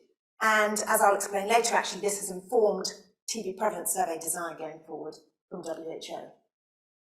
And then we had to combine the expert and the culture results to give a final result of whether somebody had TB or not. The incidence of TB infection was measured in a cohort of adolescents and young people aged 15 to 24 years. We did this, as I say, just in the arm A and arm C communities. And again, we used a block randomized sampling to recruit about 300 adolescents and young people in each community. And these, they needed to have lived in the communities over the period of the trial. And what we did for the incidence of TB infection was we saw these participants at time 0 and at month 12 and month 24.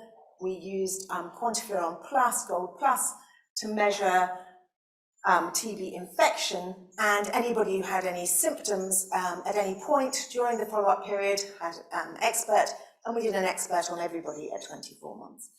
And we measured infection as being a conversion from being quantiferon negative to quantiferon positive, sustained conversion. So here are the results just summarized in one slide from these studies. So as I say, the TB prevalence was measured in about 49,500 individuals, and the prevalence ratio was 1.14, with confidence intervals that include 1. Incidence of infection was measured in 4,200 adolescents and young people. Obviously, we only use those people who were negative at baseline, so this was just under 2,000 person years of follow-up, and the incidence ratio was 1.45. The incidence of disease was measured in a population cohort from the main trial, just over 38,000 adults, with just under 105,000 person years of follow-up, and we did see a reduction here with a ratio of 0.48. So, these were actually very disappointing results, because you can see there was a huge amount of work, and what we saw was we did not change the prevalence of TB, we did not change the incidence of infection, and the incidence of TB disease was self-reported and was quite a weak endpoint. But you know, I've done an awful lot of negative trials in my life. I guess it's because I do these large community cluster randomized trials. Maybe I need to learn some lessons from that. But what I do think is that when a trial doesn't give you the result that you want or you expect, it actually makes you think an awful lot more, and you talk about what are the implications and what does this mean, and you learn much, much more, I think, than had it just, we said this just worked. So why do I think we didn't reduce tuberculosis? We did reduce HIV incidence, by the way, in this trial, but we didn't reduce TB. I think there are many reasons. I think TB screening was not the main focus of this trial. And as I said, it was a massive trial, covered 1 million people. We had over 600 community health workers doing the screening. So, you know, and they were really focused on getting everybody tested for HIV, getting them all on treatment, and screening for TB and sputum. People don't like the whole screening for TB, the sputum, all of that. It wasn't the main focus. People didn't really want to do it. And it took an awful lot of persuasion to get everybody to do that. The other thing was we were screening people in their households, and so we were reliant on a symptom screen. And we've known for a long time, and from many of the TB prevalence surveys, we first did our first TB prevalence survey in 2004, that we find many, many people with prevalent TB who do not have symptoms. And so, but we had to use something that we could use at household level. And also, we had to follow guidelines at the time, which were that in Zambia, only HIV positive individuals had expert testing. Others had to have sputum smear. But of course, one of the big major issues is that it's actually really difficult to measure TB outcomes. I mean, how do you measure TB at population level and whether you've changed it? We chose to use the prevalence of disease, we chose to use incidence of infection and incidence of diagnosed disease, but all of them have really significant challenges. Mathematical modeling showed us that we should have an impact on these, but we didn't. And finally, of course, this is a cluster randomized trial. So despite the huge numbers who were involved, we were comparing 7 communities with 7. Despite this being negative, there have been some really policy relevant findings. As I say, new TB prevalence guidelines are coming out from WHO in the next, hopefully very soon, and I think we've influenced those about how to use chest X-ray, CAD and expert together in TB prevalence surveys, along with other data, but from the results of this. Also, we included CRP in the studies. I didn't have time to talk about that. Maria, sitting at the back, has written the papers on this. But I mean, added to the knowledge about how we can use CRP in screening for TB. And I think also measuring incidence of infection is a real challenge. We learned a lot about using quantiferon plus in this way. I think we saw a very, very surprising numbers of conversions and reversions, and not just the flip-flopping around the cut point, but massive conversions, reversions. What does this all mean? I have one of my PhD students just completing her PhD looking at all of that. And do these results mean that we shouldn't screen general populations for TB? I don't think they do. As you know, WHO guidelines are that TB screening in the general population is recommended for populations with a TB prevalence of more than 0.5% or 500 per 100,000. The prevalence was extraordinarily high in some of these communities, more than 3%. But I do think what it tells us is how we screen is important, and I do think we need to use better screening than symptom screening. I think we need, at the moment, to use chest X-ray. So these are some of the references for the studies that we've put out. than I presented today. I'd just like to thank our funders and the many, many organisations and people who took part. Thanks.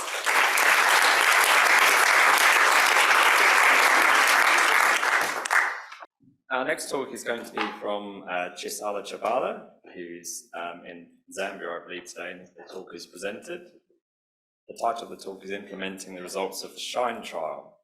So while it's being set up, Chisala is a lecturer and consultant paediatrician working at the University of Zambia.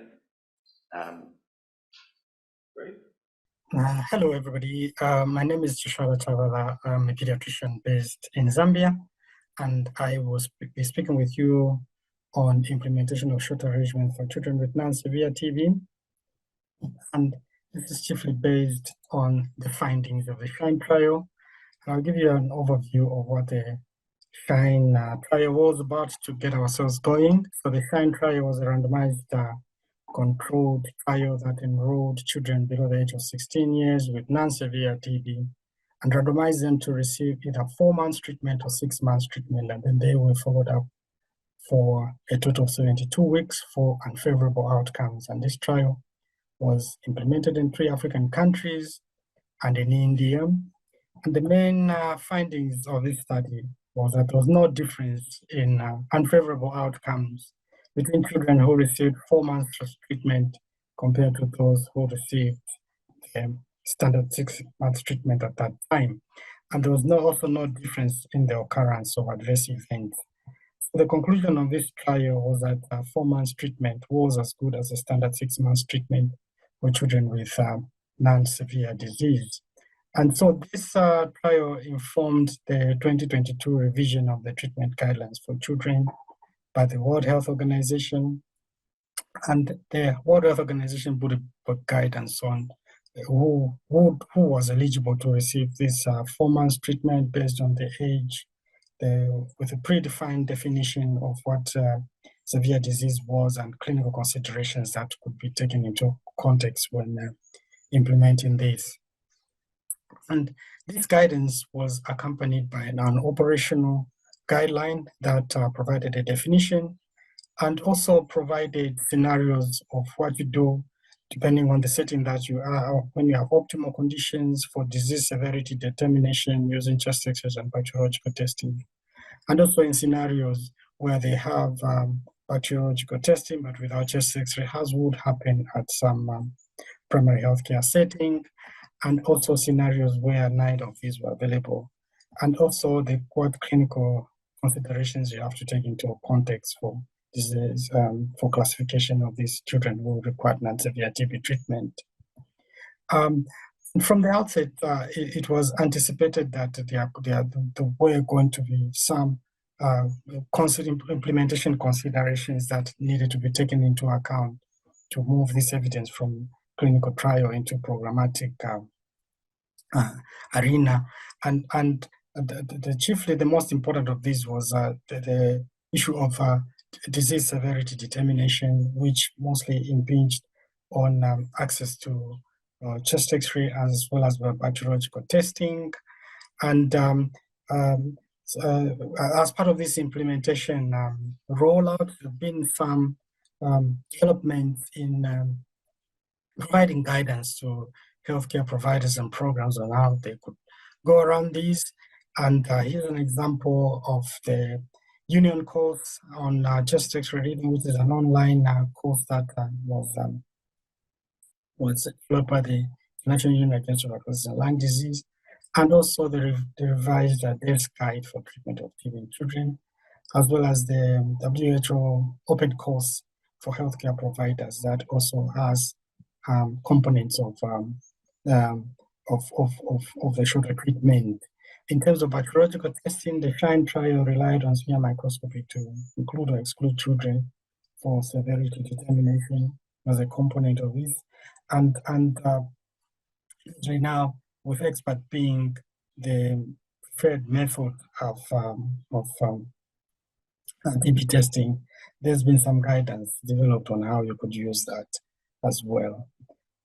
So within the context of countries and national TB programs, when a guideline is published, it is a process that takes place to, transform this guidance into practice.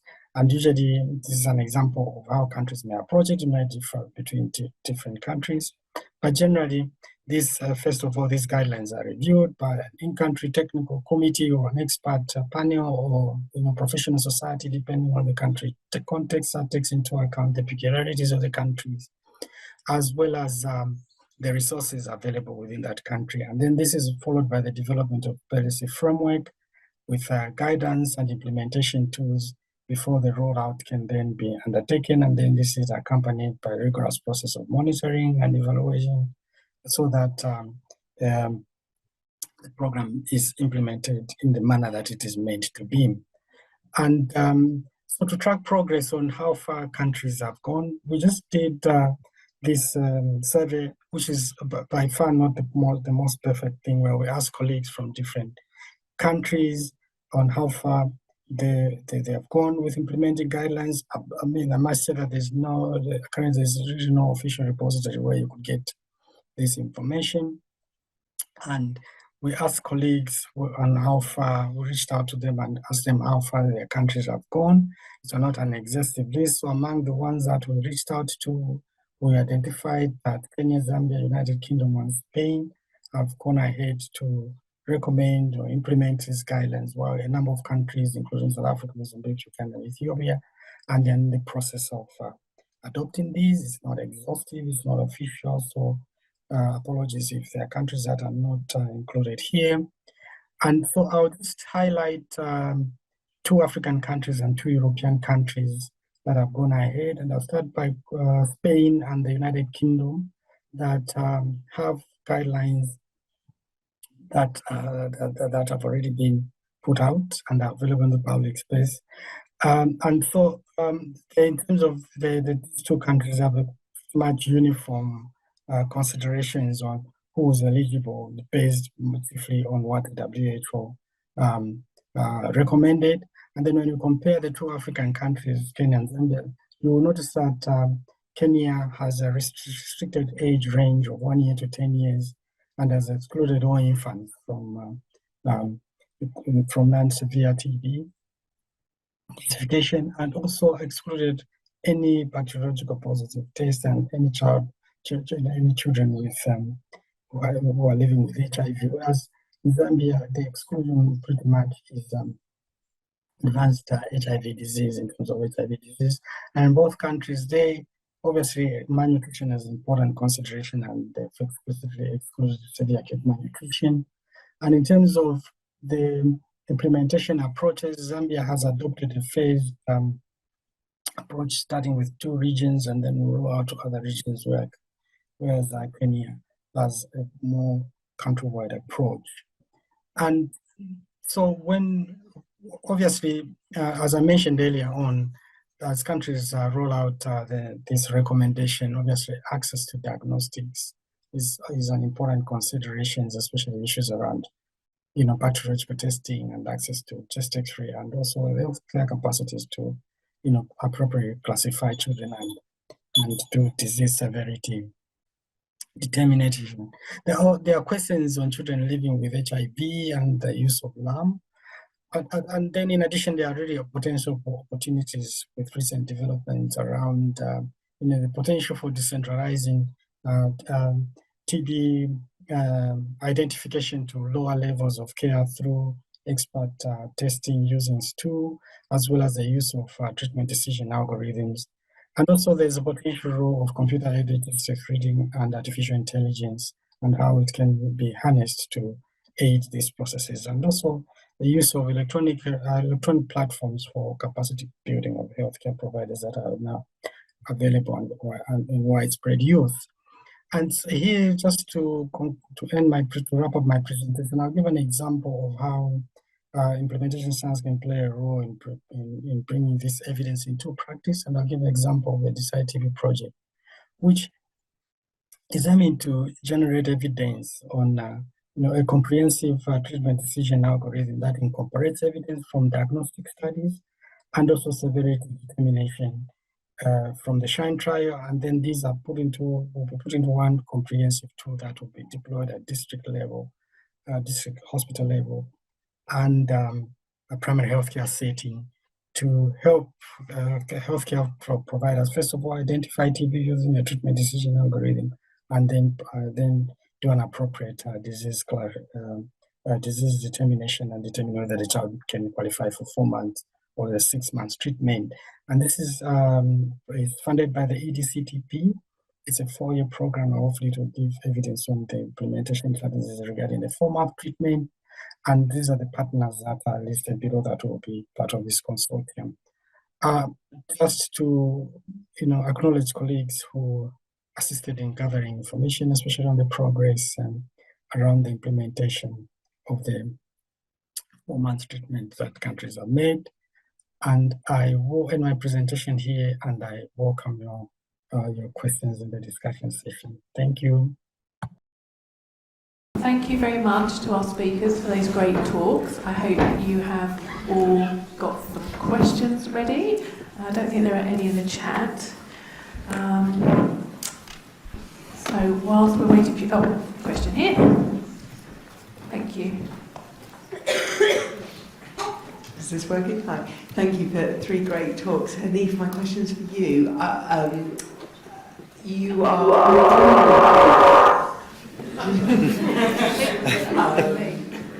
you're working with the pharmaceutical industry, so Janssen and GSK, and what's the, if it's not too crass or naive a question, what's the financial understanding? Because you're taking their product to the next level by entering it onto your platform, and is there a reciprocal agreement with patents, for example, that patient access to drugs in the future? Yeah, it's a really good question. I think the point is this on.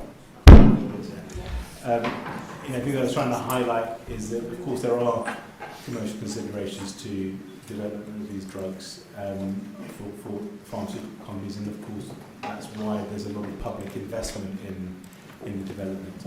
Even within the consortium, it's not transparent whether there's any kind of conditional arrangements from the funders with the companies over the ultimate pricing of the drugs, etc. I suppose one thing to say is this is phase 2, and in a way that is a little bit of a way off, because of course that long list of drugs that I showed, not all of them are going to get over that hurdle and be ready for the phase 3 trials. And of course the phase, who knows, presumably the phase 3 trials will also require some level of public funding, and I suspect that those discussions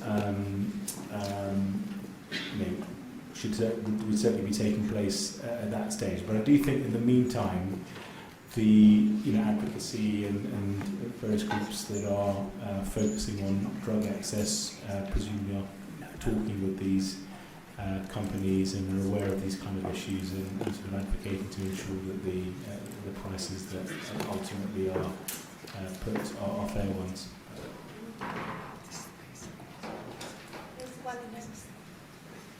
Thank you. This is for Helen. Thanks for all the work and the decades of investment. With the benefit of 10 plus years of hindsight, if you're going to design a trial to reduce TB broadly in the communities, how would you now design it, and what would be your outcome measure? Yeah, I mean, I think for if our tools are very crude. I still think at the moment our best bet is TB screening, what we used to call active case finding. And as we know from other studies that have done this, the ones that have been most successful have been the ones where they've done the most aggressive form of TB screening. Now, I'm not sure, so for example, the studies in Vietnam where they've done expert on everybody. Now that's, I think, not realistic. But I do think we have better screening tools now than we had when we started this. And so I do feel that actually using a chest x-ray screen and maybe doing much more with expert and pooling, I think there's quite a lot of good work around that. So I still think doing that. I think combining that with preventive therapy, much more aggressive household level preventive therapy. Until we have, the bottom line is we need a really good marker for who, mean, Hanif and I were talking about this earlier, you know, I think we have to be much more aggressive.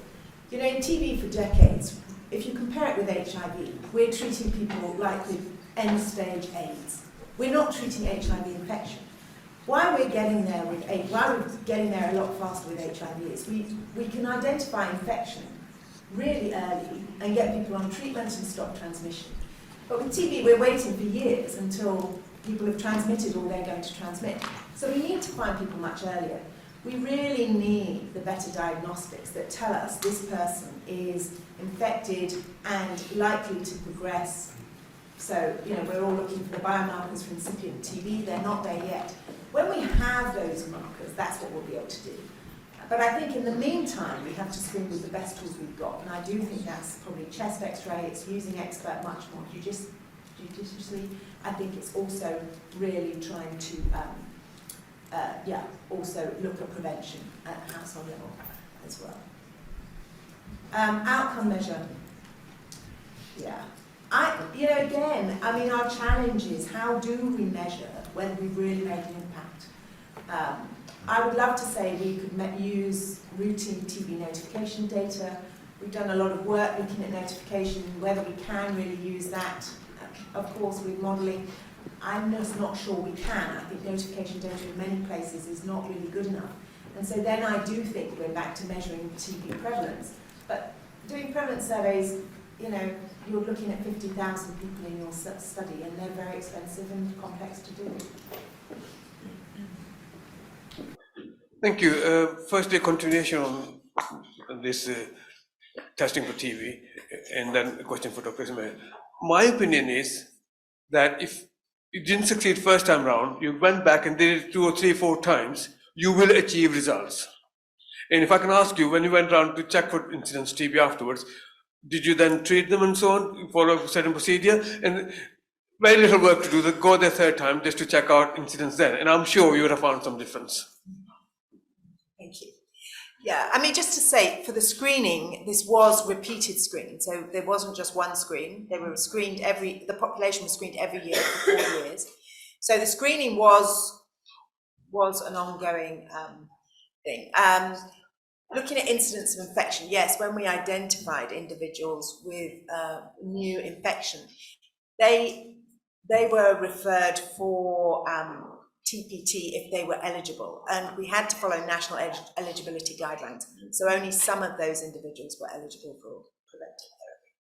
But yes, I mean, I take your point. It may also be, I mean, there's lots of other things I didn't mention, you know, timing. We did these measurements about a year to 2 years after we'd finished the intervention. The mathematical modelling told us that would be an efficient time to do it. Of course, COVID did come along right in the middle of this, which complicated everything, as you can imagine. But again, we do know that often TB things take time, and so maybe measuring for longer might have been beneficial. And question for Dr. Smeeth. When you're designing these trials, I appreciate it's many years in advance. How much effort do you actually make sure that you're not overprotecting your design patients? In other words, you're not making sure these patients here in your trial are well looked after, any more well looked after than in the actual field setting where the drug will be used in 5 to 6 years' time. Yeah. You know, you feed them well, you do everything for them in your trial, and you go in the field and you're giving the drug to undernourished people and so on. The trials doesn't match. Yeah. So that's a good point. So this is not a pragmatic trial. So the phase 2 studies of new drugs are, these drugs have been given to 50 to 100 people. You really need to follow people up very carefully. There's a lot of exclusion criteria because these are new drugs, and there's a lot that's unknown about drug interactions and this kind of thing. So it is an atypical setting, and what you're really doing is getting, almost gold standard evidence on the safety and efficacy of the drugs. As you move forward into later and later trials, later stages of the trials, you can then afford to be increasingly more pragmatic. And so certainly in the phase 3 studies, you'd find that there are fewer exclusion criteria, and you do want to start kind of matching your population a little bit better to the the kind of population at large. The thing which is never really done, I suppose, is adherence, right? So in all trials of this nature, adherence is lots of measures are put in place to ensure that people adhere to medication, which is quite different to the real world. And so, for example, what we're seeing with bedaquiline resistance and things like that at the moment, potentially has something to do with the interaction between the PK of that drug and the way that that's being taken in a real world setting. And that sort of information is very difficult to get from trials. So I'd just like to say to people online, I'm glad you can hear us again now. If you have questions, please do put them in the chat. To Charlotte, if you can hear, we're sorry, we are trying to connect to you, but if there are questions for you in the chat, please would you put your reply in there as well, and I'll read it out. Okay, back to the room. So with the introduction of the SHINE data and shortened treatment duration, I'm interested always in what people have done for years. When you try and change it, you sometimes can really run up against problems. And so I would be interested to hear of how, if you have the information, how countries have felt that they will be able to implement the recommendation, the findings of the SHINE trial. In other words, shortened treatment duration in certain of their TB disease children. Thank you.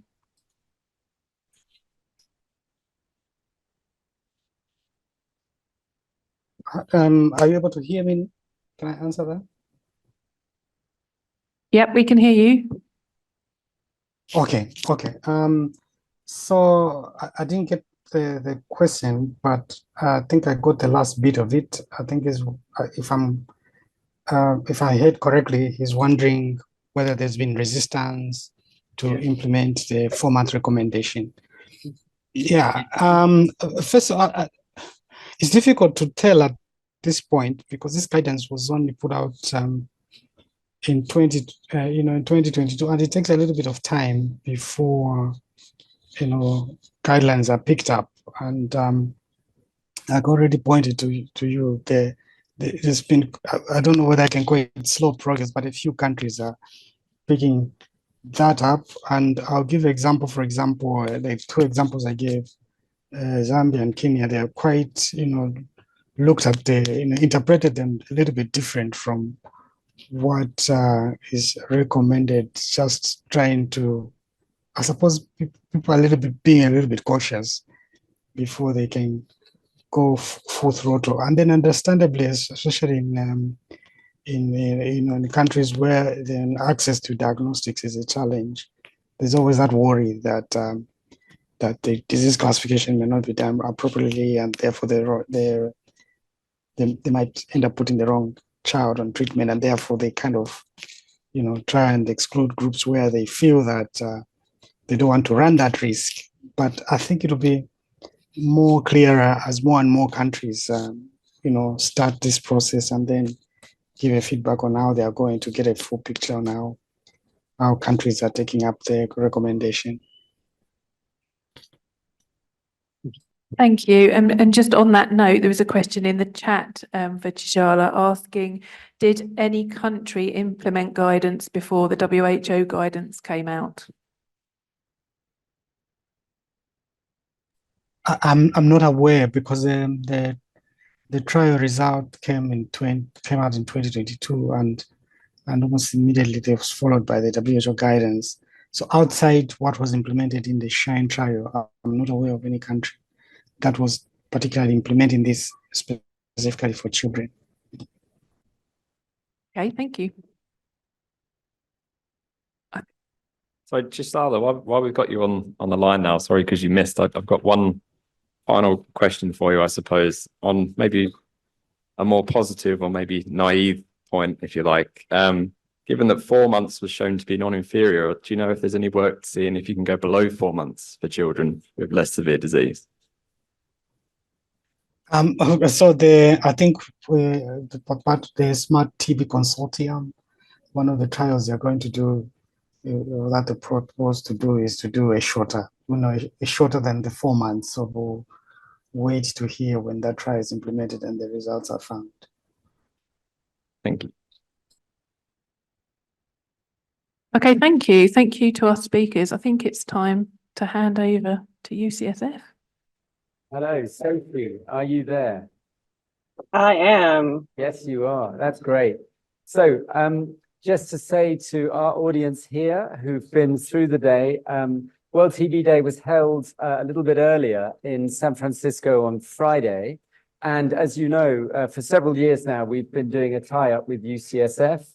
And we thought it was too good an opportunity to miss to have Sophie join us for about a 10-minute presentation of their day. An important day. You know about the quality of the research that is done. And Sophie, the floor is yours. And I should just say, Sophie is a TB epidemiologist with an interest in TB quality of care based at UCSF. Welcome, Sophie.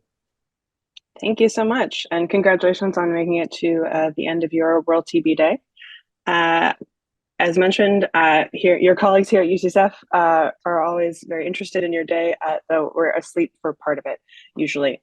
So as a brief recap of what we were able to do, our World TB Day, we focused on the theme of the many faces of the TB community, partnership between patients, researchers, and advocates. We're fortunate here in the Bay Area, we also have a TB symposium each fall. And so increasingly, because the symposium is where we're sharing a lot of our research to other members in the research community, our World TB Day has focused on building partnerships between researchers, community advocates, and patients with lived experience with TB. So this year, we had something to celebrate in addition to World TB Day, and that was the 30th anniversary founding of the Curry International TB Center. The Curry Center has been a leading innovator in TB control and clinical teaching in the US for 30 years now, and is also the Center of Excellence for TB from the CDC for the Western half of the United States. So a very important organization, one of two TB centers at UCSF, and founded in 1994. And we were very happy we were able to recreate what is our sort of locally iconic founding picture featuring Francis Curry, Phil Hopewell, George Rutherford, Giselle Schechter, and Ken Castro.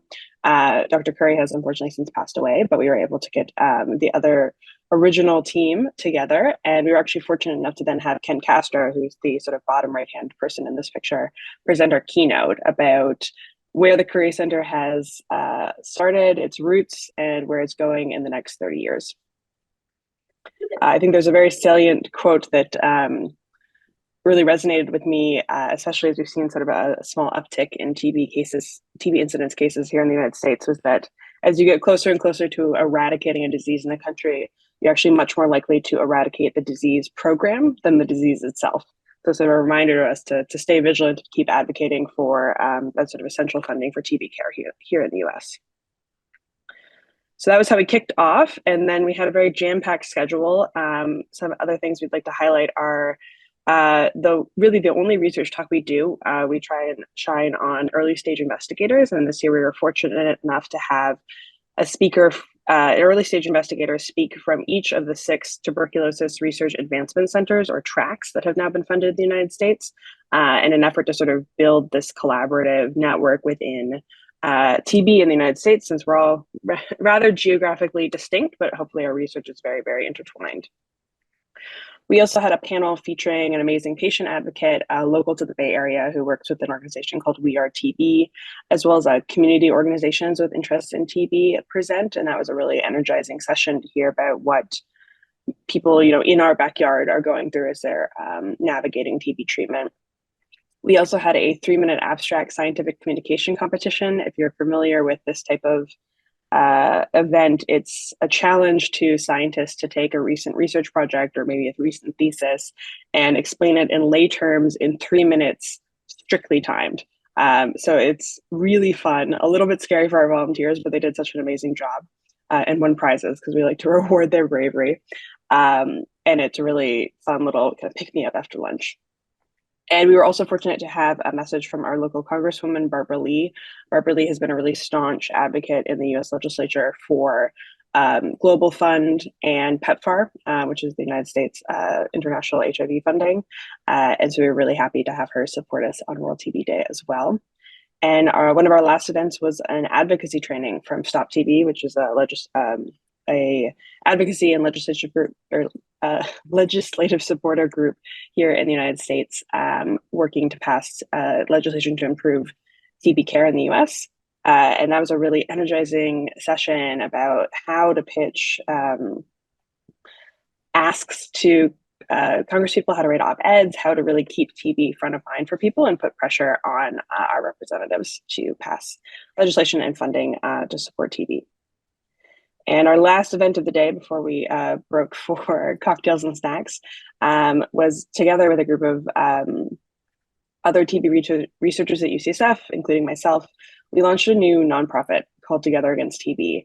And this was launched out of sort of the last 2 years in conversations with the clinic, realizing that there were people in our very own community who were really struggling to meet their essential needs during TB treatment, especially during isolation. Many of the people who are living with TB in our community lose income during isolation and thus have trouble meeting essential needs like groceries, procuring safe transport to and from medical appointments, and just covering sort of basic household expenses. And so the goal of Together Against TB is to support the mental, physical, social, and financial health of individuals impacted by TB in the Bay Area. And our first initiative is something we're calling the TB Dignity Fund, which is designed to meet the sort of essential expenses for patients while they're going through isolation. And I'm very happy that we were able to raise more than $10,000 in our first week leading up to World TB Day. And I think that's a real testament to the strength and generosity of the TB community here in the Bay Area. So that's my brief wrap up. Certainly happy to hear how that might interface with some of the themes that you all explored in your World TB Day. That was fantastic. Let me just, oh, there we are. Yeah. Firstly,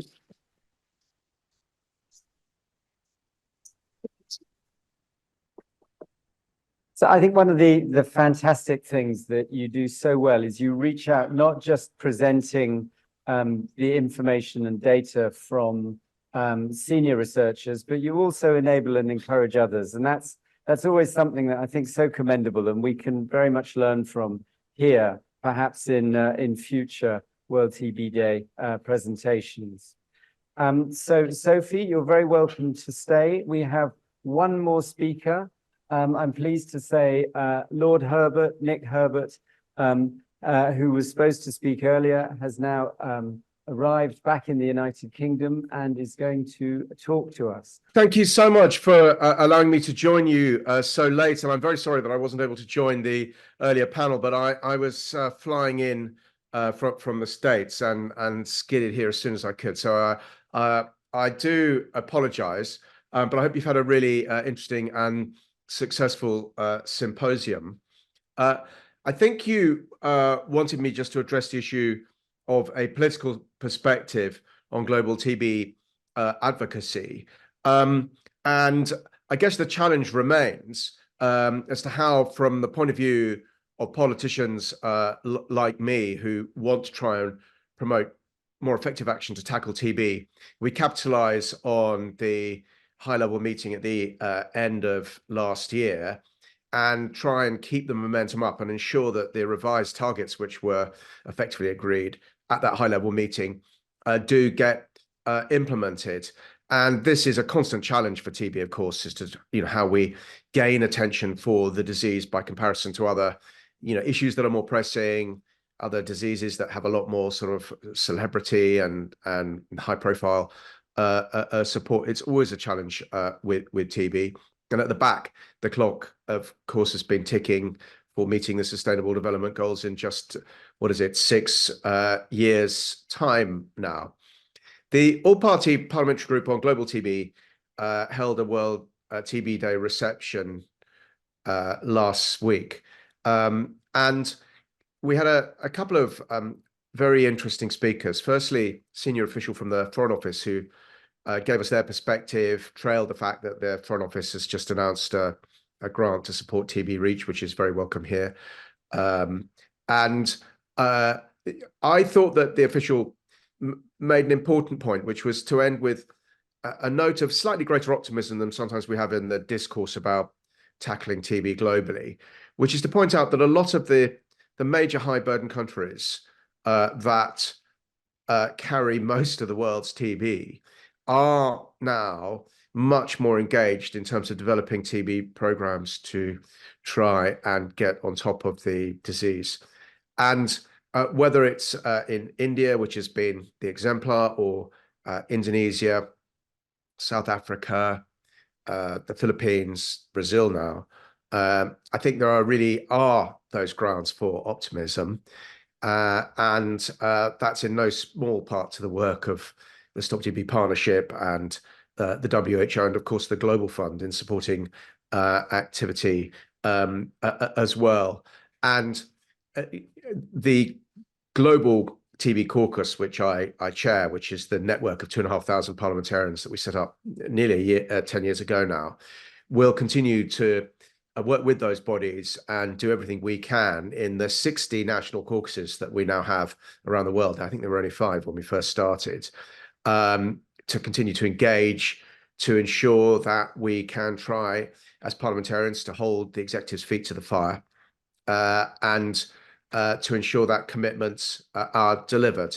And then there'll be further engagement, of course, that begins yet again at the end of the year in terms of the sort of what seems the fourth bridge type cycle of renewal of the global fund, and parliamentarians have always been very actively supporting that globally.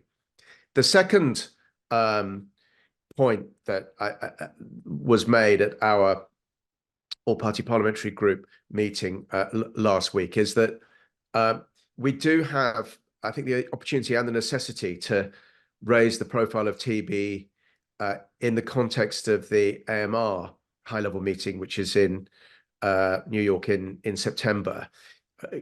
As you in the scientific medical world know far better than me, it's not really sensible to talk about AMR without talking about TB, which is, I think, the single biggest component of current AMR deaths, and will be one of the single biggest components of future deaths under the projections that O'Neill made should antimicrobial resistance get out of hand.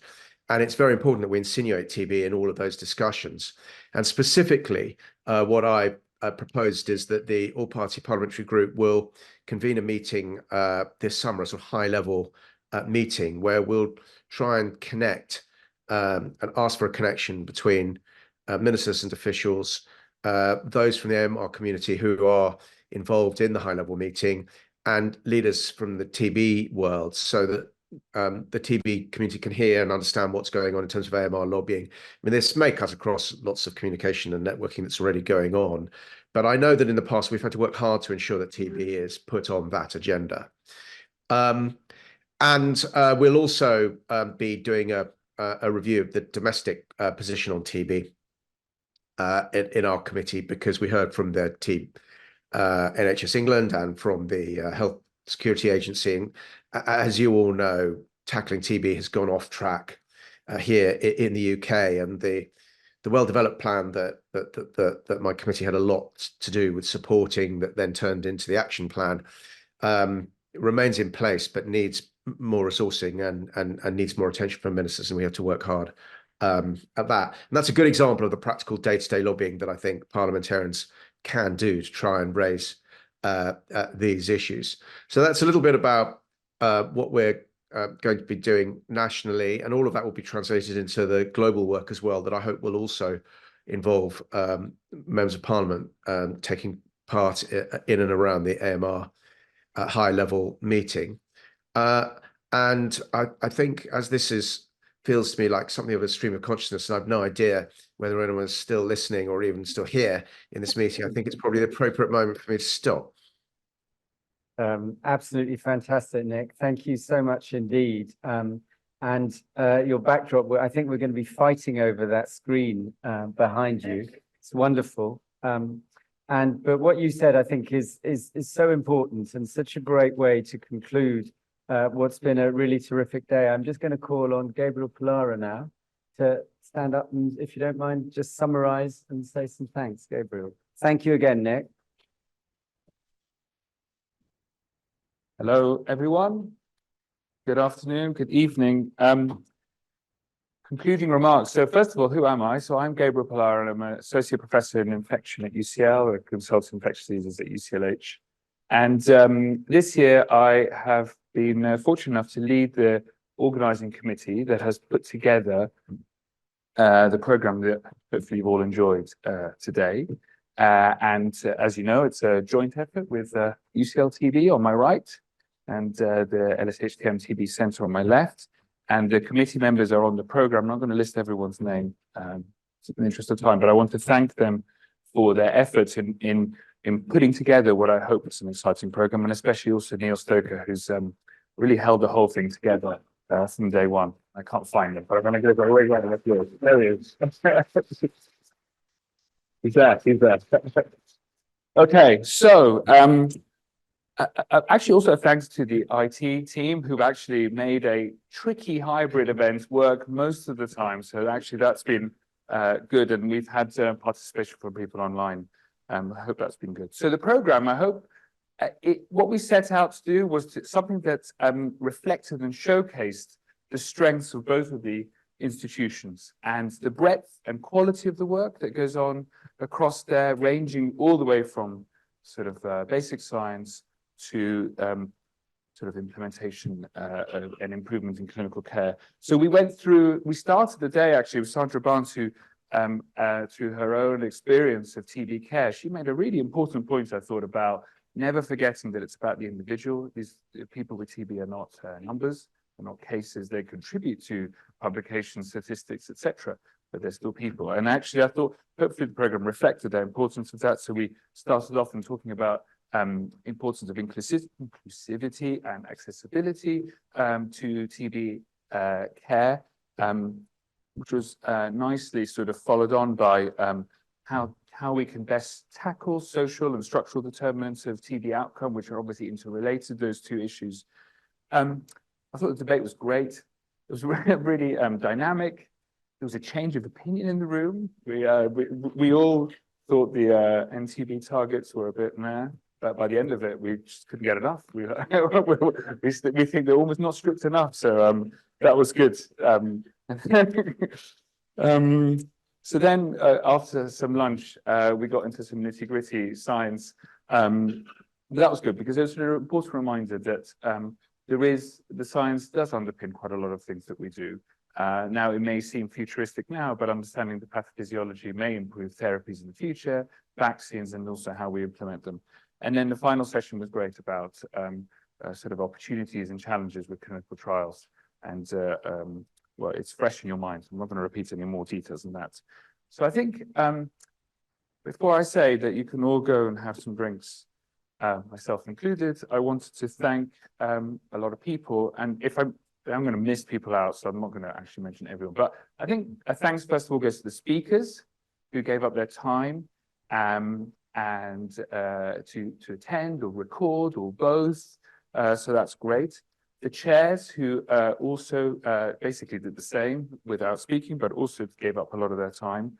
To Marc Lipman, Director of UCL-TB, Sedona Sweeney, and Toyin Togan, Co-Director of the LSHTM-TB Center, who've led both centers together to put together this event, and the sponsors as well. And I guess finally, I should thank everyone else here and online, wherever you are. I don't know where the camera is, but online and in person for your contributions, questions, attendance, consumption of food and drink, discussions, and consumption of beverages after I finally stop talking. Thank you very much. Until next year.